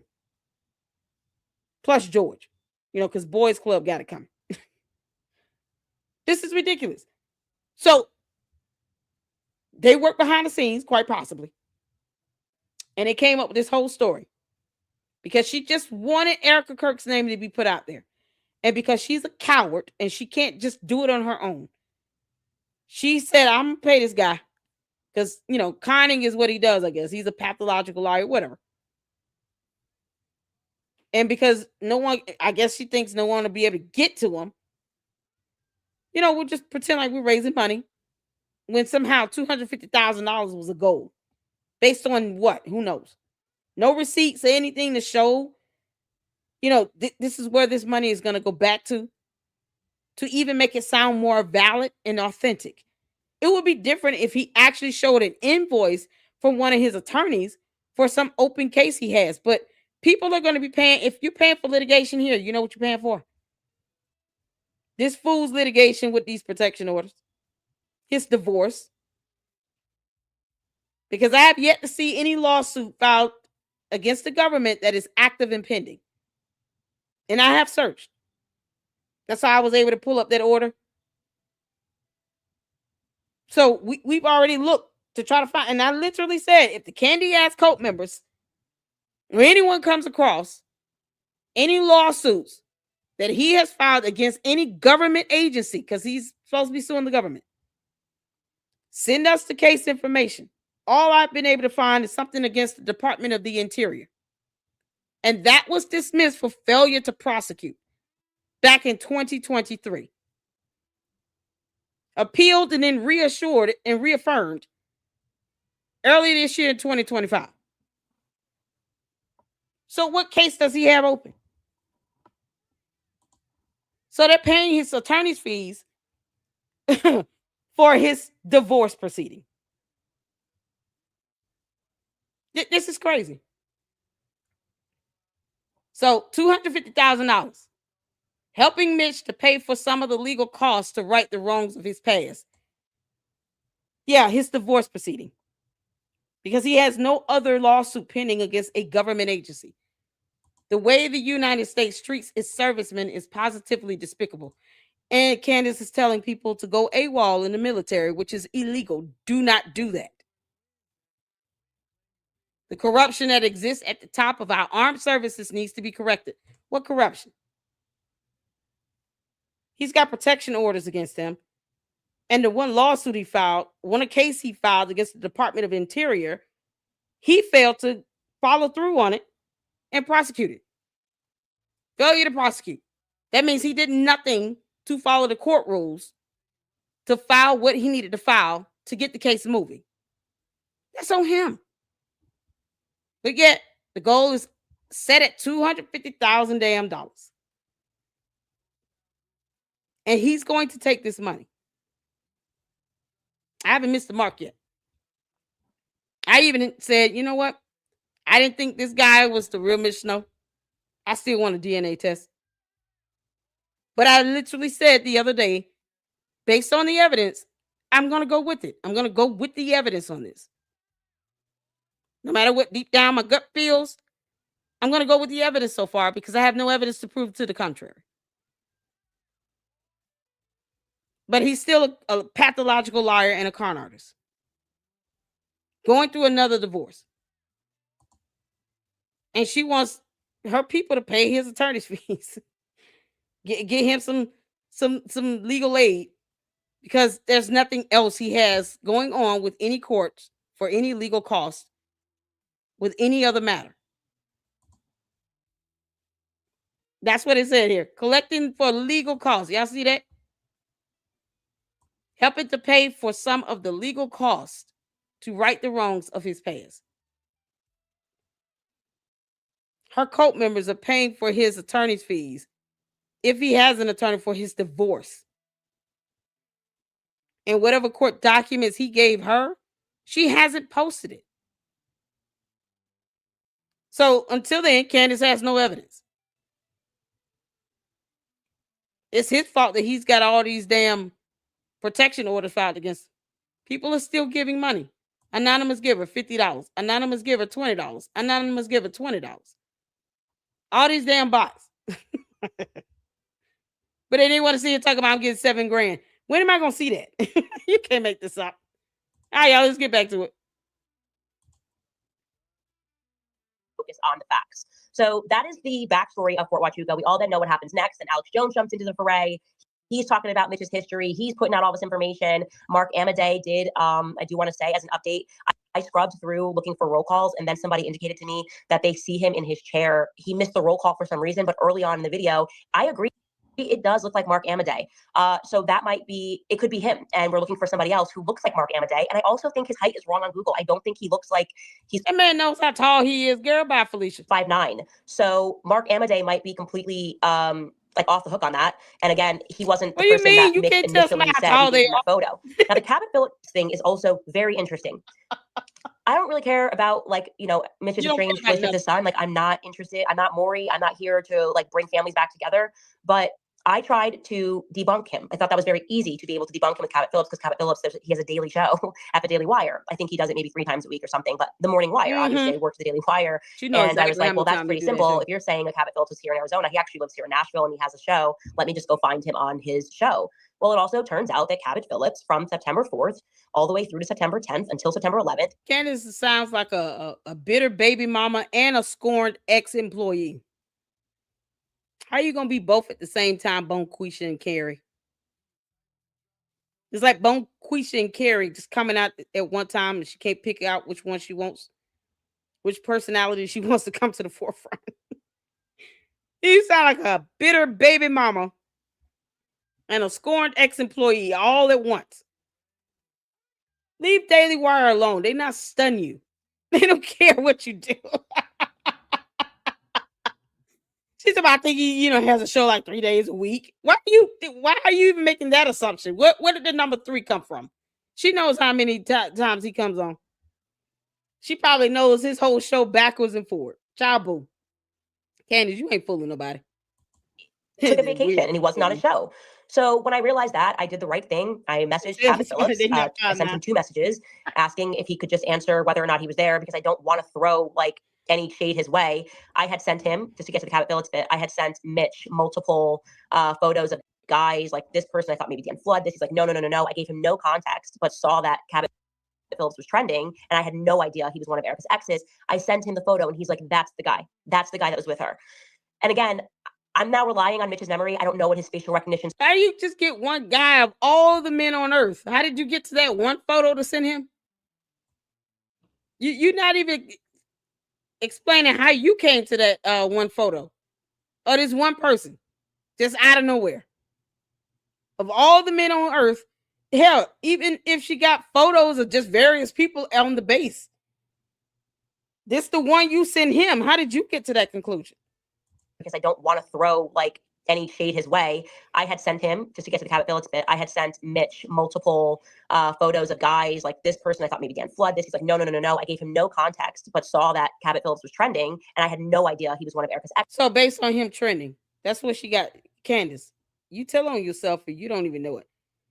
Simply because Cabot Phillips was trending, because the dumb cult members care more about Erica's love life than, the 2 children that are catching kidnapping threats because they're soulless gimps.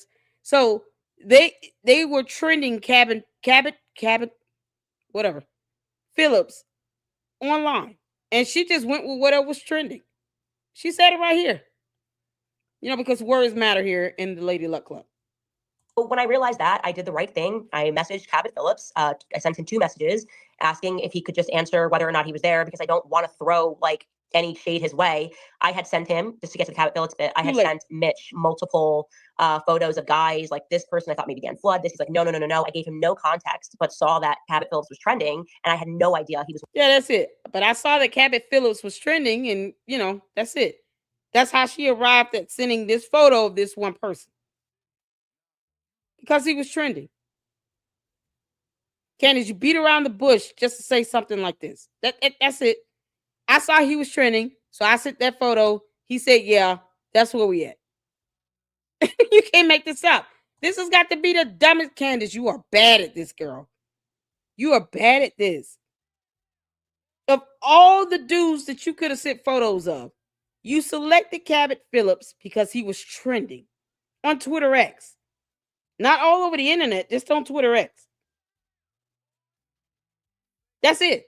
Now, who's to say that Candace did not put that out there for her bots and her cult members to get to going? Because they seem to have this whole concept of trending information down packed. All her dumb bots that still refuse to scan words or do a spell check. But she has that down packed. If you all notice the trend, because this Candace, I've been on social media long enough to know how this works. She'll start putting little stuff out there. And the next thing you know, it's like 2 or 3 trigger words. And then that just starts trending. Or someone's name. Her bots get to work on that. And they're already putting out this information about this person. The next thing you know, well, I just picked this photo because he was trending. And, but who's thinking about this Cabot Phillips person? Who cares about him? Does he pay your rent or your mortgage? No. Does he have to buy your food or your groceries? No. Does he have any impact on your household? No. Then where the hell he come from? Candace putting this stuff out here because, this is a game for her. It's all a PR move. That's it. You take her to the court of law, that's where she gets scared. But here, she really thinks nobody's supposed to actually see through her bullshit. Now we see, girl. You can't make this up. Bringing up Cabot Phillips out of nowhere because her cult members are sitting here digging into Erica's past as if there's anything they can do about it. Who cares who she dated? I don't give a damn. Erica nor any of her past boyfriends pay my rent. Who cares? You got grown ass men becoming simps, doing the biddy of Candace Owens, who's not stunning any of them. And see what happens when the cult members stray from the cult. This is what it leads to. She knows that putting someone's name out there gets them trending. And she just took that fuel and ran with it. All because he was trending. Here's the photo of Cabot Phillips. Let me see if this is the guy. Yep, that's the guy. Okay. That's it. That's how they came to this. Is Cabot Phillips the alternative shooter? Did he pull the trigger on the gun, Candace? If he didn't, no one cares. One of Erica's exes, I sent him the photo and he's like, that's the guy. That's the guy that was with her. And again, I'm now relying on his memory. I don't know what his facial recognition software is. If it's like mine, it's terrible. Okay, I can meet someone like 5 times and still not place their faces. But if it was my husband, he can meet someone once and he's like, that's him. We saw him at the airport in New Jersey. You don't remember. And I'm like, of course I don't remember. Other men's faces. Some people have it, some people don't. So I just wanted to try to confirm it. Cabot Phillips did not respond to me. Okay, he's not, you can say he's not required to respond to me. That's fine. I'm giving you the information. I would probably respond, like, just because it's such an easy thing to do. But that was interesting. I was compelled by that. He said that he thought the person was potentially a pilot or would have had pilots in his family because Mitch said, I'm a watch guy, and I recognized his watch, and it's a watch that pilots wear. Oh, what? It's digital. It had a yellow button, whatever. Well, there's never been anything publicly about Cabot being in the military. So I was like, that seems wrong to me. And then sure enough, I dug up a post that his grandfather was, I don't know, like awarded high honors in the military and was an Air Force guy. So I was like, okay, well, that's another like interesting thing that's happening. I would like to look further into that. Now, in terms of people saying that, you know, Candace, you sound like a brainless Valley High girl. Listen. A watch, that's the smoking gun, a watch. You know, wouldn't you say something more familiar like dog tags? Wouldn't dog tags be something like, you know, it's something you can pass down and everything, but definitely something you only get, you know, being in the military. Some dog tags. Why in the world is it coming down to a damn watch? It might as well be an earring. She didn't even pick a piece of jewelry that is more synonymous with military personnel, like dog tags. Candace, dog tags is what you were looking for. I believe it was dog tags. They were supposed to be in the military, right? You can't make this up. A bush, a maroon shirt, a watch, some studded earrings, some hoops, a bracelet. You know, that anklet. Yeah, that's the thing. Toe rings. You know, they brought that back in style of toe ring. Candace, it could have been a toe ring.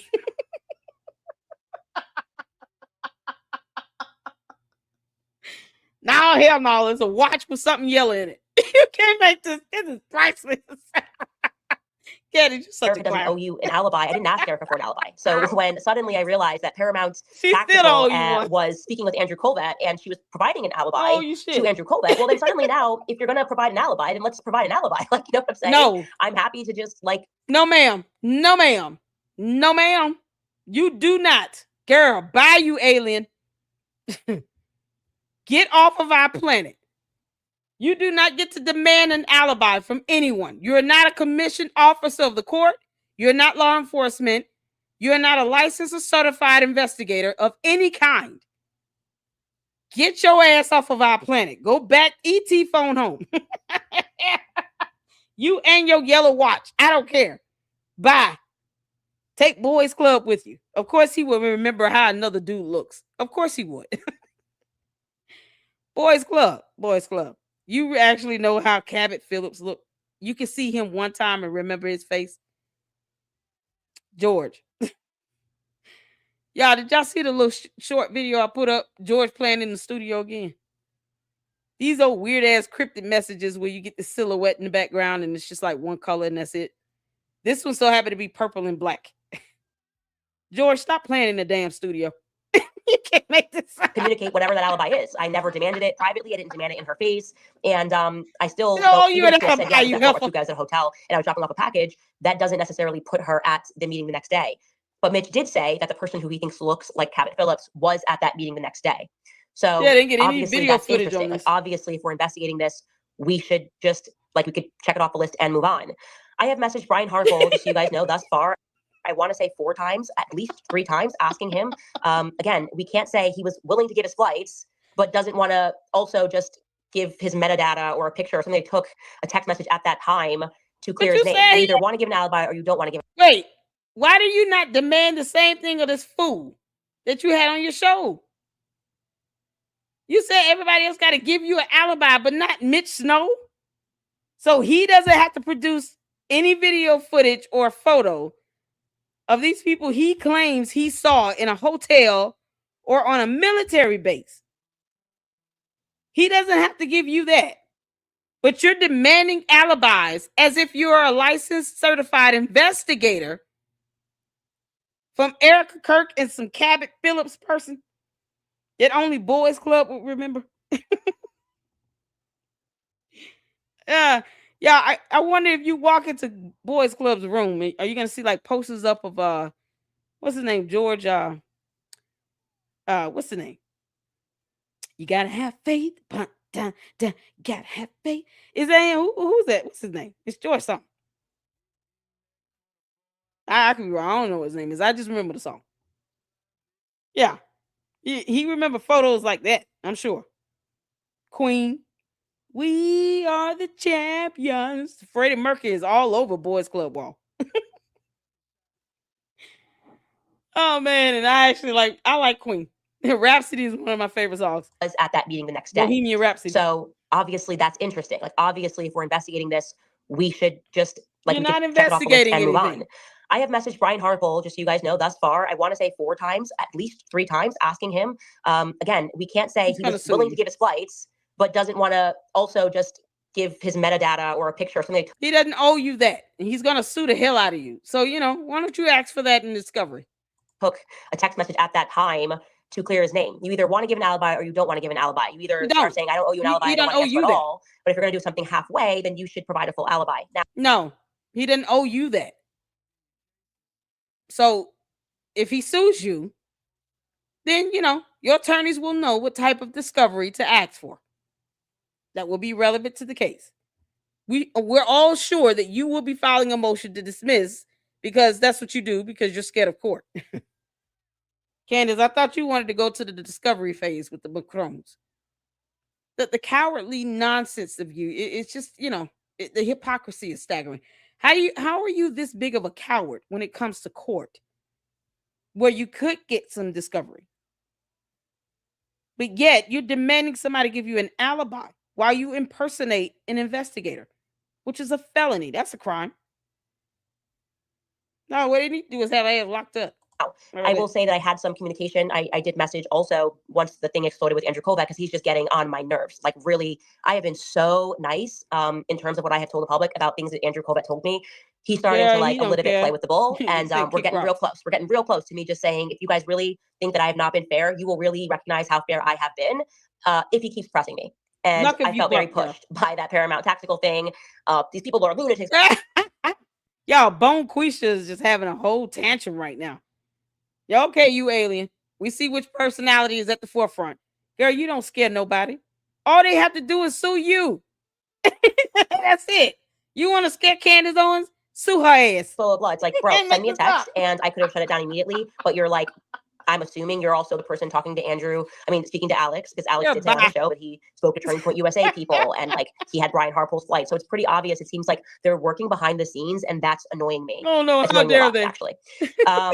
Anyways, so once I saw that Andrew Kovach was speaking with Paramount Tactical and being, I don't know, I guess sort of denigrating what we were doing, I then was like, okay, let me text someone more responsible at Turning Point USA and ask, hey, do you guys want to give me an alibi? So I put Andrew Kovach and the COO in a chat and I was like, hey, just figured we could have a direct line and you can just give me Erica's alibi and I'd be. No, they're going to sue you for harassment as well because what you're doing is harassment, Candace. I know you listening, you heifer. This is full-blown harassment. Leave them alone. Don't get mad when they sue you. You are harassing them at this point. They don't owe you shit. Leave them alone. Stop sitting here forcing people to give you alibis like you're a detective. You're not a commissioned officer of the court. You're not a police officer. You're not an investigator. Leave them alone. You're harassing people. That's like me demanding somebody, shows me their driver's license because I think they're dressed weird. Yeah, I'm making a citizen's arrest. Stop and give me your ID. You need to identify yourself. Show me your papers, fool. What the hell are you talking about? We're not doing this. I'm not giving you an alibi. It's that simple. They're not giving you an alibi. They don't owe you shit. You can't prove that they were there. And you could, if you wanted to, get some of that camera footage. Maybe you should take some of the money that's being raised for this fool and go pay for some of that camera footage from the hotel and the military base. Candace hadn't even tried to ask for it yet. So she has no idea what she will be able to get. If somebody's willing to violate HIPAA privacy laws and send her a screenshot of an EMR, at, emergency room admittance of some sort, and an internal email from medical staff, then who knows? Maybe someone will give you some security camera footage from that hotel. But you understand that they were recorded on a hotel video camera. Like there's no way somebody could go into this hotel and not be caught on camera. See what you could do to buy some of that camera footage. Pay somebody to get that camera footage. How about this? Next time you let some fool on your show, make them have that evidence up front. That way you don't have to worry about this nonsense. Because here on Earth, that's how we human beings do this stuff. Yeah, you can do whatever you want on your home planet. But if you're going to be here on Earth, yeah, you got to follow our laws and rules over here in the United States of America. Or you can, try again for Australia. Good luck to them. Happy to publish it because I'm not interested in throwing mud on someone's name. I just want to get to the truth. That conversation was had yesterday, and they did she's such a Karen. give me an indication of what she was doing, which was making dinner for Charlie. I have asked for metadata to show that it was Charlie that she was texting, and I'm still waiting for that. So the last conversation I had with them, I think that was yesterday, Sunday at around 1:00 p.m. ish, my time, Central, I think, and they said that Erica got busy with the kids and that they were going to get me something. So I'm still waiting on that. Just so you guys know that I have been responsible and speaking to the people directly trying to get the information. Now, obviously, Sam, I very much agree with you, and I'm going to let you jump in here. Actually, let's start with Harrison because I would love to hear his side. I think it's for the most part, he's done a lot of great work. He has not been feeding us a fed slop and telling us that Charlie had a magic neck, and it's good to hear from people who disagree with us. So, Harrison, if you want to unmute yourself and jump in, that would be great. That's a lie. Yeah, thanks for having me. I guess my whole thing is, why does this meeting even matter? Like, what is the actual claim that's being made here? That's been my confusion the whole point, the whole time, is like, okay, let's say that there's absolute proof, photographic evidence that everything that Snow says is true. Like, who cares? I mean, what does that prove? What is the actual accusation? Who do you think was conspiring with who to do what? Yeah. And I think, obviously the name of the episode was, the day before Charlie Kirk was murdered. The insinuation is that this was a assassination planning meeting, which I don't even see any evidence of that. And then people I'm arguing with online are saying, no, this has nothing to do with the assassination. Yeah. So, I guess, if the space is why this matters, why does Fort Huacachuca even matter? Like, what is the claim being made? I still don't even understand that. So it matters because why would Brian Harpole be on Fort Huachuca at all, right? It matters because he's giving an alibi, which means... Wait, it doesn't matter if you have no evidence or proof that he was there in the first place because you're too lazy to get video camera footage.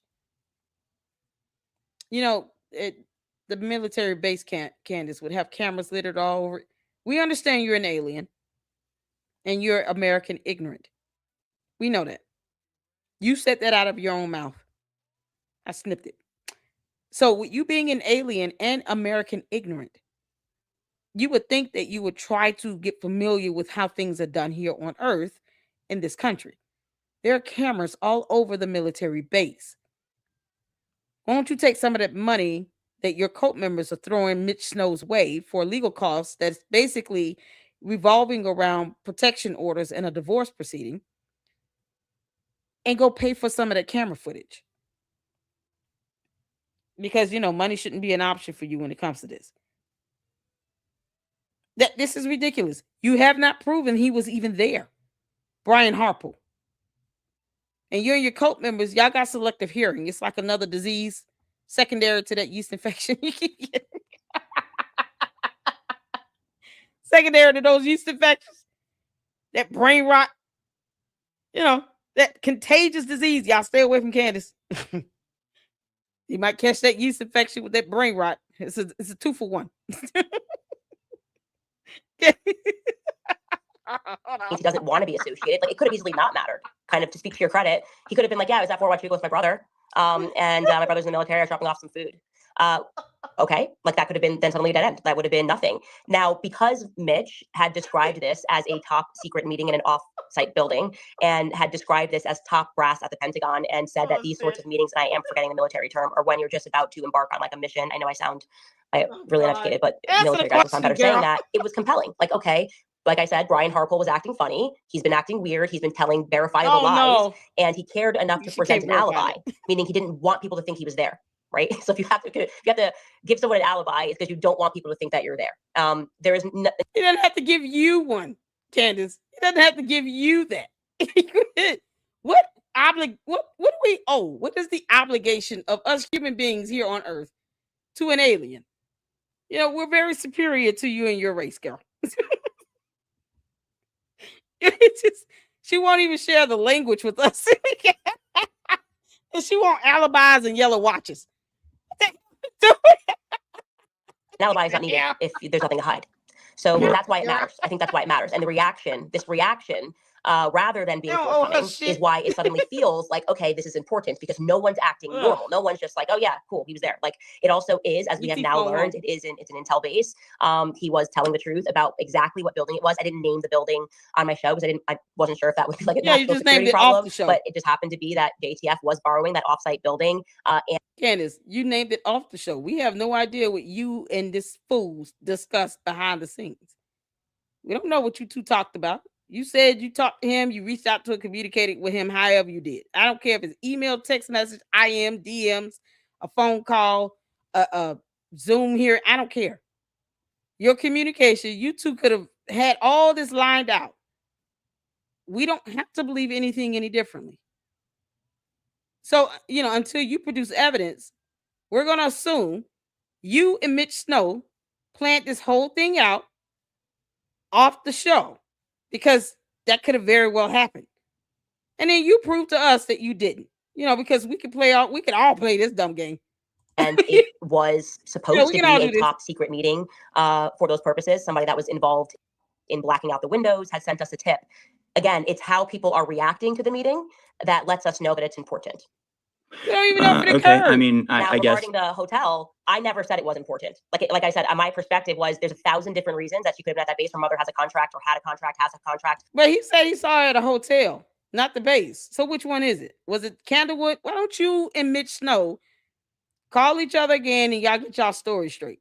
Because right now, both of y'all lying like hell. I mean, lying like hell. And neither of you are making sense. You would think you would have called him back and said, we got to get our story straight. Because, we're almost at that $250,000. We're almost there. So we got to set the record straight on this.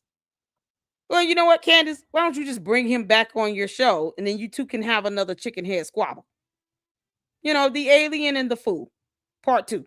With the DOD, Erica has been open about her mother's ties to the military in the past. She actually did an interview and said that she moved to Arizona because her mother had a contract with the military. So again, weird thing is when Andrew's like, Erica wasn't in some fort, as if he's never heard of Fort Huachuca. His brother is in the military. His brother is Captain Curtis Colvett. His first cousin is Captain Robert Colvett. So that kind of a language is why I've named this, why it suddenly really matters, right? It was sort of one episode. I didn't exactly dedicate a whole series to it. The reaction has been so almost like violently obsessed that the public is now going, oh, okay, well, it feels like there's something here. I think that's just sort of our natural instinct. Okay, I mean, I think if you're saying that somebody is somewhere and they weren't there, then providing the alibi is not in and of itself suspicious. If the alibi is not confirmed, I guess you can be suspicious of that. But again, there's still not an answer. Like, okay, let's just say you're right. Let's just say that absolutely they were there. Good job. So Candace doesn't understand words. For those who are just tuning in, we got a Slopping Joe up in here. Oh my God. I come to the comment section, y'all, and I see Slopping Joe. Man.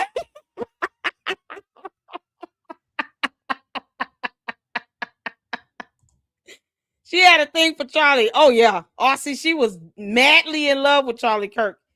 Y'all, y'all see that green alien envy come through her? Candace is so jealous and envious of Erica Kirk, is not even funny. She's trying to rope Erica Kirk into this. And she doesn't have the spine to just flat out say it. I mean, you know. Erica Kirk, you need to sue her ass. I'm telling you right now, because this is not gonna end. You know, this is not gonna end. You really don't owe her anything else. Don't respond to her. Andrew COVID, all these other people, y'all stop responding and giving her energy. Who told her at TPUSA, Erica Kirk is busy with the kids, but she'll get back to you? Why? Why? Leave her ass in limbo. Slopping Joe, what are you doing? Joe should be Tyler's defense lawyer. Hell, you don't need one. Candace is gonna get Tyler James Robinson off by tainting the jury so damn bad. It's not even gonna be funny. It'll be a hung trial. And guess what's gonna happen, Candace? Erica really gonna sue you for wrongful death and for interfering and obstruction. You keep on if you want to. Keep sitting around here impersonating investigators, demanding alibis, something that you don't have the right to demand. You're not entitled to it. They don't owe you anything. Keep on. All you're doing is creating more evidence, Candace. No one wants you to stop. I just want you to damn get sued and have to take this to court. That's what I want. What's going on, Duke? How you doing? Laugh out loud. C-Star, what's happening? She hasn't seen any of them. How does she know how they are acting? Probably home with family for Christmas. Oh, man. Probably was. Haha. Daisy, how you doing? No candy. The public isn't thinking that. Exactly. No reply said Joe should be Tyler New Furry. Joe, I take it that you're cutting up in my chat. I told you come in and into my chat at your own peril. Do you understand? Y'all, the candy ass cult members come here for the banter. They be up late in the morning like I am. They can't sleep either, and they just be at it. Yeah, the candy ass cult members, you guys, it seems like you're experiencing some grand delusions of some sort. This alternate reality, at the very least, if you guys are gonna tap into our reality for 5 minutes, at least act like you got some sense. They got to be high 24/7 in Candyland. Shubba. Y'all, they smoking and a sniffing and a loving and a booting up there. In Candyland, they doing everything. George is entertaining boys club, playing, shooting pool and drinking and all this stuff, memorizing men's faces. He's doing it all. Joe, are you George? Yeah, Joe might be George. Yeah, I'm not looking good. Melanie, what's going on? Mira said she's irritated by Harrison because he used common sense. Exactly. Candace, this is what happens when you've mastered the English language and then you actually have a brain and then you can formulate a thought. Without the itchy scratchies. Girl, how long are you going to sit here and ride on this yeast infection high? How long is this going to last? Because I think it's wearing out his welcome. It's been, 10 years of this? Candace, did you ever pay that judgment, pay back that apartment complex? You owe them a lot of money, girl. $19,000? That's twice. That's almost 3 times the amount that your cult members keep saying that I'm going to get paid. And I still have yet to see a check. Cult members should be dropping me some supers right now. Give me a super sticker, a super cash, a super something. You want me to get $7 grand? Go ahead and add to the pot. I'm just saying. Candace, did you ever pay that judgment over to the Court of Australia? I'm curious to know if she ever did that. Because she was ordered to pay the government's court costs. Because Australia said, not the day, you bride of Chucky. They kept you from coming over there. They ain't got time for this. Child, please. Trying to just keep up with her, honey. It's a headache. That's funny. Say people can people can upset because it is false, not because you are over the target. Exactly. Diane said, Joe, do you know George Farmer is gay? Why is Candace concerned about the McCrows? Candace has her own problems. Yep.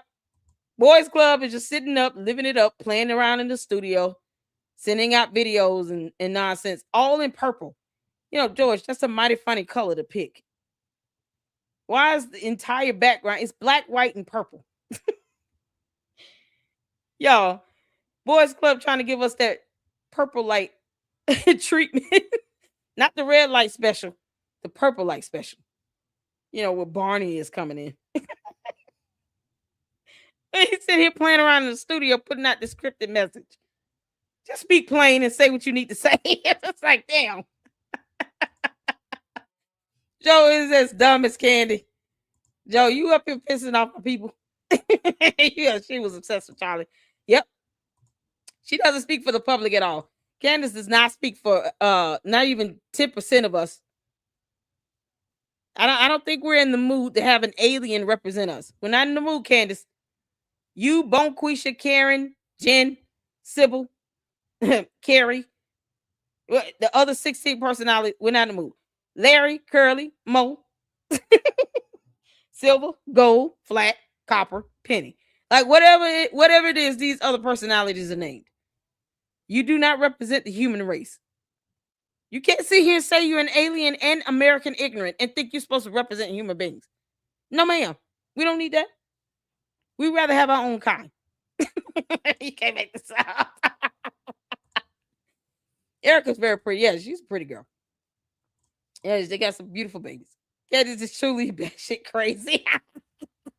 Y'all, I just wanted to get some comments here right quick because we all just need a little brain break from Candace. She's just going 1,000 miles a minute. All right, let's get back to this. Oh, child. All right, come on, Bonquisha, finish this up. Yeah. What does that prove? What is the accusation? Because what it sounds like, and I mean, what the insinuation obviously is that this was a planning meeting for the assassination, and the people there had pre-knowledge of the assassination, and they were therefore in on it. So I think that if you are making that accusation, which in effect you are, right? You're in effect saying, okay, Erica Kirk and the head of TPUSA security were at this pre-assassination planning meeting. Erica was there, so you guys have to stop repeating that. It's Erica was never at that meeting, and that's another thing. I've never said Erica was at the meeting. Mitch has never said Erica was at that meeting. There was never an indication she was at that meeting. He did not see her on September 9th. It was Brian Harpole who was at that meeting. To my knowledge, Brian Harpole, I don't. You just said as affirmative fact, it was Brian Harpole at that meeting. Candace, you can play this word salad if you want to, girl, but I can't wait till they put your ass under oath. Yeah, and they may have to, get an interpreter. Candace speaks Ewok. I don't know why he would be at an intel base at a meeting with top brass. And what I can tell you is if he was there, Turning Point doesn't know he was there, according to Erica and Justin Strife, who I sat down for 4.5 hours. So if Turning Point has him on their payroll and they've outright purchased a security firm and they don't know what he's doing on an intel base, yeah, it matters. And we don't need to know the conclusion to follow the clues here that something's wrong. So that there's this fashionable thing where people are always like, well, what's the final thing you're saying? Well, we don't know the final thing that we're saying because that's not how investigation works. Well, you have can to follow the thing that's the lie. We have to follow, okay. Girl, you don't know how investigations work at all. Not at all. First step is don't impersonate an investigator. You don't even have the credentials. Listen, does she have citizenship of the United States of America? Candace, we will deport your ass in a minute. This guy said he was here. He wasn't. What does that mean? I don't know what it means yet. I don't know what it means yet. What I'm saying is the reaction to this is not normal. Brian Harpole shouldn't be on an intel base if Turning Point doesn't know about it. And he's presented an alibi that doesn't actually cover where he was, but he felt it necessary to give an alibi. So, interesting. And I think we have a right to think. So, if that's cool, I'm just gonna let somebody else jump in right here. I think, is that okay, Harrison? Or do you want to just have a final thought there? Sure. Okay. So Erica Kirk was not there. You don't believe that Erica Kirk was there at all. She wasn't there on the 9th. She was not seen on the 9th. It's not about whether I believe she was there. She wasn't seen on the 9th. That was never said. She wasn't seen on the 8th either. Okay, but she was seen on the 8th. Yes, and not at the intel meeting, not in the intel, headquarters or whatever. You just said it. She just gave an affirmative allegation here. Because Candace, you're no longer opining. You're not giving your opinion. You just said she was not there on the 9th. She was seen on the 8th. As if you have evidence to back that up. Why didn't you tell Mitch Snow to at least pull a photo and pretend like he took it? They couldn't even get a picture offline and make it seem like it came from his phone. Because, you can create text messages out of nowhere with no date and time stamps, Candace. Because you fake text messages all the time. Because in the absence of evidence, we're going to make the assumption.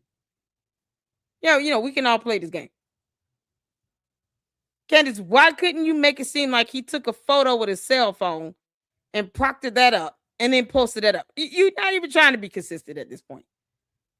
This is what happens when aliens get into, human affairs. You don't believe that Erica Kirk was there at all. She wasn't there on the 9th. Oh, She was not seen on the 9th. It's not about whether I believe she was there. She wasn't seen on the 9th. That was never said. He never said it. I never said it. Okay, but she was seen on the 8th. Yes, and not at the Intel meeting, not in the Intel, saying headquarters yes. or whatever building they were using. She was That is not a fact. seen with the top brass, nothing like that. Okay, so Is it a the fact? pre-assassination planning meeting happened on the morning of the 9th. She was seen in the area on the afternoon of the 8th, but those were unrelated. She just happened to be They there. are related because of the person she was with, who he believes looks like Cabot Phillips. He did see that person at the meeting on the 9th. Okay, so again, you are saying that basically these people were there to conspire to kill Charlie Kirk, right? You can keep saying what you're saying, or you can listen to what I'm saying. But if you want to just say what Which you're is saying, just nothing. say it and don't put it behind you're saying. Just say, hey, I'm Harrison and I'm saying. Candace, you can't force someone to say something. They're just trying to pick up what you're saying. You've already stated 2 affirmative allegations. You just said she wasn't seen on the 9th, she was seen on the 8th. But you still produced no evidence, such as hotel surveillance camera footage. Why don't you just spend a little money and get some footage?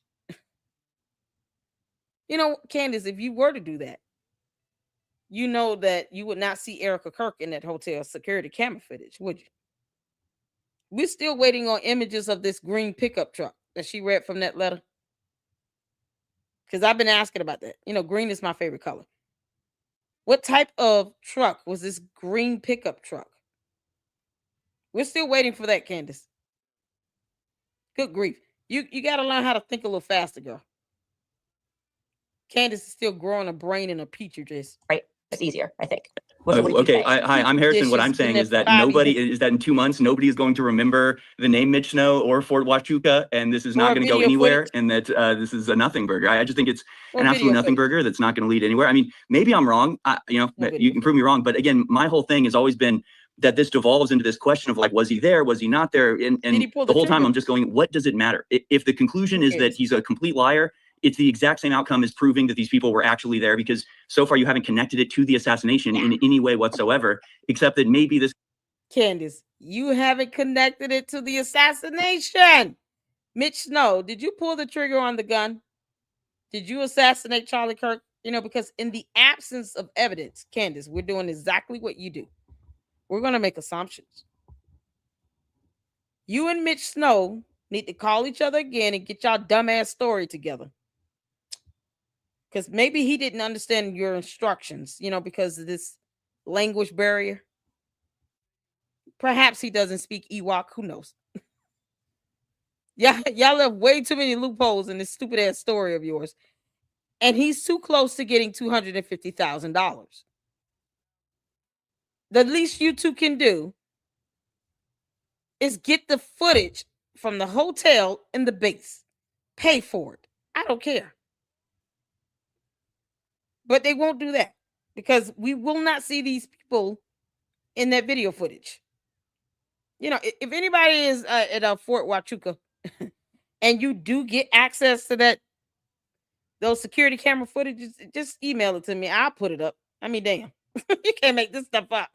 Guy thinks that he saw people that are around Charlie Kirk. And my whole point is, obviously the insinuation is, I mean, again, when you're saying Erica Kirk was there, but not actually there on the day, but in the area, but not because of the assassination meeting, but it's like, okay, clearly the insinuation is that these people had something to do with the assassination, and you can make that claim or not, or pretend that you are, or pretend that you're not, but you obviously are, but like, that's all. I don't really care about any of that, but you have to. Thank you. Let's give somebody, I think, just you say something clearly and obviously and clearly doesn't make it clear or obvious. I'm following this investigation. Charlie was assassinated. I'm going to take every step, and I'm going to say what I know at the exact time that I know it. So I cannot say that it was definitively an assassination. You can't definitively say Erica was in a hotel either. You can't say any of this definitively. You won't even fake some video footage just for the sake of faking. I can say that I have a feeling about this meeting that if it is in fact Brian Harpole there and he's lying about that, then that's not good. It's not a good thing because there's no reason to lie unless there's something to hide. But thank you so much for your feedback. I appreciate that. You got to get the last word. Hope to speak in the future. I am going to allow Ian. Did you want to jump in here? No. I'd be happy to, but depends on what you want to talk about. I had to jump in late. I was in a different meeting when I got some text messages of like, yo, get in here. Oh yeah, I was just mentioning. I was giving the timeline and just telling people when you and Candace got to go to her safe space.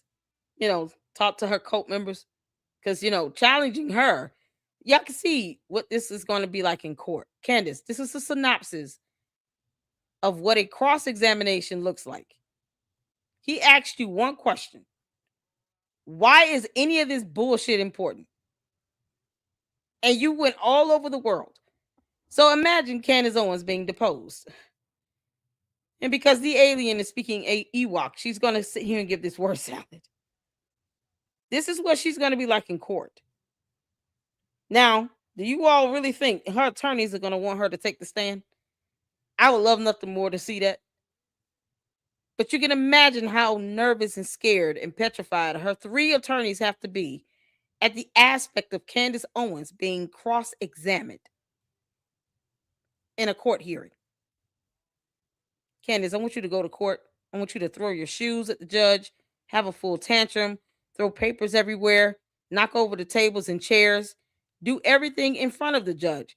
So when he hits your head with that direct criminal contempt charge, they'll lock you up. I had the call, and you were kind of just trying to give me a heads up about, Valhalla. I think it was Valhalla. Show right? your That ass wanted to in speak court, with me about Mitch and that his backstory was stolen valor. I wasn't sure if I got something wrong, but I thought it was Valhalla, right? Yeah. I mean, there's been a lot of people that have been trying to get a hold of you. I'm like a regular conduit for people trying to get a hold of you. You know how it is. Yeah, exactly.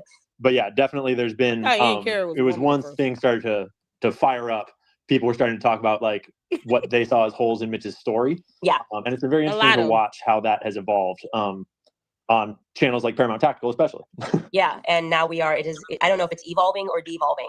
Yeah. But I do want to say though, real quick though, is that I was expecting Valhalla to go way more off the rail. Like he definitely voiced his opinion when he did his episode with all of his evidence. He definitely came out hot and voiced his opinion. But I actually was pleasantly surprised by how Valhalla did that, in the sense that based on what he knew and the source that he had, he condemned what he saw as what Mitch was and what Mitch's actions were. But he also didn't like, I felt glad that he didn't overstep himself and kind of blow up on you too hard and try to like over extrapolate what he was showing. Yeah, because simps are sitting here sparing Candace's feelings for no reason. Simps. I literally thought Ian Carroll was a female for a while. That's how. Listen, when you pew out nonsense, I have no interest in trying to keep up with all these folks. We're trying to keep up with the alien here, and that's enough. Candace, I thought Ian Carroll was a woman. All these simps sitting here trying to spare Candace is so gross, and they're getting all this notoriety, all these views, all this money off of her, just kissing her ass. This is what's so funny about this whole $7,000 thing. I could get a whole lot more if I wanted to by just sucking up to Candace Owens. My videos will get hundreds of thousands of views because, I'm still going to be myself. If I truly just wanted the views, clicks, likes, and subs, and the money. So the idea that grown-ass men who are not married to her are sitting here, I'm so glad he didn't blow up on you. What if he did? That's, nobody has to treat her delicate. She said she grew up this way. She hardwired. So who the hell got to go soft on her? Since when did we put aliens before our own kind?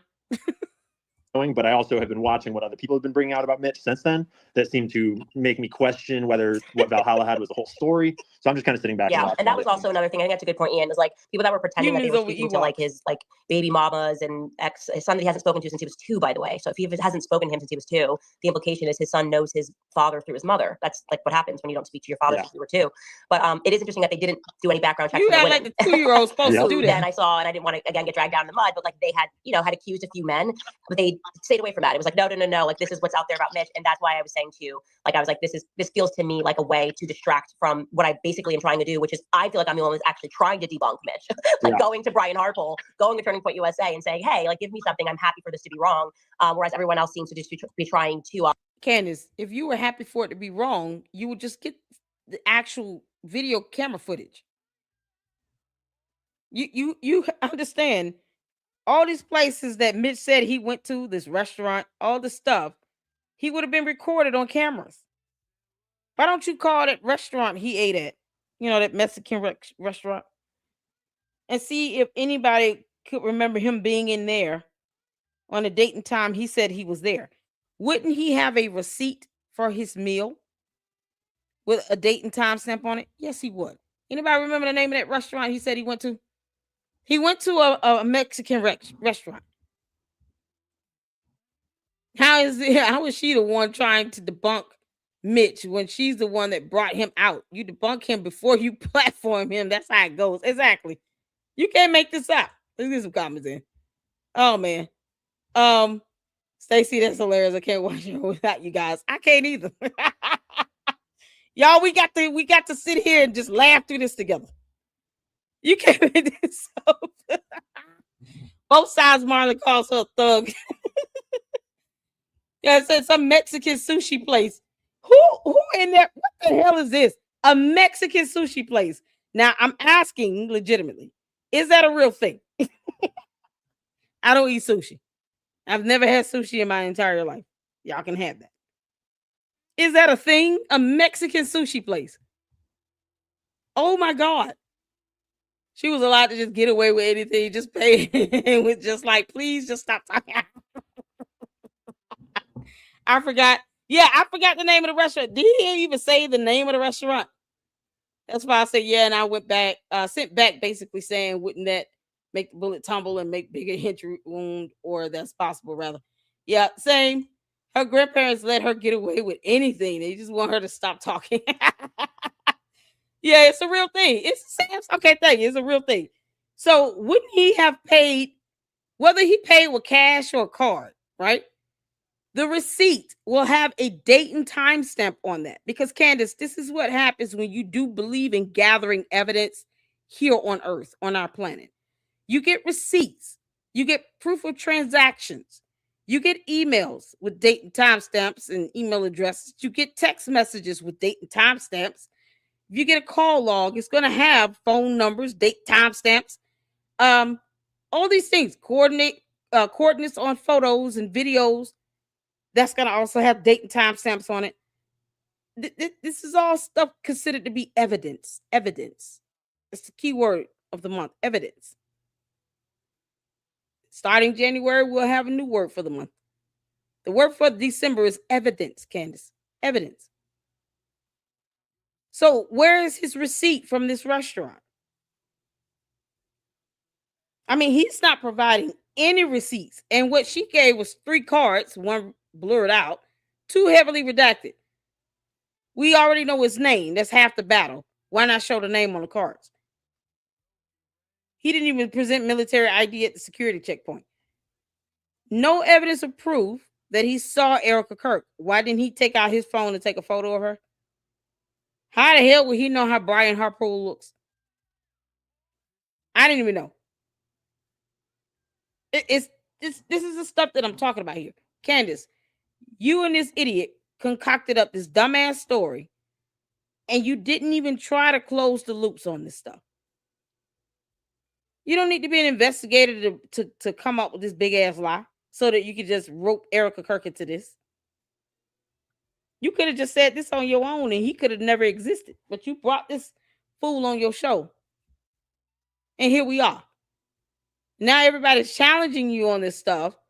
No one has to give him any credibility.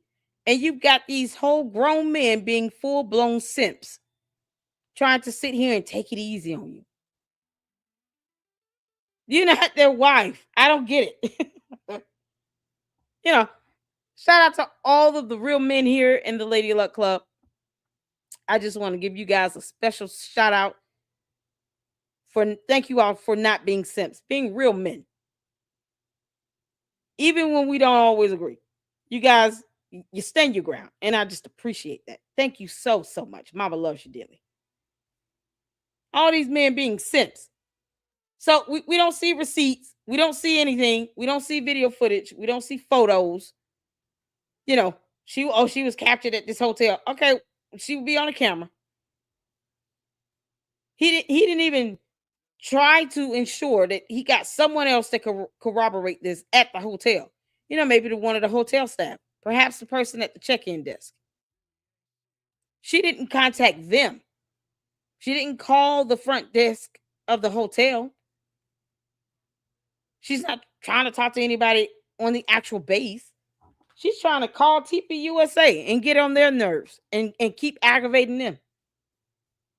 Demanding alibis from those people, but not calling the hotel staff or the military base or this Mexican sushi restaurant. How about checking the airports to see if they flew in and out? Yeah, because they wouldn't be on those blue and yellow Egyptian planes. Wouldn't they have had to fly there? So airports have cameras, Candace. If you know what airline they flew with, maybe you can see if someone could remember seeing someone that looks like Erica Kirk. They would have had to fly in. They drove in at some point. They got gas. You see where I'm going with this, Candace, you dumb alien. They're going to get picked up on a camera somewhere. You can't even put them on the route to go to this so-called hotel. And you refuse to go to UVU, so, whatever. This girl is sitting here. Erica Kirk is taking care of her mom. She's got 2 kids, this company, all this stuff. It's bad enough dealing with the dumb coat. And now you got Candace Owens beating around the bush, sugarcoating, trying to rope her in it, as opposed to just saying how she really feel about Erica Kirk. Candace, at this point, we would not be shocked if you said you can't stand her and you hate her guts. We wouldn't be shocked if you said that. Yeah, for once, be direct about this. This is so stupid. Now this fool is about to get $144,000 for nothing. All those people, they can't get their money back. Your bots are bots, but whatever. These people won't even be able to get their money back. And y'all think this is going to go towards his, estranged wife and children right now? No. She's talking about baby mamas and all this other stuff. No, he's still married legally. But either way, you brought a pathological liar on your show, and neither one of you could still come up with a better story than this. So, you're both idiots. You can't make this up. So people just need to keep chewing her out, because that's the only way this is gonna go. Just keep chewing her out. This is something else. All right, y'all hit that like button. Thank y'all so much for tuning in. We're almost done. Distract. I do want to let let's go to let's do Ryan and then Isabella, and then we'll do Diligent Denizen. I think that's right. Diligent actually, his app kicked him down. You should re-add him. I did. Yeah, cool. Yeah, Candace, I'm just jumping in here listening right now, so I'm going to hang out for a minute, and then I'll jump in at the end. Cool. Awesome. Isabella, did you want to jump in here? Yeah. Hi. Thanks for having me up here. It's been a lot of debate going on with this, and I think Harrison did bring up some good points. And I've been really interested in the drama between you and Evan. And I'm curious, so Morgan and Evan are friends, and did she just randomly reach out to you and let you know this? Because that's a little shady on her part with Evan. No, she didn't. No, she didn't owe her anything. She doesn't have to tell Candace about her friendships with no damn body. If you're gonna leave the cult, leave the cult. You don't have to explain yourself on the way out. Yeah, part of that liberation is being able to tell them to kiss your ass. I mean, seriously. She actually did it by accident. So she, I don't know her at all. I think she's had a pretty good opinion about stuff, and she's definitely kind of been one of the early people on saying how she was treated when she started talking about Israel. And so I think what happened was we should definitely separate Evan from Evan from Morgan. Morgan kind of, it seemed weird because it was like nothing happened, and then they both kind of wrote these statements. And you don't actually have to break up with anybody on X, that you can just not agree with something. I don't know. I never feel like the need to write a very long statement if I disagree with something, a commentator that I'm listening to. I'm like, kind of I listen to. Yeah. I agree with that. I don't agree with that. I'm never like, for a long time, I've really loved Matt Walsh, but his take, it's like, I don't know. So I think it seems a little extra to people on the outside. That was it. And it was at the same time. And so I messaged her and I was like, I follow you. You could just message me if you thought some part of your story wasn't real. And I sent her some docs about the cartel person. I was like, he sent me so many docs that his story is real. I don't believe it's real. This happened. Here are the medals he received. I obviously did my due diligence. And she said thank you. And then she was sending me a clip of it was just a clip of Paramount Tactical. And I think she was sending it because she was like, oh, look what his son is saying. But actually, I found it interesting because the son then confirmed the story, that he was on Fort Huachuca Air Base. And she didn't realize that when she screen recorded, her text messages were coming in from Evan. And no one denied that this idiot was on that base. No one denied that.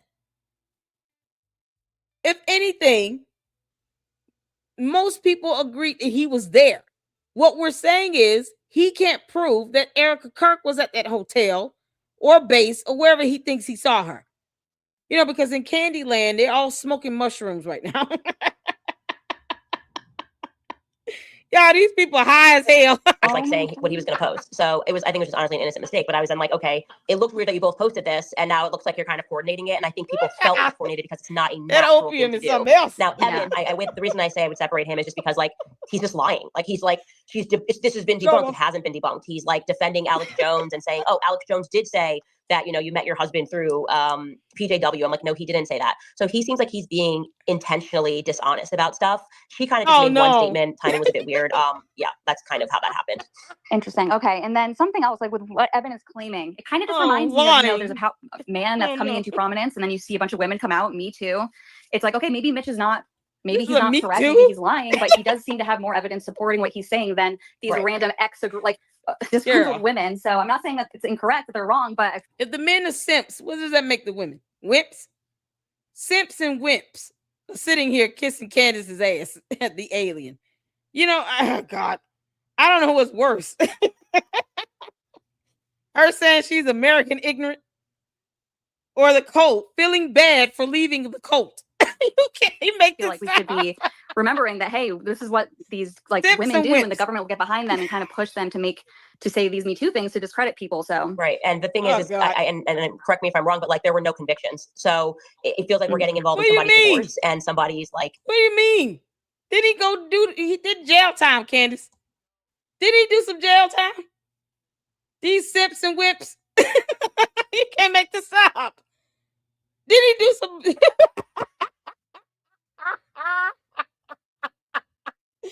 This is the same alien that thinks that you must send a cease and desist letter before you file a defamation lawsuit with malicious slander and intent. You can't make this up, Candace. Oh, Lord have mercy. You have 3 attorneys here on earth. Why don't you just call them? You're paying them either way. Ask them some questions. Y'all, she's scared to go to court. I wonder, Candace, if you would melt. Like, the Wicked Witch of the West. If you walk in a court, would you start melting? How does that go? Because clearly you don't start melting when you walk into church. If you pour water on her, will she start like smoking? I'm melting. How does rain work on your planet, Candace? It's time to deport Candace's ass. You're not serving us any good right now, girl. This video is an hour 33 minutes. We're only 41 in. Candace, we're gonna deport you if you don't start being funny. Man, it's not my business. It's always messy. It's not my business. I'm sorry, and I'm sorry to say I don't care, but I don't care. I care about who killed Charlie Kirk. I care about whether what he said he saw in Fort Washington was real or not. And every other piece of the story checked out. Like I got the military police report, so this just feels like mud, And I'm like I said to the end, I said, look, if your buddy Gary wants to do Becoming Mitch 9 seasons, let him do it. Everybody has to follow what is their path in life. And I was like, I just personally don't care. And so I encourage everybody who is feeling passionately against Mitch to go down that rabbit hole. I am focused on what happened that day, and thus far, nothing Mitch has said to me has not checked out.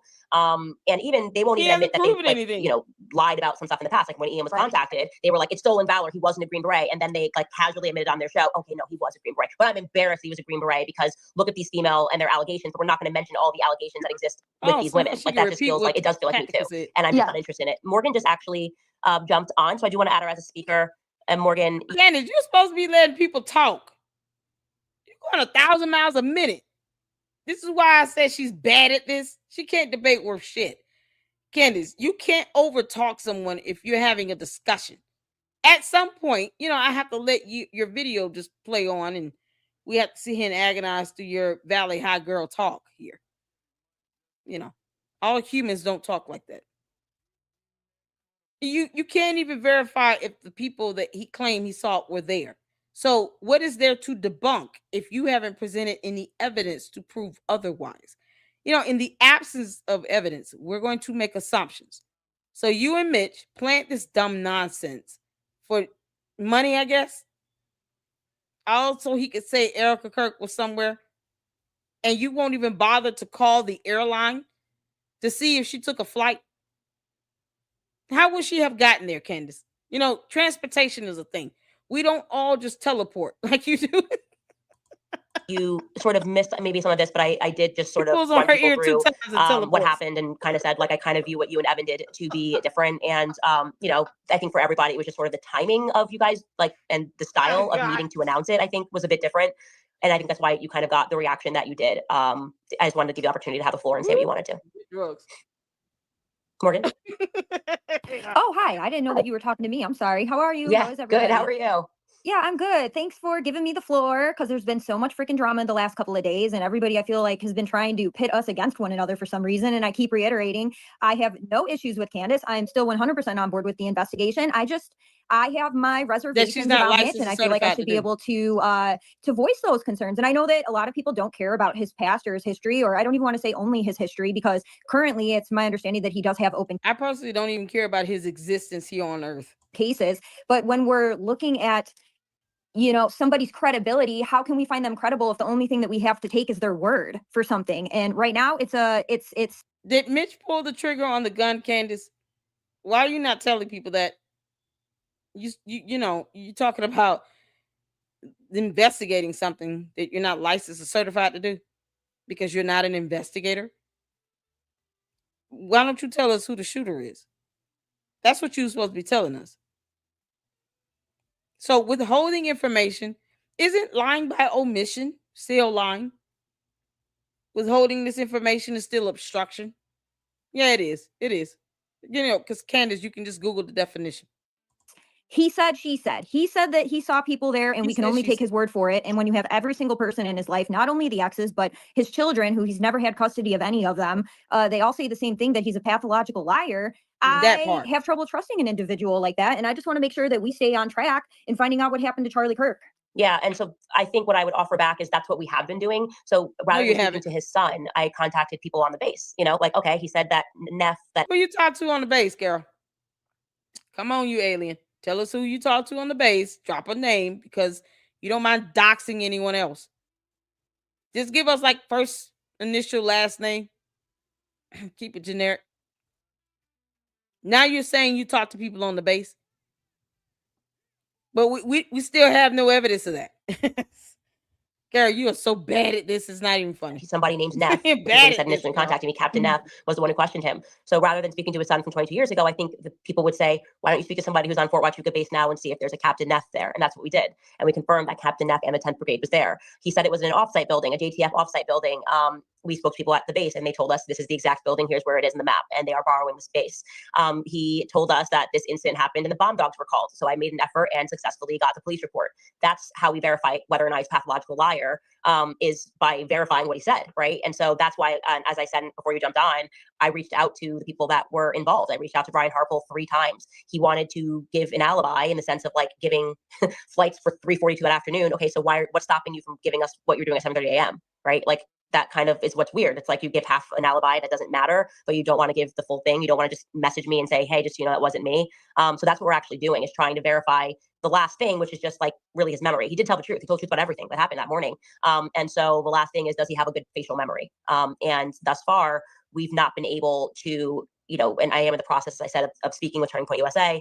We haven't yet gotten a clean answer from people who have indicated that they do want to give an alibi, right? Because Andrew Colvett is messaging Paramount Tactical with an alibi. Well, I'm your girl. I'm the only one I think that's trying to debunk Mitch. Like, because I'm like, she wants to be the only one to get information. Candace, no, because if you were giving $144,000 to Mitch Snow and no one else, hell no. Plus, no one owes you that. No one owes you that.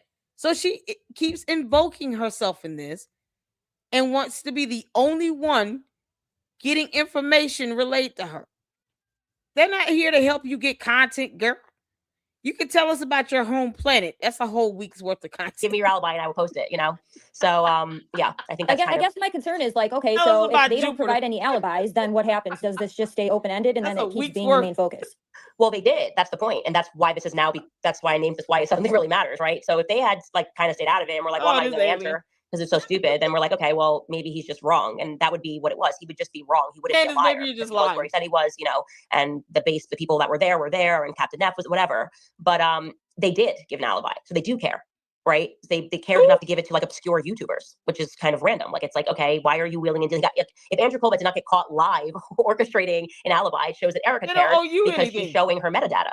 So wouldn't the common sense thing to be, if you care that much, rather than going through obscure YouTubers, like, wouldn't you just go direct to Candace and be like, hey, I saw you did an episode on this, like, here's your... Nope. Because no one owes you shit. Y'all, she's more mad at the fact that y'all they're leaving me out of things. Candace, you tell us about your home planet. Maybe they'll think about giving you an alibi. Here's the information you're looking for. They all have a direct line to me. I would have published it immediately. I don't give a damn what you think. Right. Girl. I wonder if say Erica does provide something, are people going to be are they going to accept that from her? I would, and I would end it. Like, I would. So you're a leader. Like, my goal is not to look stupid, right? So like, if she gives me like an alibi and she's like, here's where I was, like, why would I not just instantly be like, hey, here, like, it wasn't her. Thanks, Mitch. Like, it was a different blonde. Like, we've been very open to that, and I said that 1,000 times on the show. You either have really good memory when you see faces, or you have a bad memory like I do when I see faces. I don't know Mitch, so I don't know, but he was pretty detail oriented about the watch and little things. And I think beyond anything else, the reaction when Andrew Colbert is wheeling and dealing behind the scenes, it then makes things really compelling. Right? If he didn't get caught on that live, I probably would be neutral. I mean, I did one episode on this. Everybody's acting like I've done like Becoming Brigitte. You know what I mean? Like, we've been investigating the Charlie thing. Yeah, that led to a whole lawsuit. Good luck to that. Candace, you're going to lose like hell. You're going to lose like hell. The Macrons are going to mollywop you. This is how she would act if you had her on the stand under oath, under the penalty of perjury, and you cross-examined her. I'm telling you all right now, the Macron's attorney, they're going to have a field day with Candace. They can't wait to put her ass on the stand. Candace, when you're a pathological liar, what you do not make good is a good witness. You people like you do not do well on the stand. You get put under oath, it's a wrap. You are going to perjure yourself. The next thing you know, she'll be teleporting her ass up out of here for real. We'll have to put out an APP on her, and Space Force have to go find her ass somewhere near Mercury and Venus. You can't make this up. Candace, you're not going to be able to escape. We will not let you leave this planet until that court case is done and over with.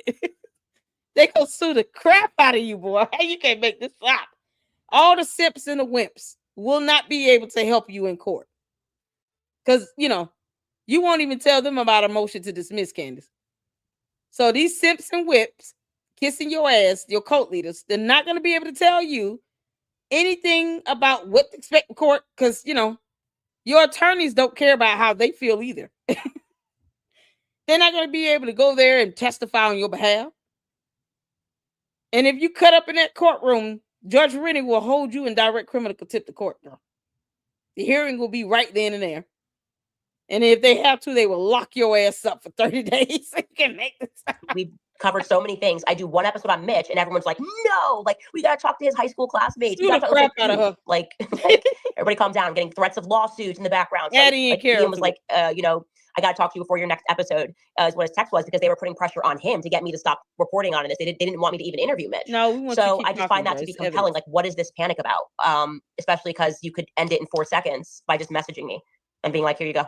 You know, you should. Yeah, well, they never are forthcoming. I mean, that's the problem with Turning Point this far. Yeah. And they could put a lot of things to rest, but they keep They don't owe gaslighting. you on So it. Yeah. hopefully they do. I still don't hope so trust too. Mitch, but that's just where I'm at with it. And yeah. Yeah, that's fine. Yeah, and I want to say, like, I'm totally chill with that. Like, I by the way, like, if I was running like the Bachelor show, I would get it. Like, you know, but I'm This not is asking why people to marry Erica should Mitch. not have I'm flown asking to people Tennessee. to trust me enough to have done my due diligence to tell you that he was where he says he was. And I that, believe, yeah. I do want to interject And and say, I so- do believe that he's there, that he For was there. what I can't figure out for what other reason, because he didn't ask me to come on my show. He didn't ask me for money. Like, he literally had his friend send me an email saying, like, this is Candace, until you prove otherwise, you asked him to come on your show. You asked him to go along with this dumbass story, and you promised him money.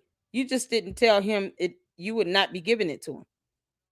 You know, you have experience with social media fundraising websites. Remember that? You paid Optimized Consulting $553,000 under Blexit. So, yeah, is something that you should know. And then I asked him to come on the show. And then I randomly live said, I wanted to raise money. And then he, which you missed, They knew Morgan, what they were doing. said to me, I don't want the money the very next Her and morning. Mitch And said, planned this. if the tip ends up working and it helps you solve the murder of Charlie, then sure. But I don't, I'm not in this for money. I'm just like a fat, old, ugly guy. So like the whole idea of him doing this for money or doing this for fame. But he's getting $250,000. Why is that again? Why set the goal for $250,000? Because you can't explain this, Candace. You cannot explain why the goal was set at $250,000. No one has seen an invoice for any legal fees that he's had to pay. So what if he's never had any legal fees to even amount to this type of money? That's $250,000. And because we all know you can't do math, of course you don't think there's anything wrong with this, but you're trying to raise $250,000 for him. Why don't you get your cult leaders, your cult members here that are making mad money off of social media by being simps and whips to you? You're kissing your ass like this. Have them just come together and just give him the money. You got all your cult members donating to this idiot, giving up hard-earned money they probably can't even afford to give up because, they're being dumb. But you're not asking your wealthy buddies or a boys club or his wealthy buddies to just give Mitch Snow $250,000. Candace, you could have wrote him that check yourself, girl. She's added nothing to the pot. Candace Owens has not donated a dime of her money to this give, send, go thing with Mitch Snow. I can guarantee it. She has not donated one red penny, one copper penny at all. But everybody else is giving up their hard-earned money for this. Why is the goal set at $250,000 if he's not in this for the money? You promised them something. Because you're a pathological liar as well, and we don't have to believe you. Yeah, meet the Jeffersons. It doesn't jive with the facts George of how it all came Jefferson's about. wife. For me, obviously, I'm the one that's in the center dealing with him. Yeah, do I think he's like paranoid? Do I believe that he probably hasn't been like the number one father in life? Sure. He's a deadbeat It's not lying my ass business, dude. It's genuinely not my business. Yeah, I don't know. I try to look Nobody at things knows what to from a say. biblical lens, and you have to judge people by their fruit. And if all your fruit is rotten, then I have trouble believing anything that you have to say. Yeah, but I also think that you should judge the women the same way, because they Yeah, had but backgrounds too. if everybody's saying the same thing and it's The just one women person, isn't like you're not planning the this big dog. nonsense with you. I didn't say was big. I'm just saying that, like, No, I'm sorry, not like you, I him. you know where I'm at on the Harvey Weinstein stuff. Like there were like 3,000 women, and I don't think he raped a single one. So I don't accept that argument. Like I think we just agree on the Me Too Yeah, stuff. but he's like a nobody. That's different than Harvey Weinstein. Yep. He's a nobody. I just think, I don't know. I just like to hear both sides of a story when it comes to like allegations against men, whether they're famous or not. I just think it's like, I'm pretty like even on that stuff. I always have to hear both sides, but like, I didn't even want to care. I didn't want to hear Mitch's side. Candace, did you want to hear both sides when it came to Andrew Tate? Let's see this. Did she get both sides before she did this with Andrew Tate? I'm curious. Candace, did you get both sides when it came to you sitting down with Andrew Tate? You doxed some young lady that he tried to sue for defamation because she spoke out about what he did to her. Did you ever sit down and get that young lady's side of the story? This is the hypocrisy and the lying nonsense that she perpetuates. She didn't talk to that young lady to get her side of the story. Y'all, narcissists don't care about hypocrisy. They don't care that they're lying. They only care that idiots are out here still believing it. Because at this point, these people sitting here kissing her ass, all these simps, all these wimps, they choose to do this. That's why I really deep down can't feel bad about Evan Kilgore. Because he chose to go along with this BS. And now he's shocked that a cult is coming for him. Be upfront and honest from day one, and then it's not so, hard hitting. You think I give a damn what the cult members think? Or the dumb bots? Like, this is what we are now. BLM playbook. Exactly, Dan. She should not have given him a GoFundMe before vetting his background. Thank you, Stacey. His background does matter. That's all she ever talks about slain victims taken out by the police in the Black community. Exactly.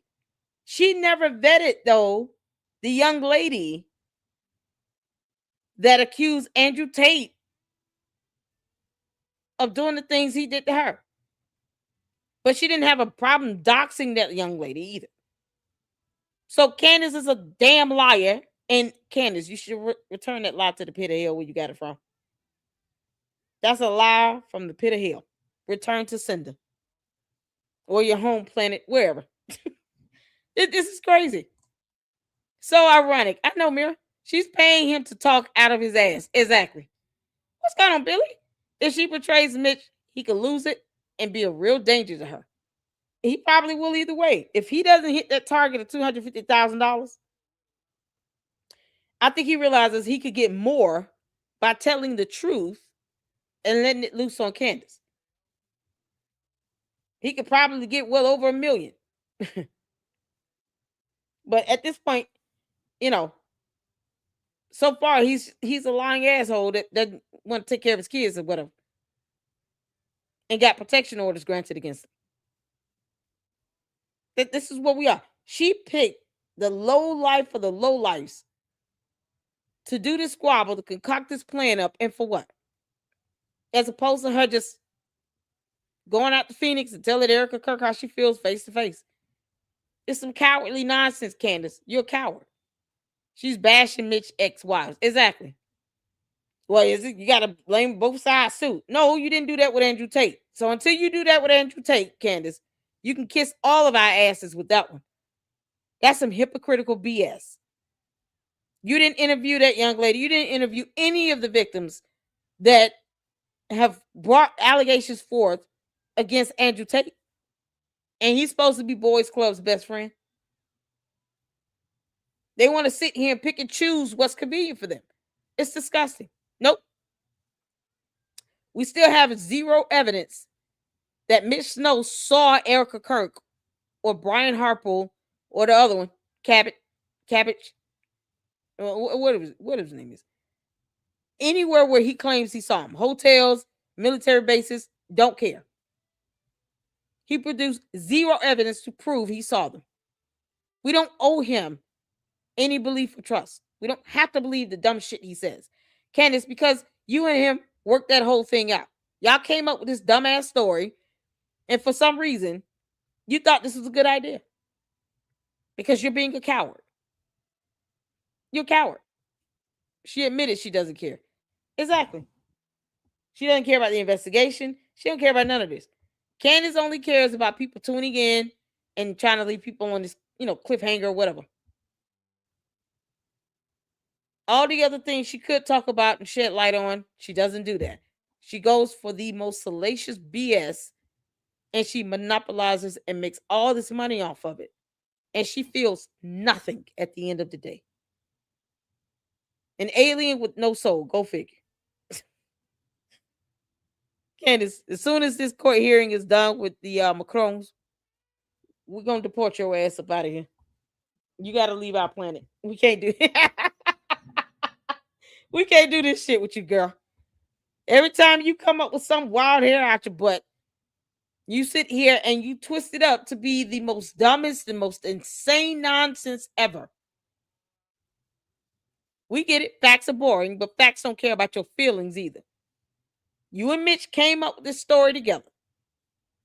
And you chose to lie and put this BS out here. And now you're mad because people aren't readily believing you. They don't owe you that. No one owes you an alibi. And TPUSA needs to stop catering to her BS. For fuck's sake. Erica Kirk, this is why you should have never went to Tennessee. I don't give a damn. You shouldn't have went.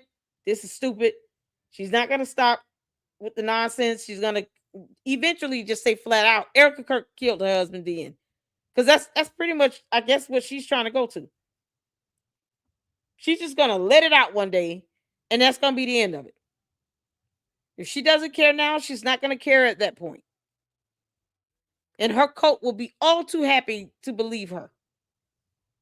Most of them can't stand Erica's guts either way. So they don't care that she's bashing her. She don't even care about those kids. This is what happens when we let a soulless miscreant from hell crash land on our planet. This is what happens. But she's scared of lawsuits. Who would have thought that's her kryptonite? You can't make this stuff up. She demonizes people who are slain by the police, talking about their backgrounds. That's all she ever talks about. So Mitch should have never been on her show. Candace is a hypocrite. Absolutely. Candace is sick. She's sick. She's soulless. She's evil. Disgusting woman. Blame the victims. Never mind the fact that, at least 2 judges saw credible evidence to grant a protection order. One of which had a protection order that lasted at least 3 years. And she's sitting here blaming them for being abused. Never mind the fact that he weaponized his son and took advantage of that little boy. You driving this child around for hours just to force him to say and think a certain way about their own mother? It's disgusting. She's a soulless miscreant from hell. But once again, none of this involves her 4 kids, though, right? She don't have to tell them why their father's never coming back home again. Boys Club decided to just divorce me, children. He's alive. He's just not coming back. He said, I never made him a sandwich. Candace, you're the worst. You're the worst. All right, let's finish this up. Come on, Bone Quisha. About his ex-wife, I didn't want to hear her side about him. It's just not my business. But thank you, Morgan. I hope that clarifies everything. And I'm glad that you're a part of the conversation and you have every right not to believe Mitch. Yeah, thank you. We'll see what happens. Yeah, we'll see. Mel, would you like to jump into the foray? Yes, thank you so much for having me real quick. So I just want to say, I get everybody's kind of hesitation with Mitch. Having been married to a Green Beret, having been around the military my entire life, I have seen all of this, all of it. Okay, so we don't care. I was a lot like you, Candace. I was like, I actually don't care. I don't care about any of the background, anything like that. All I know is that this man has made very specific allegations against very specific people with a time and a date. This is very easy to debunk. No video footage, right? He actually, in a way, set you up that could have made you look like a fool.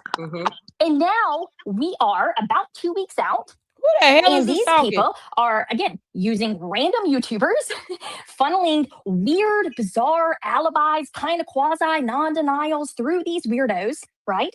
And we haven't gotten to the thing. Hey, all you have to do is say straightforward, I was not there. I was not in Cochise County on this date at this time. This is not. They don't have to do that. Who the hell is this talking? Where'd she get this lady from? Is it possible she found somebody that's as giddy and dodo as she is? You can't make this up. Where did she get this from? Who is this lady? Yeah, who is the lady talking? And again, Candace Owens is not a random person, okay? She's just not. She's Yes, not you somebody are. with a small following. She's So an people can say, alien. well, they don't have to answer. Well, that's fine. But they clearly care, okay? And They don't have to answer. So as long as you understand that no one owes her a damn thing and she's impersonating investigators on our planet, then whatever. This woman is so nutty. you have a large following and you get accused, or not even accused, because Candace hasn't accused, but when this comes up on someone's huge following, you answer it. You just do, okay? If you have an easy alibi, you just... So if I get 5.7 million subs, I can just accuse people of doing dumb shit they didn't do.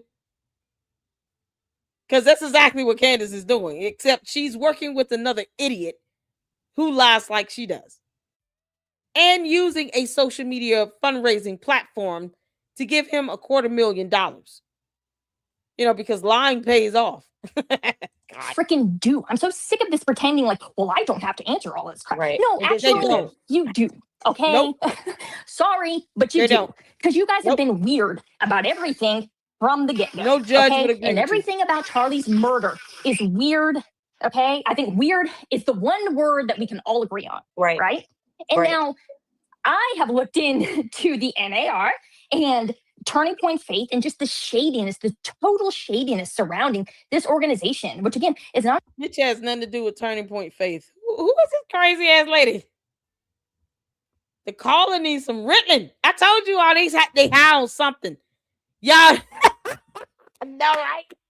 Yo, good Lord, she sounds like she's on meth. Exactly. Mel? Who's Mel? This lady is nuts. Oh my God, it sounds like she sounds like she high. Y'all hear? Oh my God. Its own organization. It is, in fact, an appendage of TPUSA, just said, which means "Oh, her it is alibi." TPUSA. How the It's hell we not like TPUSA Action, which is its own organization. People I don't think really quite grasp the significance of that, of TPUSA Faith being an appendage of TPUSA. No, we all know that. It's called a subsidiary. What is your point? They still owe you nothing. This lady is on meth. But so I know all of the like shenanigans that they've been involved in. So when I heard about this originally, I was like, yeah, that sounds about right. Now, I don't quite know what that meeting means. I know Harrison wants some very hard, like wants us to make allegations and He wants us to make a mistake, you know. Well, I don't. Hold on. Why would I want you? Why would I want you to make a mistake? I don't know if you want me to make a mistake, but I know you have pressed pretty hard for, I want you to make a definitive statement, and nobody's ready to make that, actually. Here's what I know. Why not? Candace, you've been at this for almost 4 months. Why the hell are you still scared to make a statement? I don't get it. What are we here for then? Other than, you and Mitch horribly failed plan to try to insinuate Erica Kirk. Things just not going to work out the way you think it should, Candace. When you're sitting here with evil intentions and this meth head on the phone, you're not going to get anywhere. You're going to end up getting sued. That's it. That's where you're going to end up. In a court of law, explaining to a judge why you allowed this crazy meth head lady on the phone to sit here and actually have people think that someone owes you an alibi while you impersonate investigators. These are the things I know. I presented those to you last night, and then you came back at me with, what, so you're going to accuse me of being paid for? Which was really bizarre to me, because I felt like I was pretty... Mitch Snow was paid for. He's actually being paid for it right in front of our faces with this gifts and go. Patient and not accusatory at all. Regardless, I'm not even going to go into that. But well, okay, I'll go into it for a second. You said that I was pretending to forget that Charlie Kirk was moving away from Israel. And I was saying the weird thing was by me saying, look, I don't get what this whole meeting is even supposed to be about, or why it would be suspicious, or how it connects to the assassination in any way whatsoever. And that is somehow extrapolated to be, I somehow think that the official story of Charlie Kirk's murder is true. I'm saying I don't think didn't say that. If you don't know, Harrison, you can just keep watching the show. Like, you're not required to, like, Yeah, he's not required. No one's required to give you an alibi, alien. Like, if you're not sure where it's going to go, like, that's kind of the point of just, like, we're all kind of investigating this together. You know what I mean? We've been crowdsourcing this investigation. We have smaller pieces, and the smaller pieces become bigger pieces. Right. Do I know what it means? Yeah, and then bigger pieces become mountain pieces, and then mountain pieces become a planet. Candace, what the hell is your point? That there are these like little flecks of what looks like there's plastic on the ground of the vehicle that Charlie was carried in after. No, it could mean somebody smashed their phone. It could mean somebody smashed their sunglasses. It could be one of the... What happened to those 12 Israeli phones? Wasn't it supposed to be 12 Israeli phones? Candace, you can't even keep up with all the dumb lies you tell. There was supposed to be 12 Israeli phones, were there not? Or the rental cars and all of that? How about this green pickup truck? Is that ever going to be a thing to come to fruition, Candace? All you do is lie. So for someone to say, well, based on all the lying she's done so far, she called someone else and wrote them into her lie. And she's saying, I'm not going to pay you directly, but I'll let you indirectly get money raised so that can be your payment. $250,000 that she has not put any money towards as well herself. Candace has not added any money to the pot. None. Candace, when you do, make sure you post up that receipt, because we want to see how much money you're going to put into this pathological liar that beats women and does not take care of his kids because he's a damn deadbeat. Show us how much money you putting into this pot. Go ahead. We dare you. Theories is like, oh, look at ADSB exploded. I don't know. You're like demanding. What is it? It's like, I don't know. I just got the picture, man. Like, and so I think your energy. Why put him on your show, you idiot? Frankly, and I'm not trying to be judgmental, but like, it's a little lame, I guess is a nice way to say it. It's just pretty lame to like try to put this like unnecessary pressure or make it seem. And it's a lot of lying. Candace. It's a lot of lying. You know, I cannot understand this. If you're going to speak our language, stop repeating yourself. Like, it's weird that we have questions about why Brian Harpole would be on an intel base if he's actually there. Like, what do you get? What do you mean? It's giving Ben Shapiro, you know? You never want to give Ben Shapiro. The midget horse. Wait. You just want to wait and like see where it lands. If I start making allegations that are factually untrue, or if I don't recant something, if I go somewhere and it ends up being a dead end, then I would understand that energy. Like if like, you know, Erica did hand me her perfect alibi and I was like, well, I'm not going to say it because I just want to put it out there. But I was actually really hesitant to put Mitch on the show because... Candace, your analogy of saying that, you know, F you and that midget horse you rode on. Yeah, that's something that comes straight out of a book where somebody's smoking mushrooms. You're imagining midget horses.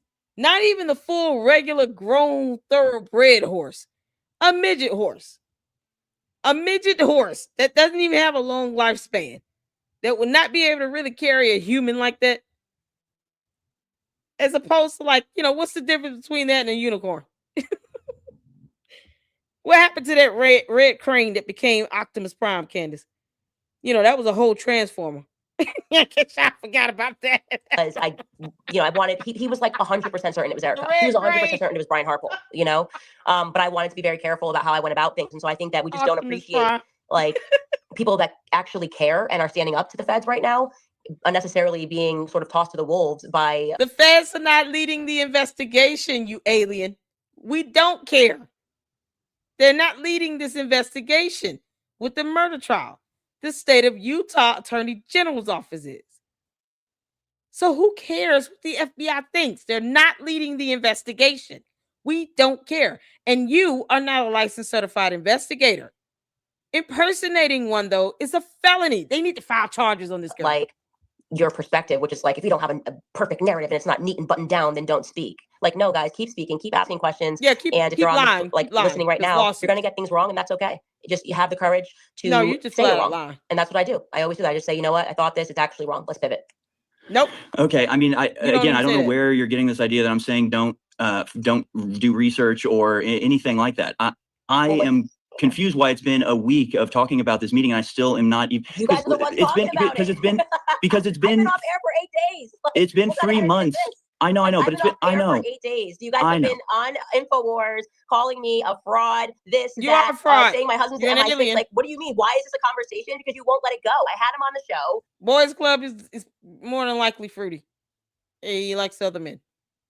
Candace, you know, you should just let him be free and fly away like a butterfly.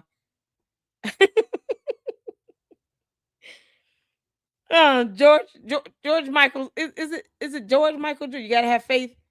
Oh man, what's his name? George Michaels? Is it George Michael? Oh my God. The meth head is up in here, y'all, just going in. Candace. E.T. phone home, girl. That was it. You know, we were investigating things behind the scenes, like, you know, reaching out. You're not an investigator. Like, he had already reached out to people for alibis before I even had him on. You know, like, hey, this guy said this, whatever. And then all of a sudden, you guys every day are obsessing over it and making up lies. Like, you making up lies. We're just repeating it. We love using your words against you, heifer. You guys are the reason it's big. Like, respectfully, like, this is the work of you and Alex Jones and Paramount Tactical and Baby Mamas from 2000. Like, you know, you guys made it a thing. You guys made. Yeah, we're gonna keep catching your lies, girl. You know, once again, why is Mitch getting a target of $250,000? Because that's a lot of money for that bullshit performance he gave. I mean, you know, we human beings here on Earth expect better. He could have given an Oscar-worthy performance. You didn't even try. As a friend of can I hop in and mediate real quick? Yeah.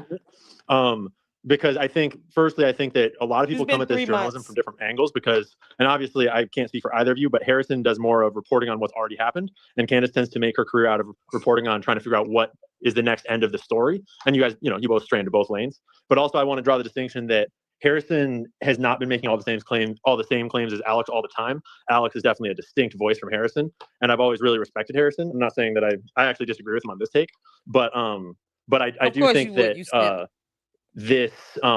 he's not the whole InfoWars crew, and the whole InfoWars crew isn't Alex Jones.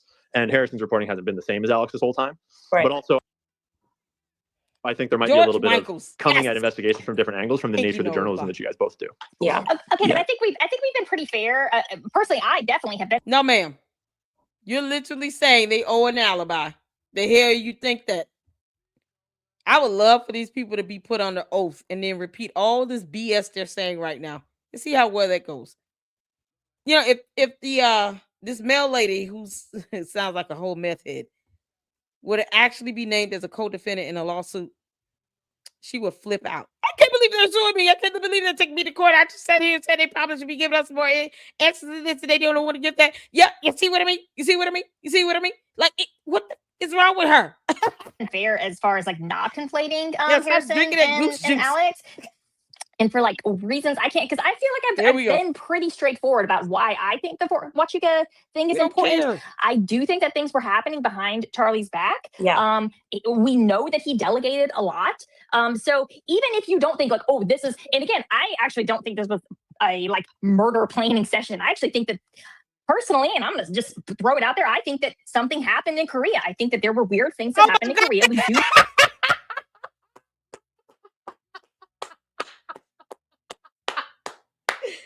Y'all, did this wannabe meth head take us to Korea?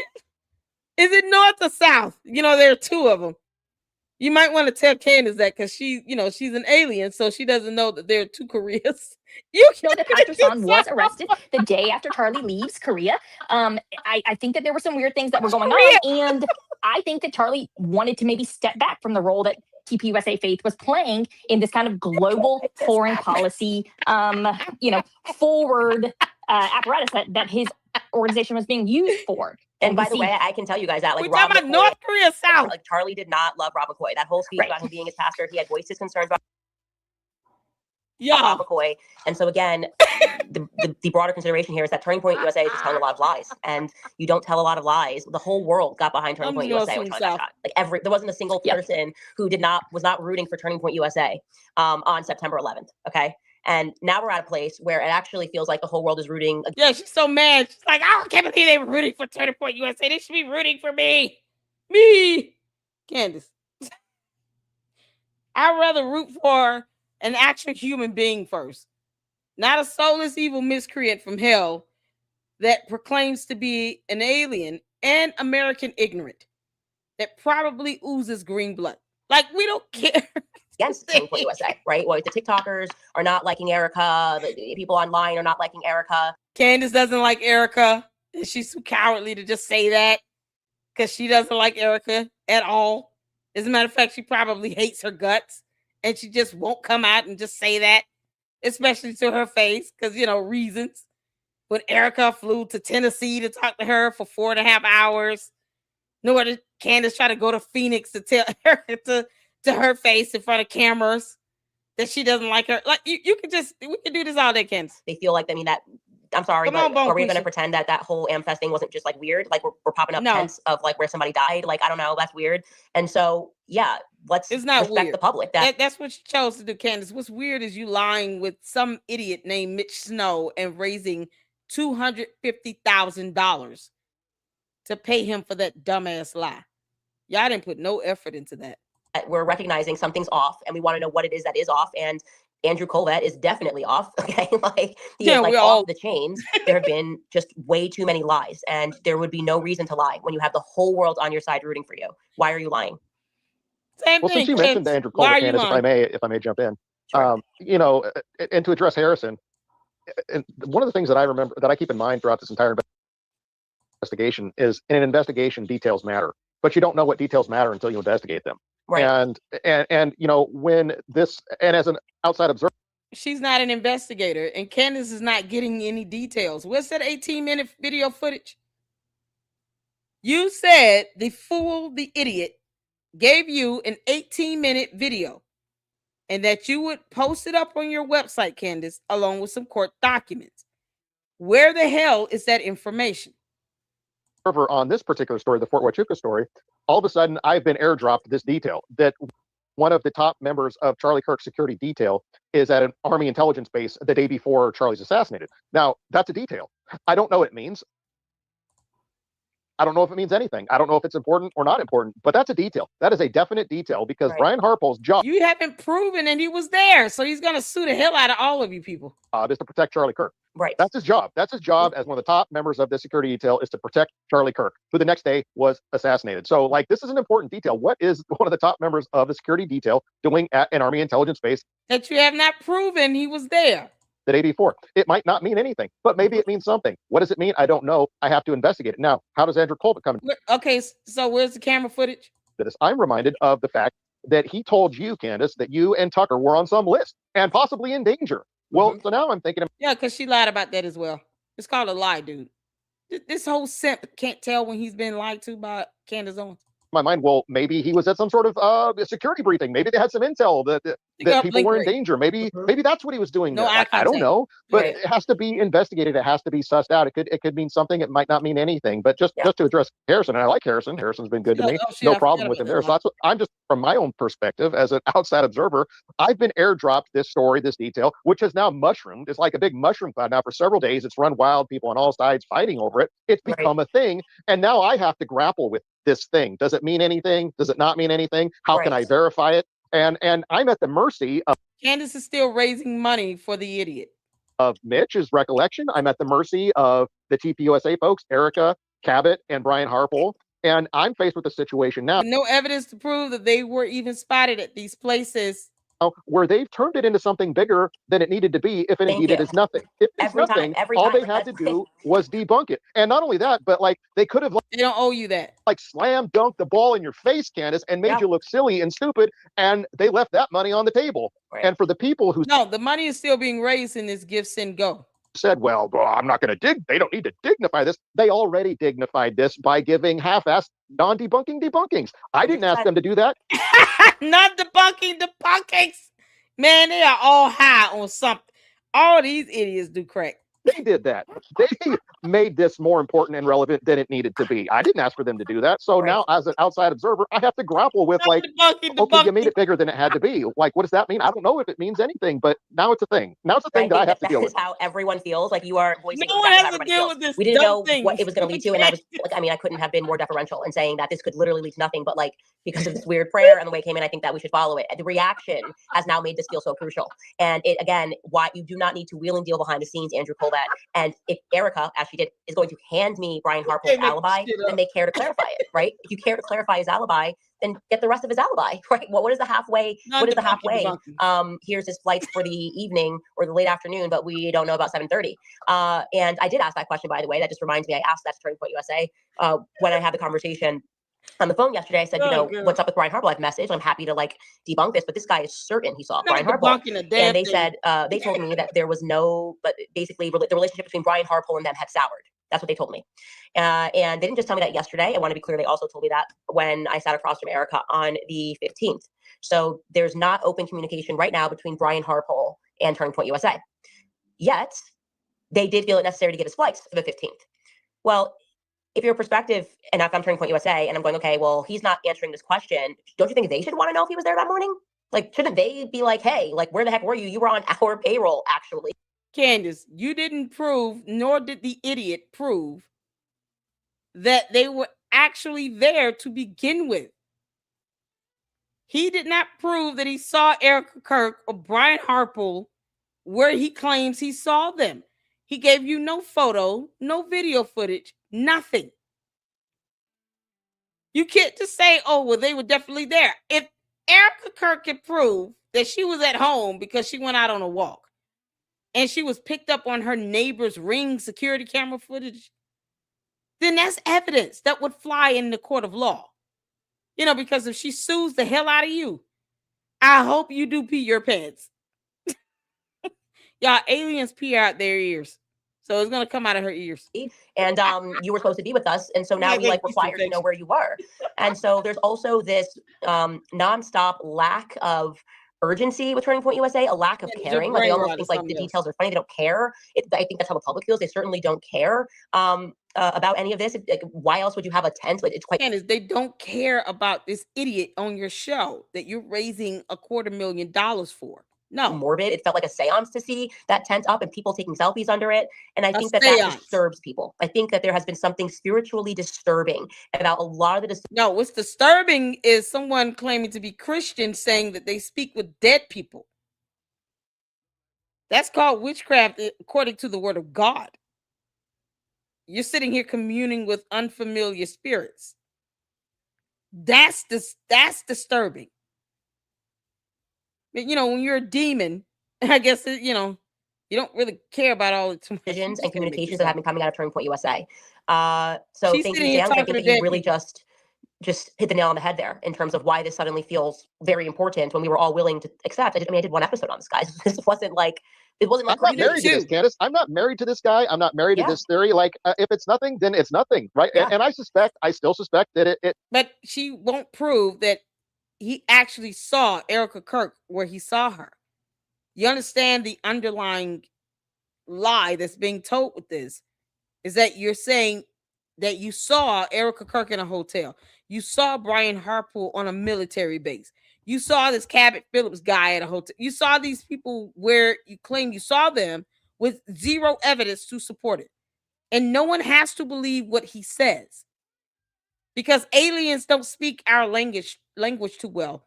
This stuff still goes over her head while she pees out of her ears. There's a good chance it could be. There's a really good chance it could be nothing. And I'm going to need I'm going to need really big receipts to believe it. On the phone. But but if Brian Harpo's job is to protect Charlie, evidence. which he failed at, by the way, you know, like, let's just be real honest, he failed. The team failed. They failed. If I'm TPUSA, how did you guys fail us? And if Brian Harpo's attention was split, or he was elsewhere, his head was elsewhere, he was going to meetings elsewhere, he's doing other stuff. Like, I want to know that. You're right. I totally agree. Myron, I'm going to let you jump in here too. I see your hand is raised. Yeah, sure. Can you guys hear me good, or am I coming in? Yeah. So I'll be very brief here. We're all here for the same reason, right? We all don't believe the official narrative. As someone that used to work for the federal government and understands how investigations work, the official narrative has created more questions than answers. And again, it's kudos to you for going out there and trying to find those answers. And I think it's very important that people understand that when you're doing investigations, you're going to go down many different roads, right? You're going to talk to bad informants that might have ulterior motives. You're going to talk to people that are going to give you misleading information. You're going to do a record check here, and it might lead you somewhere that was completely not relevant to what's going on. Like, the thing that sucks here is that you're doing this investigation with millions of people watching you, and they're going to, try to say, oh, well, you didn't do this and you didn't do that, blah, blah, blah. The benefit, right, of being a criminal investigator a lot of the times is we work in the shadows, we do our investigation, we go down many different holes, then we come down with an indictment and an arrest warrant after we connect everything. Unfortunately, right, for you, Candace, you have a bunch of critics that want to sit there and say, well, you're not doing this right, you're not doing that right. Unfortunately, Candace is not a federal investigator. An impersonation is a felony. It is a crime. She's not a federal investigator. Period. She's not a federal investigator. Y'all, Candace starting to get that twitch. Y'all see her rocking back and forth. Boy, that high is wearing off. I think you've done a great job of, trying to find the truth, and people are going to criticize and talk shit, and I think we're all here for the same reasons. The official narrative doesn't add up. They haven't been transparent, and that's why people are doing their own independent investigation. And the federal government's failed with being transparent with the people, and the people don't trust the government anymore. This is really an L for the G. So keep doing what you're doing. I know people are going to hate, and I think your heart's in the right place, and you're really trying to find answers here. And yeah, there's going to be, roads that sometimes don't lead where it's supposed to go, or roads that may be questionable. But I think talking to everybody and trying to get the full picture and being transparent about it is the way to go. So keep doing what you're doing. Thank you so much. I appreciate that. And yeah, it's hard. I mean, we have a really small team. I think people forget, like, there's 4 of us, and it's so much work, and we're investigating every lead. And there have been so many that have led nowhere, by the way. I mean, you can imagine you're getting 50,000 emails, and because you're not an investigator, just want to write hate stuff. Some people are giving you tips, and we're building those pictures in the backgrounds. We have so many leads that are still being worked on from Candace, God dog it.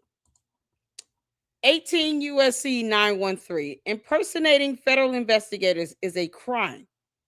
Impersonating federal investigators is indeed a crime under 18 USC 913. That's federal law, Candace.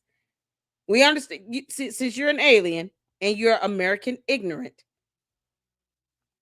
which equals stupid, then here's a federal law, 18 United States Code 913.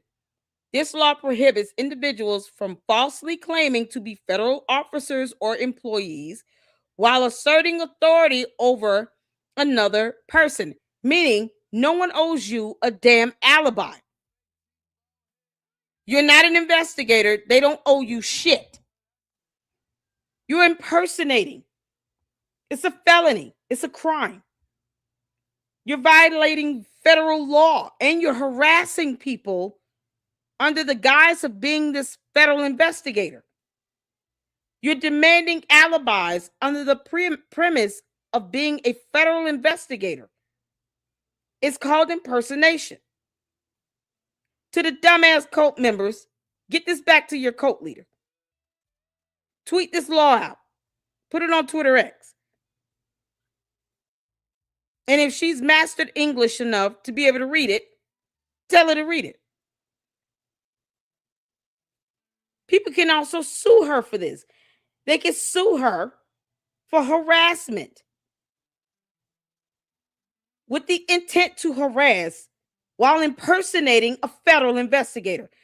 That is an actual complaint that she could be sued for, a federal lawsuit at that, because now you're violating federal laws.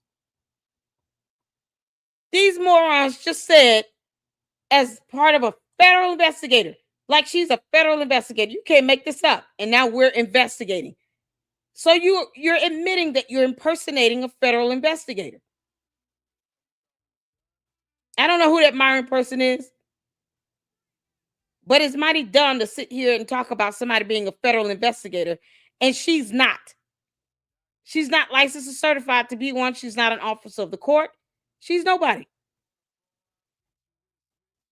So what should happen is they should investigate her for this, and if they want to sue her, Erica Kirk, TPUSA, Brian Harpool, they can sue her with a federal lawsuit. And let me tell you something. Federal judges don't play that BS.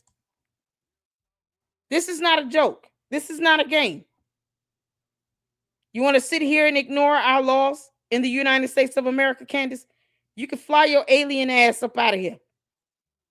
But as long as you're walking on U.S. soil and you want to claim to be a U.S. citizen, these are our U.S. laws you got to abide by.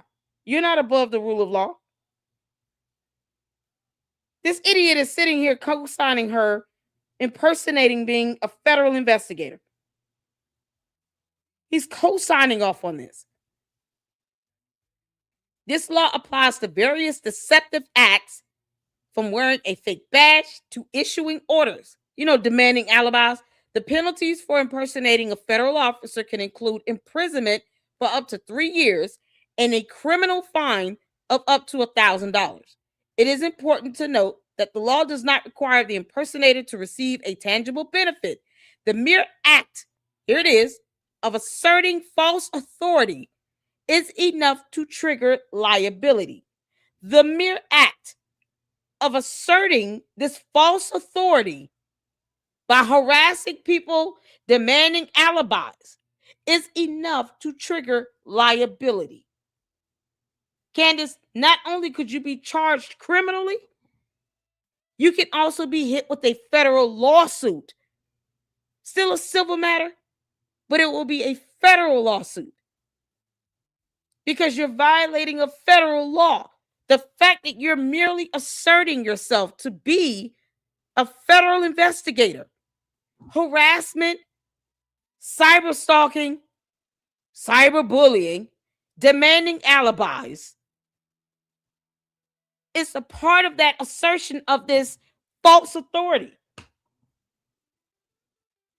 Because who the hell owes a dumb blogger an alibi?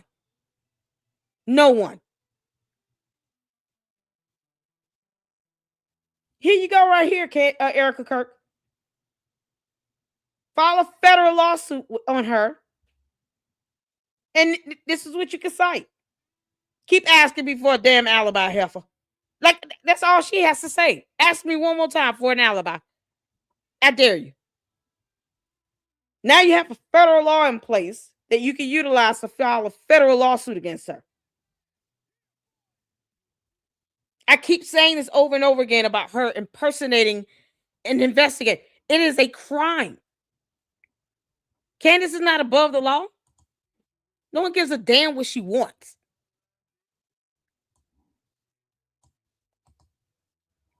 She's playing a stupid game and she's about to win a stupid prize. This is so crazy. There's the resource here for you all to do some further reading. But Candace, you got it coming. Because I don't mind tagging Erica Kirk to my videos. I do that anyway. I don't even mind tweeting this to her. You're impersonating a federal investigator. And you got these morons, these simps, and these wimps that's sitting here acting like they all high on meth and crack, co-signing off on this bullshit, demanding alibis. But then they want to block people the moment someone throws a law their way to say, keep on if you want to. I will name your ass in a lawsuit. You know, because this is the one thing that scares Candace Owens. And now you can make it a federal lawsuit. Step it up. TPUSA needs to stop playing games with her. Stop effing around with this. Sue her ass and be done with it. This shit is outrageous. No one owes Candace Owens a damn thing. That's it. And if she wants to continue to harass people, she should pay the price for it. Especially when you're sitting here talking about, I'm investigating. Oh, federal investigators do this and they do that. She's neither of those things. You don't just have random people demanding alibis from somebody. Get the fuck out of here. You can't make this stuff up. So this idiot is co-signing off on her, pretending to be a federal investigator, you know, because reasons. Those answers. And I think it's very important that people understand that when you're doing investigations, you're going to go down many different roads, right? You're going to talk to bad informants that might. Yeah, go ahead. Had soured. That's what they told me. And they didn't just tell me that yesterday. I want to be clear. They also told me that when I sat across from Erica on the 15th. So there's not open communication right now between Brian Harpole and Turning Point USA. Yet, they did feel it necessary to give us flights for the 15th. Well, if your perspective, and if I'm Turning Point USA, and I'm going, okay, well, he's not answering this question, don't you think they should want to know if he was there that morning? Like, shouldn't they be like, hey, like, where the heck were you? You were on our payroll, actually, and you were supposed to be with us, and so now we require to know where you were. And so there's also this nonstop lack of urgency with Turning Point USA, a lack of caring. Like, they almost think the details are funny. They don't care. I think that's how the public feels. They certainly don't care about any of this. Why else would you have a tent? It's quite morbid. It felt like a seance to see that tent up and people taking selfies under it. And I think that disturbs people. I think that there has been something spiritually disturbing about a lot of the decisions and communications that have been coming out of Turning Point USA. But you're sitting here talking about you having visions of her deceased husband coming to you, of all people. Girl, bye, Felicia. They need to sue her ass. So thank you, Sam. I think that you really just hit the nail on the head there in terms of why this suddenly feels very important when we were all willing to accept. I did one episode on this, guys. This wasn't it wasn't I'm not married to this, Candace. I'm not married to this guy. I'm not married to this theory. If it's nothing, then it's nothing, right? Yeah. And I still suspect that there's a good chance there's a really good chance it could be nothing. And I'm going to need really big receipts to believe it. Right. But if Brian Harpole's job is to protect Charlie, which he failed at, by the way, let's just be real honest, he failed. The team failed. They failed. If I'm TPUSA, how did you guys fail this? And if Brian Harpole's attention was split, or he was elsewhere, his head was elsewhere, he was going to meetings elsewhere, he's doing other stuff. I want to know that. Right. I totally agree. Myron, I'm going to let you jump in here too. I see your hand is raised. Yeah, sure. Can you guys hear me good, or am I coming in? Yeah, so I'll be very brief here. We're all here for the same reason, right? We all don't believe the official narrative is someone that used to work for the federal government and understands how investigations work. The official narrative has created more questions than answers. And again, it's kudos to you for going out there and trying to find those answers. And I think it's very important that people understand that when you're doing investigations, you're going to go down many different roads, right? You're going to talk to bad informants that might have ulterior motives. You're going to talk to people that are going to give you misleading information. Boy, she's tweaking out. You're going to do a records check here, and it might lead you somewhere that was completely not relevant to what's going on. The thing that sucks here is that you're doing this investigation with millions of people watching you, and they're going to, try to say, oh, well, you didn't do this and you didn't do that, blah, blah, blah. The benefit, right, of being a criminal investigator a lot of the times is we work in the Because I wanted to snip this. The benefit of being a criminal investigator, something she's not. I want to snip it. Benefit, right, of being a criminal investigator. Yeah, okay. You see what happens when crackheads start running their mouth? Y'all, they all sound like they stuck high on meth. Where is she getting these people from? Candace, birds of a feather flock together. Why are you twitching your nose and all this other stuff? She don't even know what to do. She can't even sit still. She acts like a 2-year-old that's got to go potty. You can't make this up. Candace, that's a snip. Benefit of being a criminal investigator. Like, you know, the law says you don't even have to benefit. Just this false authority that you're asserting on someone. This right here. You know, because you're demanding dumb alibis that no one owes you. A lot of the times is we work in the shadows, we do our investigation, we go down many different holes, then we come down with an indictment and an arrest warrant after we connect everything. Unfortunately, right? She can't do any of that bullshit. You, Candace, you have a bunch of critics that want to sit there and say, well, you're not doing this right, you're not doing that right. I think you've done a great job of, you know, trying to find the truth, and people are... She's not an investigator, so you should be telling her you might want to be careful about this impersonation because you can be sued for that federally. We're going to criticize and talk shit, and I think we're all here for the same reasons. The official narrative doesn't add up. They haven't been transparent, and that's why people are doing their own independent investigation. And the federal government's failed with being transparent with the people, and the people don't trust the government anymore. This is really an L for the G. So keep doing what you're doing. I know people are going to hate, and I think your heart's in the right place, and you're really trying to find answers here. And yeah, there's going to be, you know, roads that sometimes don't lead where it's supposed to go, or roads that may be questionable. But I think talking to everybody and trying to get the full picture and being transparent about it is the way to go. So keep doing what you're doing. Thank you so much. I appreciate that. And yeah. So Candace and Mitch lied and came up with this dumb story, and he's about to get, you know, $250,000 out of it. And she gets to walk around and say what she just said. That somehow spiritually she doesn't deserve it. It felt like a seance. They go under the tent where Charlie Kirk was shot. Even though Candace Owens admitted she's seen several videos from different angles of Charlie Kirk being shot over and over and over and over again, and then claimed that there was no blood. This is, you know, same person that keeps having visions of somebody else's husband who's deceased because she was in love with him. That keeps putting up photos that they took before either of them were married. Before either of them got married.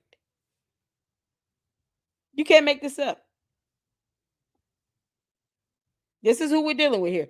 Someone who believes that she's a federal investigator. Criminal investigator. We'll go based on what the snippet said. It's hard. I mean, we have a really small team. I think people forget, like, there's 4 of us, and it's so much work, and we're investigating every lead, and there have been so many that have went nowhere, by the way. I mean, you can imagine you're getting 50,000 emails, and some people just want to write hate stuff. Some people are giving you tips, and we're building those pictures in the backgrounds. We have so many leads that are still being worked on from a long time ago, and we have to get on the phone with people, and we have to ask for verification, and we have to get when we get paperwork, we then have to verify if the paperwork is real because I don't have expertise. You don't have a way to do that. You see that because you don't have any expertise. So who are you getting to vet documents? And then I present something and I misspeak and I say E4 instead of 05 or 06, whatever. And the next thing you know, you get 1,000 emails of people telling you like you're an idiot. It's hard. And people also, I think, forget, and this is not like a woe is me pity party, but like Charlie was my friend. Like, you know, I went through a very real stage of grief. I'm still going through it in many ways because I don't know what happened. Like there's something that feels very unresolved about it. And he just shouldn't have been taken out like that. Okay. And their anger, which I think you guys have seen that last week or whatever, like to see people like Ben Shapiro get on stage and pretend they were his friend. Like, you don't know what that does to me spiritually. Like, I just want to fight. Like, I want to physically get into a fight. That is like, it's just.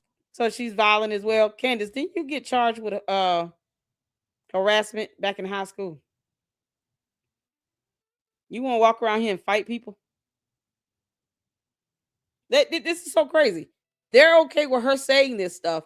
But if someone says sue her, then they get triggered, you know, because reasons. Never mind the fact that she's committing cyber crimes. You're cyber harassing, doxing, bullying people, demanding alibis now. Somehow, this idiot has you thinking you're a criminal investigator. You're impersonating a federal investigator. You literally think you are the entire CIA. You can't make this up. The FBI is not leading this investigation for the murder trial. The state of Utah is. So why in the hell is Candace demanding alibis again? Keep on, girl. Not okay. And there's something that is so grotesque about it at its core. There is something that is so, it's almost satanic, right? I look at politics now and it makes me want to vomit. It's evil to want to fight, Candace. You don't have the right to put your hands on people. Like to realize what they turned him into after, like they did not view this man as a human being. They did not care about Charlie at all. It was like he either was going to get them a check or he wasn't. Charlie. You know, and that even for me, like the ick I get from turning points, like you know that man did not like that man. So what are you doing? Is this really just about like who writes you a check and gives like they can just buy a friendship with Charlie? Like it angers me, and I still have to like contend with that anger, that upset, and She's also making the most money from trying these videos. okay, let me divert the energy into this investigation and trying to figure it out. So I do ask you guys to just recognize that, you know, like to recognize that there's a lot going on, and I will always, if I get something wrong, which is what I was open to doing, like I said to Ian. Nope. You're literally accusing somebody of trying to falsely accuse you or force you to say something. All because he asked you, what is the purpose of this crap? That's it. He spoke his mind. Look how you're treating your other cult member that left the cult, Evan Kilgore. All these simps. Grown men becoming simps. And I was like, if you want to send me an email and he has the smoking gun proof that he wasn't even a Green Beret, I will run it and I will own it. But that's not the case. And so it just feels like petty. Like if you're going to use your energy, like we don't need you finding his exes, man. Like we really could use your help. Like, you know. No. They get to do what they want to do, Candace, because you're not a federal investigator. She's going to get her ass locked up one day. Yeah, I mean, look, professional criminal investigators don't get it right a lot of the times. There's a reason why a lot of cases don't get solved. You know, people don't get indicted, they don't get charged. It's not easy to run an investigation. It's even harder to do it with 1 million people trying to Monday morning quarterback everything that you do and criticize every single thing that you do. So I totally understand coming from that world myself. So look, you know, you're trying to find the truth. I think you've been good about transparency. Look, professional criminal investigators don't get it right. This idiot is serious. She's not a professional criminal investigator. All these people meth heads. They all meth heads. You can't make this up. This is unbelievable. They're literally treating her like she's a professional criminal investigator. A whole damn crime. A lot of the times, there's a reason why a lot of cases don't get solved. You know, people don't get indicted, they don't get charged. It's not easy to run an investigation. It's even harder to do it with 1 million people trying to Monday morning quarterback everything that you do and criticize every single thing that you do. So I totally understand coming from that world myself. So look, you know, you're trying to find the truth. I think you've been good about transparent. Like if you make a mistake, you correct it. And you know, one of the negatives is you're out there in front of everyone. So people are going to give their opinions, and that's the negative. Yeah, you're right. Ryan, we'll go to you, and then we'll go to Diligent Denizen. Yeah, no, I just want to tell you, thank you, Candace, for everything that you're doing. You know, we all appreciate, you know, at least one person out there. You too, Ryan. You've been crushing it. You've been absolutely crushing it. Well, thank you. You know, and I think that the thing that upsets, I think, most Americans is the fact that you're doing the job that we expect Turning Point to be doing, right? Like this was Charlie's organization, and you're the one out here asking the questions, and they're almost seem like they're just content with whatever Fed slop narrative we get, and they're ready to move on and get the party started and go on to the next event and the next whatever. And it makes me feel anyways like that Turning Point. And the amount of people that are going after and attacking you for trying to just find answers makes me think that Turning Point's something much bigger, that it feels like it's a giant money laundering operation, that it's a political machine, and that Charlie was just a pawn, right? That he almost didn't even know everything that was going on within his own organization. It got way too big for one man to follow everything. And some shady shit seems like it was going on behind the scenes. All these people are meth heads, and they're all stuck on crack and mushrooms, you know, because we can all just throw out these accusations as well. You can't make this up. These people are literally high on something. They're treating her like she's a professional criminal investigator or a federal investigator. You can't make this up. And I think there's a lot of key players that were involved in some shady shit that are more, they're incentivized to just kind of sweep this under the rug and buy the Fed squad narrative because they don't want any attention shined on whatever shady shit that they were doing. And I think that's why Charlie was putting Doge together. And I'll end it there. And I got a really big tip. Well, it couldn't even tell us what an endowment was. And yet somehow something shady was going on. I had to do a video to give background information on an endowment because Wolves in Finance failed to read and Google and said that they should not be investing in the stock market when that is the entire purpose of an endowment. For a nonprofit organization, a 501c3. Candace, we're going to deport your ass after this on that Doge investigation. I think there was something there. I think if this pans out, and it looks like it is panning out, Charlie discovered that there was a lot of money that was missing. Get the hell off my planet, girl. Again, I'm trying to encourage this person to speak out. So again, one of the balls has been in the air that I've been fully working on, but I think all of our instincts have been correct. There's a lot more UCI, and there's just been a lot of people that have been basically saying to us, you know, these cheap tactics, even question anything means that like you are not you have to just accept. Sorry, guys, I'm making it work for everything. Myron, you got to turn yourself off. Your mute on. I can mute your mic. Actually, that's a great ad. Yeah, so it definitely feels really weird. Diligent, let's go to you, Diligent Denizen. Thank you. Yeah, you know what bothers me the most about this whole thing is the lack of curiosity. Like here we are all citizen journalists. Every single person on this. No. What bothers me is these whole grown men being simps. Oh, they some simps. Ooh, they don't have a spine to hold their neck up.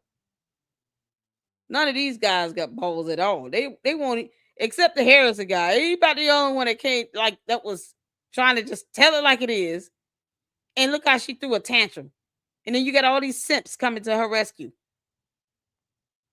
None of these cowards would be able to help you in court, Candace, if someone dropped a federal lawsuit on your ass, forcing alibis and nonsense. What is wrong with this alien? Stage right now describes himself as a journalist in some way, shape, or form. Right? There's no not curiosity. Right? Like, when did we say? Well, here's a good example. Harrison, you posted 2 weeks before Charlie Kirk died like no one has that there was a credible threat against his life. Has the FBI reached out to you to ask you about that? No. Also, like, are you going to tell us who that was? It feels like that might be relevant now. Yeah. So in the absence of a Candace, are you going to post up that text message you sent to that FBI agent? That that high-ranking one, when you said that you thought the French were coming after you. Are you going to post up those receipts from Club de Sant? Those transactions you claim were going through this club that deals with the gastronomy from the French president, because he's still suing your ass in court. Are you going to post up receipts to show proof of payments or transactions for your alleged assassination that never existed? Here on Earth, it didn't exist. Maybe in Candyland, that alternate reality they are in, they are sniffing Kool-Aid. You can't make this rigorous investigation by the agency. We are led to lead this investigation. That is why Fort Huachuca is so relevant. But I was going to ask you, thank you, Candace. Can you tell us who told you that? Because the FBI is not asking you. Yeah, I mean, the person that told me asked me not to say who they were, so I'm not going to give up a source. Sorry. Nope. Okay, that's fine. Well, then, in the absence of answers and a rigorous investigation. Yeah, in the absence of evidence, we're going to just conclude that all of these simps are crackheads, except the Harrison guy. He's not the only one here. Yeah, everybody else is a flat-out meth head, especially that lady. Ooh-cha. We are led to do that ourselves. So every credible piece of evidence that we have to follow, every trail should be exhausted before we say, oh, well, this ain't worth it. And I've seen far more energy put into discrediting this Fort Huachuca witness than I have for people actually looking into the claim itself. Like Candace said earlier, she actually called people at the base to verify whether or not the events occurred. Was he there at that time? Where did it happen at, etc. But I see all of these people. It's almost like it's coordinated. Yeah. Right? All of these people on the same 2 days come out and say, oh, don't listen to this guy. They apply labels. You know why we apply labels to people? That way you stop listening to them. Oh, what he says doesn't matter anymore because he's an abuser, because he's a fraud, because he's this, because he's that. Right? Yeah, pathological liar. So no one is obligated to believe anything he says. Candace, if you want to concoct up plans and stories and fundraisings and all this other stuff in the name of a lie, just to keep up content, next time just let it be something that actually occurred near UVU. There you go. You're welcome. I just gave you another week of content. Idiot. Far more effort into discrediting that witness than there has actually been into validating the information that he's been given. By the way, the best way to discredit him is to debunk his story. Why don't you focus on this? You hate Mitch. Do you hate who he is as a human being? Do you believe he's a pathological liar? How about proving that something that he told us was a pathological lie? Doesn't that... No evidence to prove that Erica Kirk was at that hotel, that Brian Harper was on that base, that the Cabot guy was anywhere near any of these two places. No evidence he presented. No photos, no videos, no nothing. Candace, all of that just for you to be able to say you felt like it was a seance going on under a tent from Erica Kirk. You really want to go after her. Why can't you grow a spine and just stop beating around the bush? You hate that girl. And she's going to sue the out of you. That's what's going to happen. Harassing her for an alibi? She's going to sue you. This makes sense. Zero convictions. All of the people saying that he was a fraudster, that he was an abuser, whatever. I couldn't find one criminal record of him being... Oh my God. Like courts don't exist all of a sudden? No. The cult members already found court documents. The cult members found some court documents. What the hell are he talking about? Convicted. Yeah. Is that true? Yeah, You yeah, did, I right? couldn't find it No, either. it's not They true. were He no doesn't know that. convictions. It was he said, she said. I mean, just like full character assassination. A And like, one-sided divorce court that he didn't get to tell his piece in. it was Isn't that very interesting? Me Too. It was very Me Too. He's still going through the divorce. What are they talking about? Are they serious? Y'all, they sniffing Kool-Aid with sugar. Y'all remember the Kool-Aid, the powder Kool-Aid in the little packs? And you just add some sugar to that. And kids would use that like that fun dipstick type of candy. They would get the little fun dipstick candy. And then they would dip it in the Kool-Aid mix. Except in this situation, all these morons are sniffing it. They straight up sniffing this stuff. You can't make this up. Candace, those yeast infections have literally gone to your head, girl. It is not our fault that you have been anatomically, somehow created differently on your planet where you pee out your ears. It's not our fault. Why do you keep taking out your anger amongst humanity? I'm sorry to say it. And like when grown men are doing the Me Too shit, I just have no energy for it. I'm just like, all right, guys, like, cool, thumbs up. Like, I'm glad you found like his classmates in middle school or whatever, but like, could you use? No one cares about you, girl. I mean, sitting here trying to debunk you. They're trying to debunk him. Yeah, a liar is going to be a liar. I mean, we don't expect them to tell the truth. So, where's the evidence that he saw Erica Kirk and Brian Harple and the other boy? Where's that evidence? Because everywhere you go, you get caught on camera. You know how you went to the Dollywood, Candace, and somebody came up to you and they just took a photo? They probably would have taken that photo either way. Whether you decided to just get in the photo or not, they would have got that photo. Some of that male energy towards actually, like, if you think he's all of these things, the best thing to do would be like help us prove that he's lying on the thing that we care about, which is the Charlie Kirk assassination. No, and no one has thus far done that. He saw Erica Kirk. Story. So I am inclined to follow this, especially because we now know that Erica and Andrew Colbert and Brian Harple do care enough to offer up, some parsed alibis of sorts. But they didn't offer. They don't owe you that. You're not an investigator, girl. They're gonna sue the crap out of you just on this one video. They didn't refute being there. I think, is a very important point. Not one of the people, including Congressman Amidei, with his statement, actually directly said, "I was not in Arizona or at Fort." It wouldn't matter if they did. These idiots don't believe anything anybody tells them. Candace doesn't accept any evidence. She cannot be wrong because she's a narcissistic alien from outer space. So she doesn't care what you say. There's no amount of evidence that you could give them. That's why TPUSA needs to stop. You're not going to ever win them over with any evidence. They're delusional. They're all high, stuck on meth and crack. Candace look like she ready for everybody to get off the damn phone. Wachuca at this time on this day. Not a single one of them have denied it. Yeah, and I did. I don't know if you were on earlier when I said that, like, when Mitch first contacted me, he never said Mark Amidei. He gave a description of the man and said it was a congressman, and then I gave him, faces, and he was like, "This looks like the guy, like Mark Amidei." I think Mark Amidei is the only one that at least attempted to give an actual time frame that was relevant, and he gave the footage, and I do think it kind of looks like him. It's not definitive, but like it does kind of look like him that's sitting in the chair when someone gave me the time point. So I do want to be at least like he gave us something, you know what I mean? But regarding the two people that he contacted me about, Brian Harple and Erica, I find it strange that they went behind the scenes when they had a direct communication with me. Like, if you care enough. They don't care about what you think. Girl, keep giving them evidence. Why wouldn't you just text me and I could shut it down immediately? Like, I don't. We just lost your sound. Thank you. Yeah, I think I'm still trying to understand, like, what Andrew Colbert is doing. You're not I don't understand it. I don't understand what Andrew Colbert is doing. I really don't.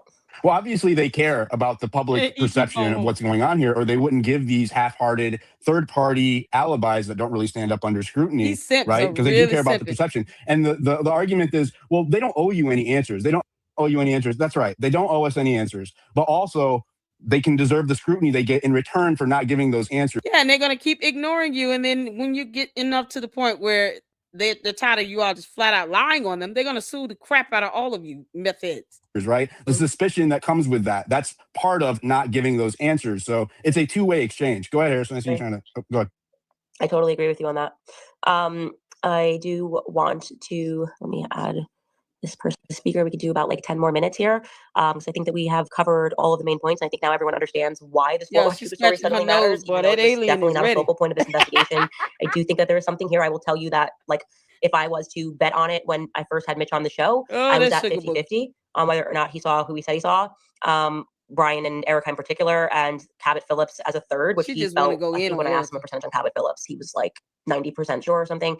Now, like, I would probably put it at a lot higher, just based on the public reaction. It doesn't make sense to me. And no, evidence should make it much higher. And somehow, you know, you, like I said, you crash land on our planet. You got to learn our rules. Andrew Colbert is what tips me over the edge, I think. It makes no sense for him to go behind the scenes when he could just text me and say, hey, I heard you covered this.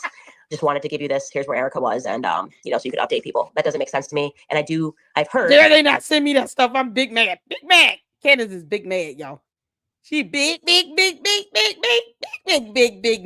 Big mad. That they are spending a lot of money on an anti-marketing campaign, if you will. I am trying to get receipts on that to see if that's true. And if that does pan out to be true, then I think we have our answer. Girl, bye, Felicia. I just added you, Suleiman. Did you want to say anything, or did you just want to listen? Yeah, I did want to say something. Hopefully my mic is working. Can you hear me? Yes. I'm just in an Uber. Oh, brilliant. I guess my question is this, that when it comes to, by the way, I first of all appreciate the work you're doing. And also, I think one of my friends is on your team. But that being said, one of the questions I have is, in terms of Huachuca, how does someone prove the negative? And what I mean by that is, I can't always prove where I am at all times. So, for example, you know, how do you prove that you're not somewhere if you don't somehow have some kind of photograph you take on the day? Like, how will they be able to disprove where they were? And the reason I ask that is because you can ask that about anyone. For example, Sam, I don't know where Sam was when Charlie Kirk got assassinated. So will he be able to prove it or not? We just don't know. So I guess the question is, how do you prove the negative? Yeah, so I think the first thing is, like, just answer, right? Hey, I was not here. That would be like a no, because that's not good enough for the code. Candace will not accept anything you tell her. Even if you gave her video footage or a photo, she'll think, oh, you're doing too much. Just like, oh, they don't have to go out and get their kids to disprove him. No, they just prove that he's a pathological liar. And therefore, he shouldn't be trusted on anything he says. Candace, you and this idiot should have worked on a better backdrop story, because we all know you talked to him before the show. Your pre-scripted, pre-recorded show. We know that. You effed up. You gave some half-baked story because you just desperately wanted Erica Kirk to be intertwined into this, as opposed to you just doing it on your own. Come on with this sugar booger. She get restless. A strong start. I'm Brian Harpole, and I was definitively not there. The second thing is, you would just be so surprised at how much. If he said that, it wouldn't matter. If you were there, then Brian Harpole would have had to have taken a flight to Fort Huachuca relatively early on the 8th or early on the 9th. I mean, he could, if he's camera footage in airports. She didn't bother to get that footage at all. Call the airport, idiot. Awake at that time. This is supposed to be like a guy who's doing security. He's got to be up early. How quickly before you roll over in bed and text somebody about something, like whether it's like breakfast, whatever it is, you're texting, and that is creating a timeline of everything you're doing all day. Like, if you asked me what I was doing today between, I don't know, 4 and 6, I could look through my phone and see who I was texting at that time, and we'd be texting about something relevant to what we. Or you can just get coordinates because you got GPS on your phone, pinging off of cell phone towers. You know, same thing Erica Kirk can do to prove she was at home with her kids. We were doing, or where we were about to meet up. There are so many ways that I think you could show what you were doing. But I think the first thing would be just to answer. Like, you know, it's a pretty straightforward. Like, I don't see the upside in Cabot Phillips not answering. There's been so much innuendo about him. People are talking about like his pizza tattoo. Like, hurry up. You know, I don't think the energy of Ben Shapiro. I've been wondering what that's about. And so, like, when I saw it, like, when he said Cabot Phillips, I was like, whoa, that I did not expect that turn. Because I had sent him so many people that, like, in Turning Point, that I thought could have fit the description. Like, maybe it was someone on the security team, and he was like, no. And then with no context, he was like, Cabot Phillips was the guy. And I don't know. I find that to be interesting that he was off. Now Cabot could just very easily just be like, I was on vacation. Like, that's 7 days, right? I mean, he was off air from the 4th until the 11th. And hey, he's got the wrong guy, wrong memory. And I'd be like, hey, cool. But that's a long time, right? That's a very long time that he could send us something or anything. So, I think there's a million ways, but it would start with just denying it, you know. Like, it would be very simple, especially because it's gotten so big. And I want to be able to do that for them. I want to debunk it. I want it to be off of people's minds. Like, if Cabot was just like with his family on vacation. Yeah, she's starting to get cold. What the hell going on?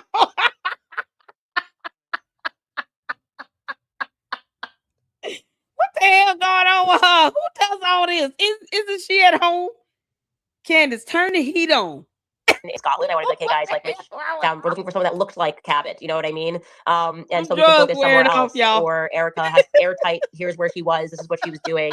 And there really are just like, you know, there's just another blonde who was on the base that day. I think that would make a lot of people feel good if they just did that. And Candace, if they hadn't already weighed in, that would makes sense. That would be one thing, right? So it makes sense.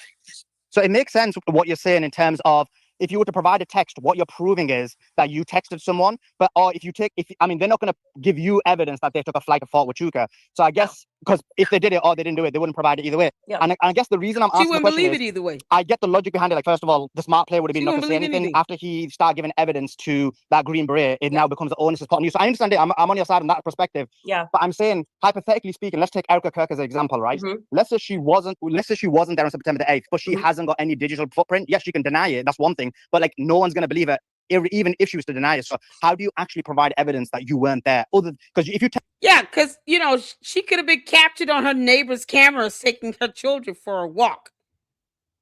Candace, crack is wick. I want you all to know, in the Lady Luck Club, I do not condone drug use. I just don't. Please get help. Crack is wick. Don't do meth. Angel dust, pixie dust, powder, whatever you want to call it. Please lay off the drugs. All right? Whatever Boys Club is smoking in those cigars, clearly Candace is smelling and inhaling all that shit in. Y'all seen her wiping her nose vigorously? Text someone, that's not evidence, because you could text from the place or from some other place. It's actually having like some kind of digital footprint somewhere else at the exact same time. Because they did. You might not have been on earlier, but I reached out to Turning Point again because, like I said, I'm not interested in chasing rabbits. Stop harassing. I want to actually know what's real and what's not. Sunday. What's today? On Sunday, I think around 1:00 p.m. I got on the phone with them. I reached out on Sunday, on Saturday. Got on the phone with them sometime after mass on Sunday, pardon. And come on, Bone, they were like, hey, like, she was like making dinner with, like, organizing or making dinner with Charlie. Like, we're gonna send you a message of like between her and Charlie speaking. And I was like, great, amazing. I will literally update Twitter right now and say like Erica was making dinner with Charlie. And they send me a message, but the contact was blacked out. So I went back obviously, and I was like, hey, like, the contact's blacked out. Like, this could be a message between like me and George for all I know. And I was like, do you just mind like just sending, like, I know Charlie's number obviously. So just like, show me the contact.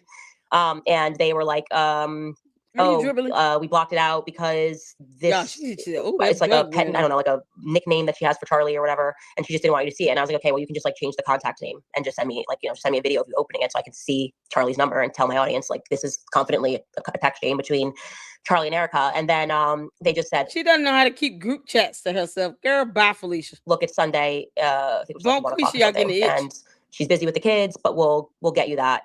And so I waited. It's now been obviously more than 24 hours. It's been like 30. It was yesterday at 1 p.m. Now it's 9 p.m. on Monday. And they haven't sent it to me, like just the number so I could see that it was Charlie, but I'm waiting. But there's a perfect example of how they could just easily show it. So I'm waiting for that. And if I get it, I will clarify to people that she was making dinner.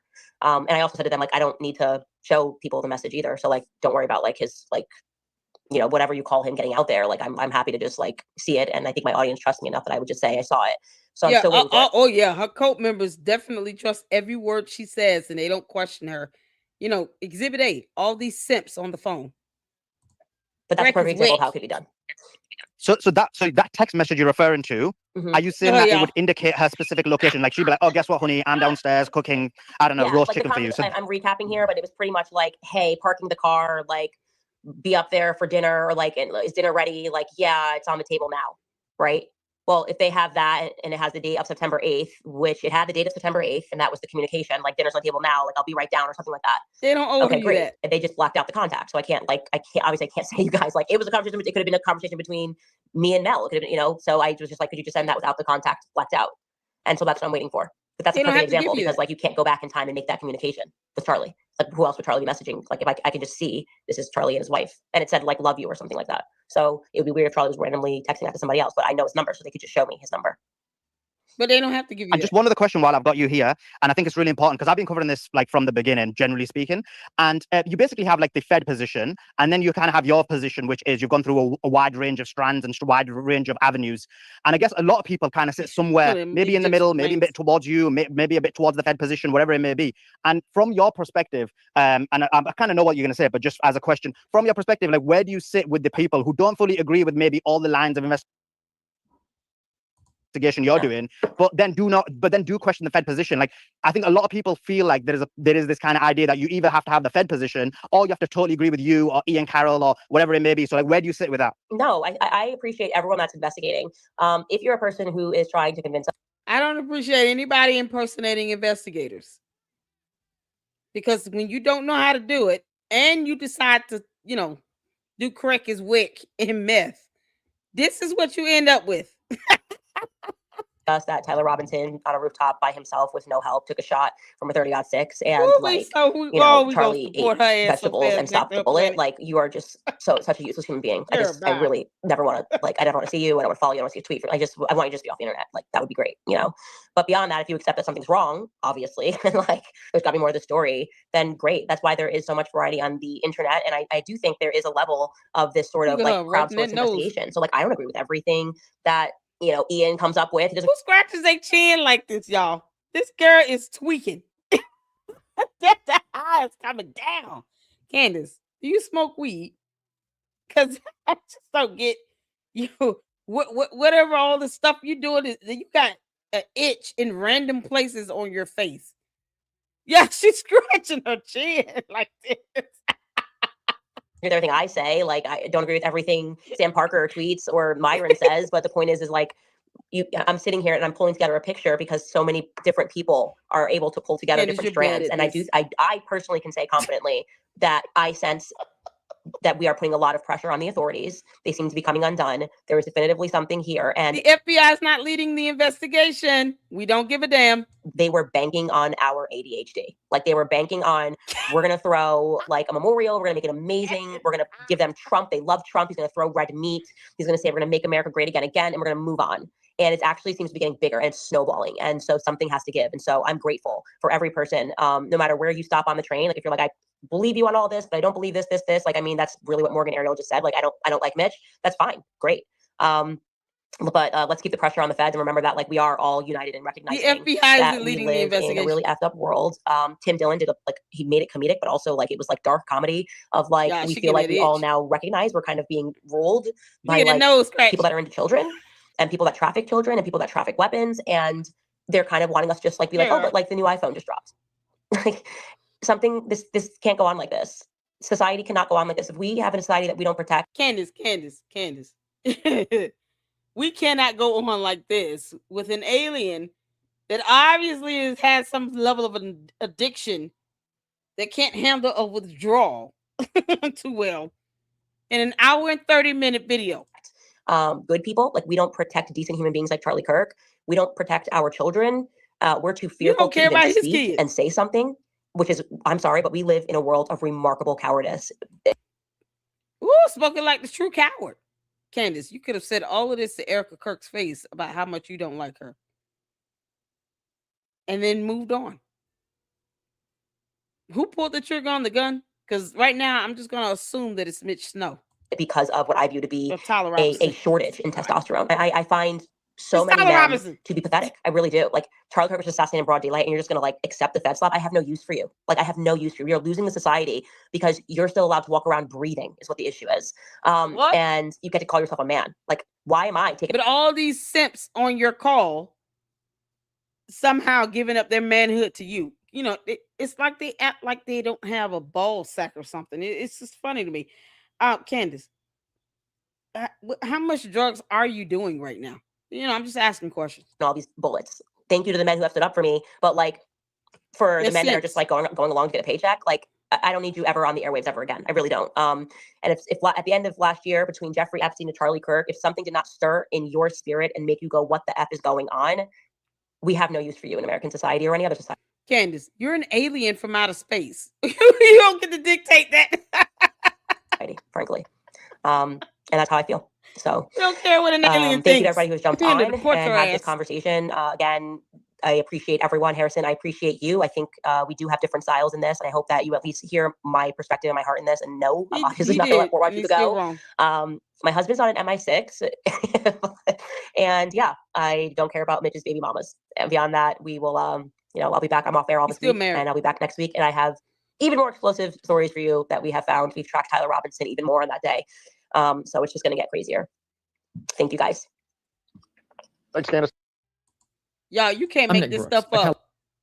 Y'all, shout out to look at his Nick Brooks. Let's leave it on this cutie pie right here. I have never seen this much weak, sackless, spineless ass kissing in all of my life from grown ass adult males to one alien from another planet who's American ignorant, who scratched her nose, her chin, and face, and just the girl was just letting us know all over the place. I gotta get off. I gotta get off. She's scratching her ankles. She bent down. She moving around. She gotta go to potty. She was like, I just want to bob behind the binky. Like I've never seen this much simping in all my life. Man, that was hard to watch. Y'all, this was something else. Whoo, thank y'all for tuning in. I have to make it funny. I don't know how else to do that. When it comes to Candace Owens, the alien, I just, there is no way I can take her seriously. I don't take her seriously. I truly believe that TPUSA and Erica Kirk need to now file a federal lawsuit against her for impersonating this professional criminal investigator that she is more than willing to repeat and reiterate and allow others to do on her X-base to falsely purport herself to be a federal investigator or an investigator, period, with no license or credentials. And then to demand alibis in the matter to where she's harassing people. What did it say? You don't even have to, listen, you don't even have to damn benefit from it. The mere act of asserting false authority is enough to trigger liability. You can't make this up. Why is she sitting here with the itchy scratches? She's got explosive stories, y'all. Hopefully she'll just tell us, what planet she hails from and why she chose Earth. Because, there's a reason, Candace. There's a reason. Does Boys Club know that he procreated with an alien? He got 4 kids. You can't make this stuff up. Candace, you don't care about Charlie Kirk's 2 kids with Erica. You don't even care about Erica. You want them to give you alibis and messages and all this shit. No, they don't have to do that. They need to stop even saying anything remotely close to a response to the alien or the idiot. The idiot is about to get paid $250,000, people. And for what? You can't make this stuff up. Thank y'all so much. Yeah, cute pie. C-Star said, oh my gosh, unbelievable. Y'all, that was something else. I would not have been able to get through that on my own without you all. So I just want to say thank you all for bearing through this. Because it just things like this, even if you get nothing but this federal law out of it, now you see that the federal lawsuit can be filed. And, if they wanted to take a step further, ask for a criminal complaint to be initiated. You don't get to sit here and harass people, dox people to force some alibi or an interview with you.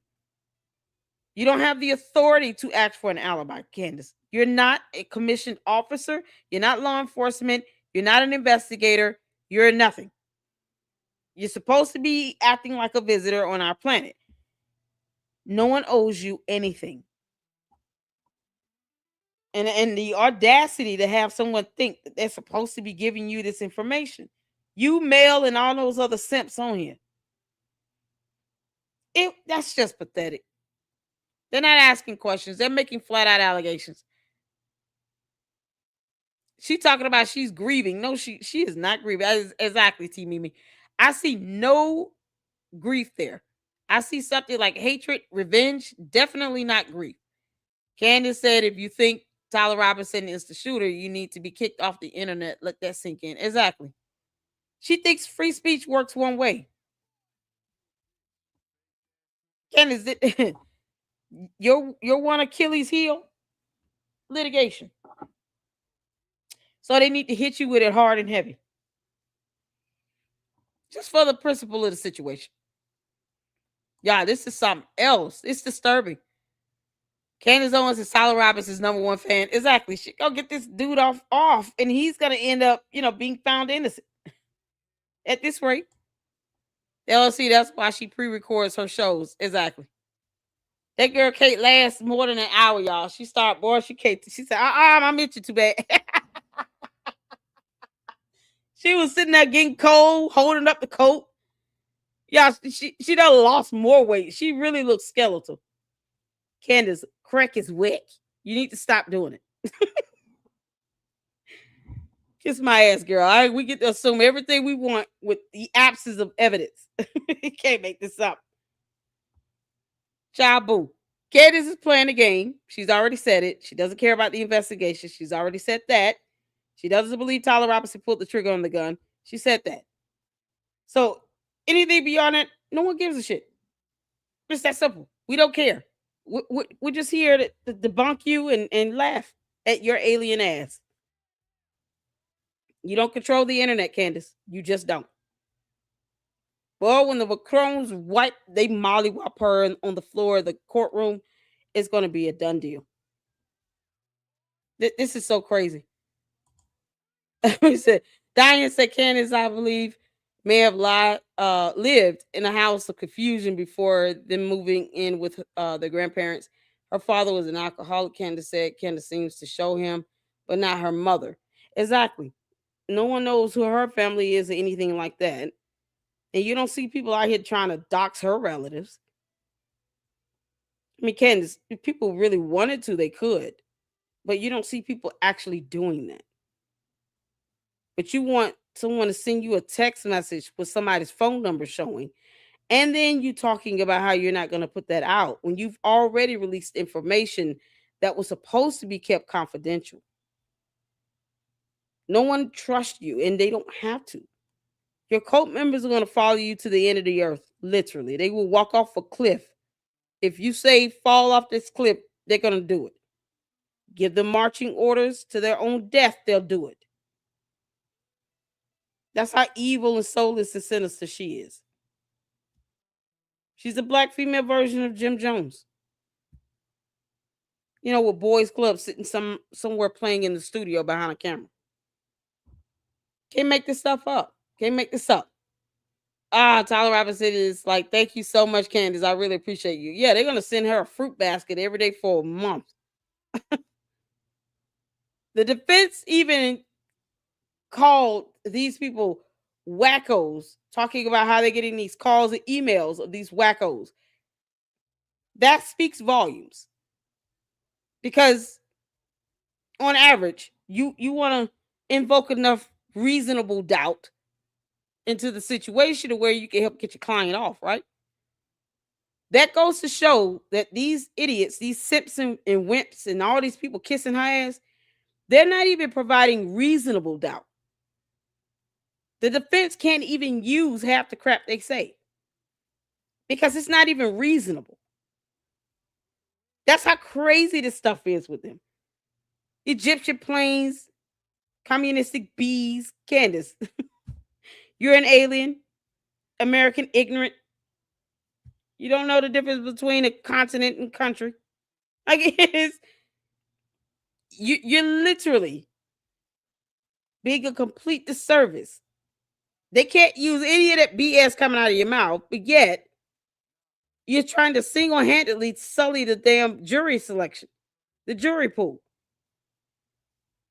And if Erica Kirk doesn't sue her, and let's say Tyler Robinson ends up there, there ends up being a hung jury, or he's proven innocent, then what?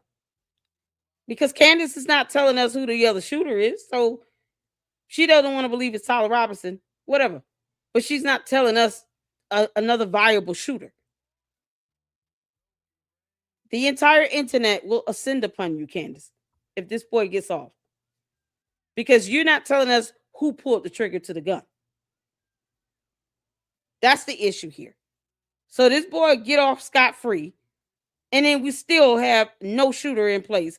And Candace Owens will be solely responsible.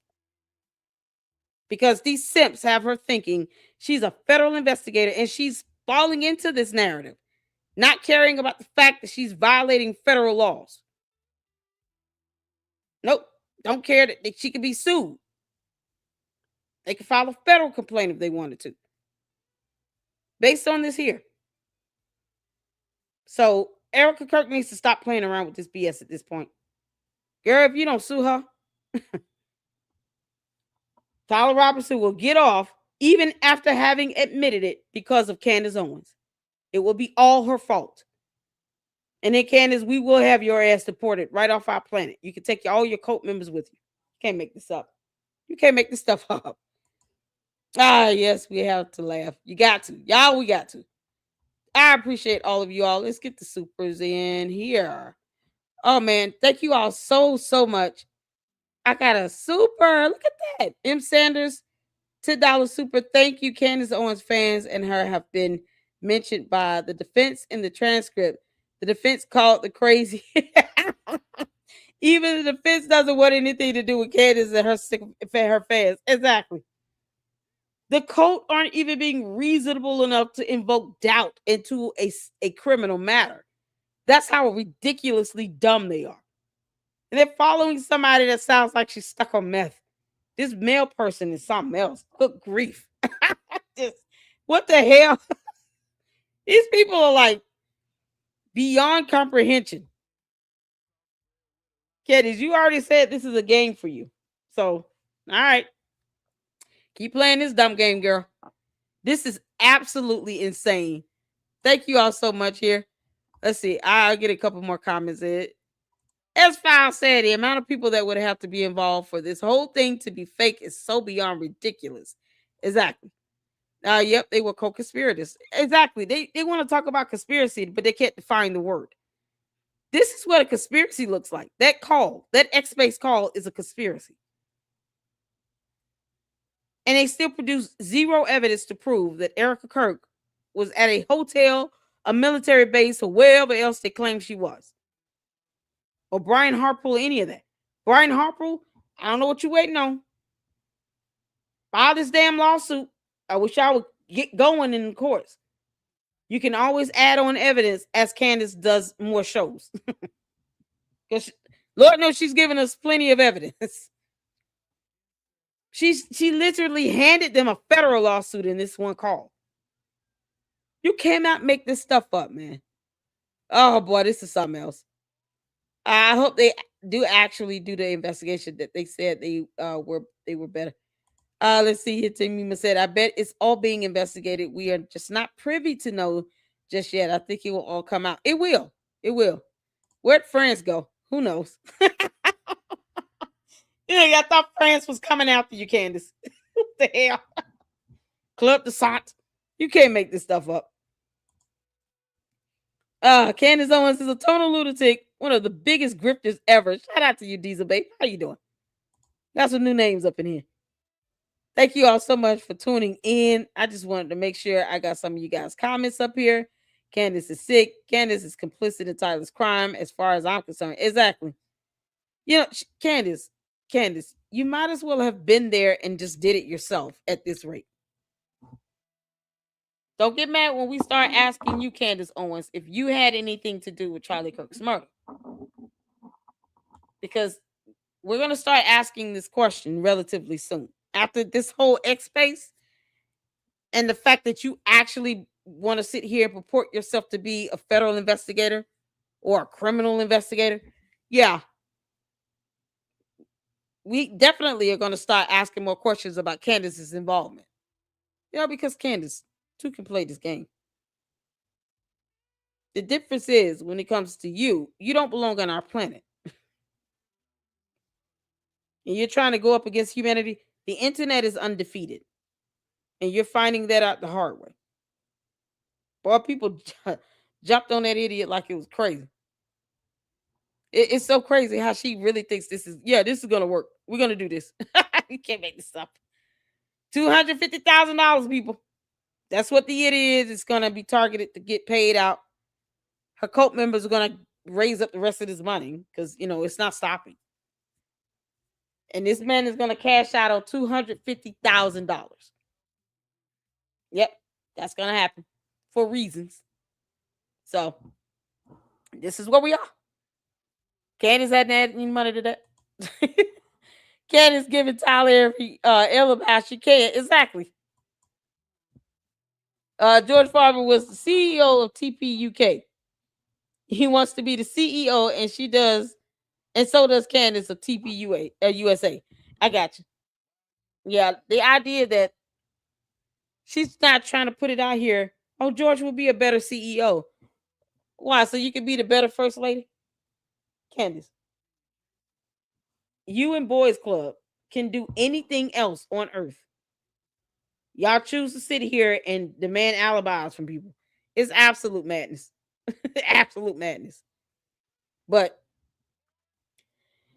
the conspiracy is something else, y'all. Sell Blexit for $1. Exactly. Didn't I tell y'all that? TP USA needs to sell Blexit. There you go. Sell Blexit. Get rid of it. Make Candace figure that out. Now here you can have Blexit back, girl. I would sell it. Erica Kirk doesn't owe her anything. I think that, idea of people, just, well, you just need to pray for her. We can pray for her. We're still going to sell Blexit. And we're still going to sue her. And where are her cult members going to be? Running around here crying all over the internet for her. All these simps. Simping is something else. Thank y'all so much for tuning in. I appreciate all of you guys.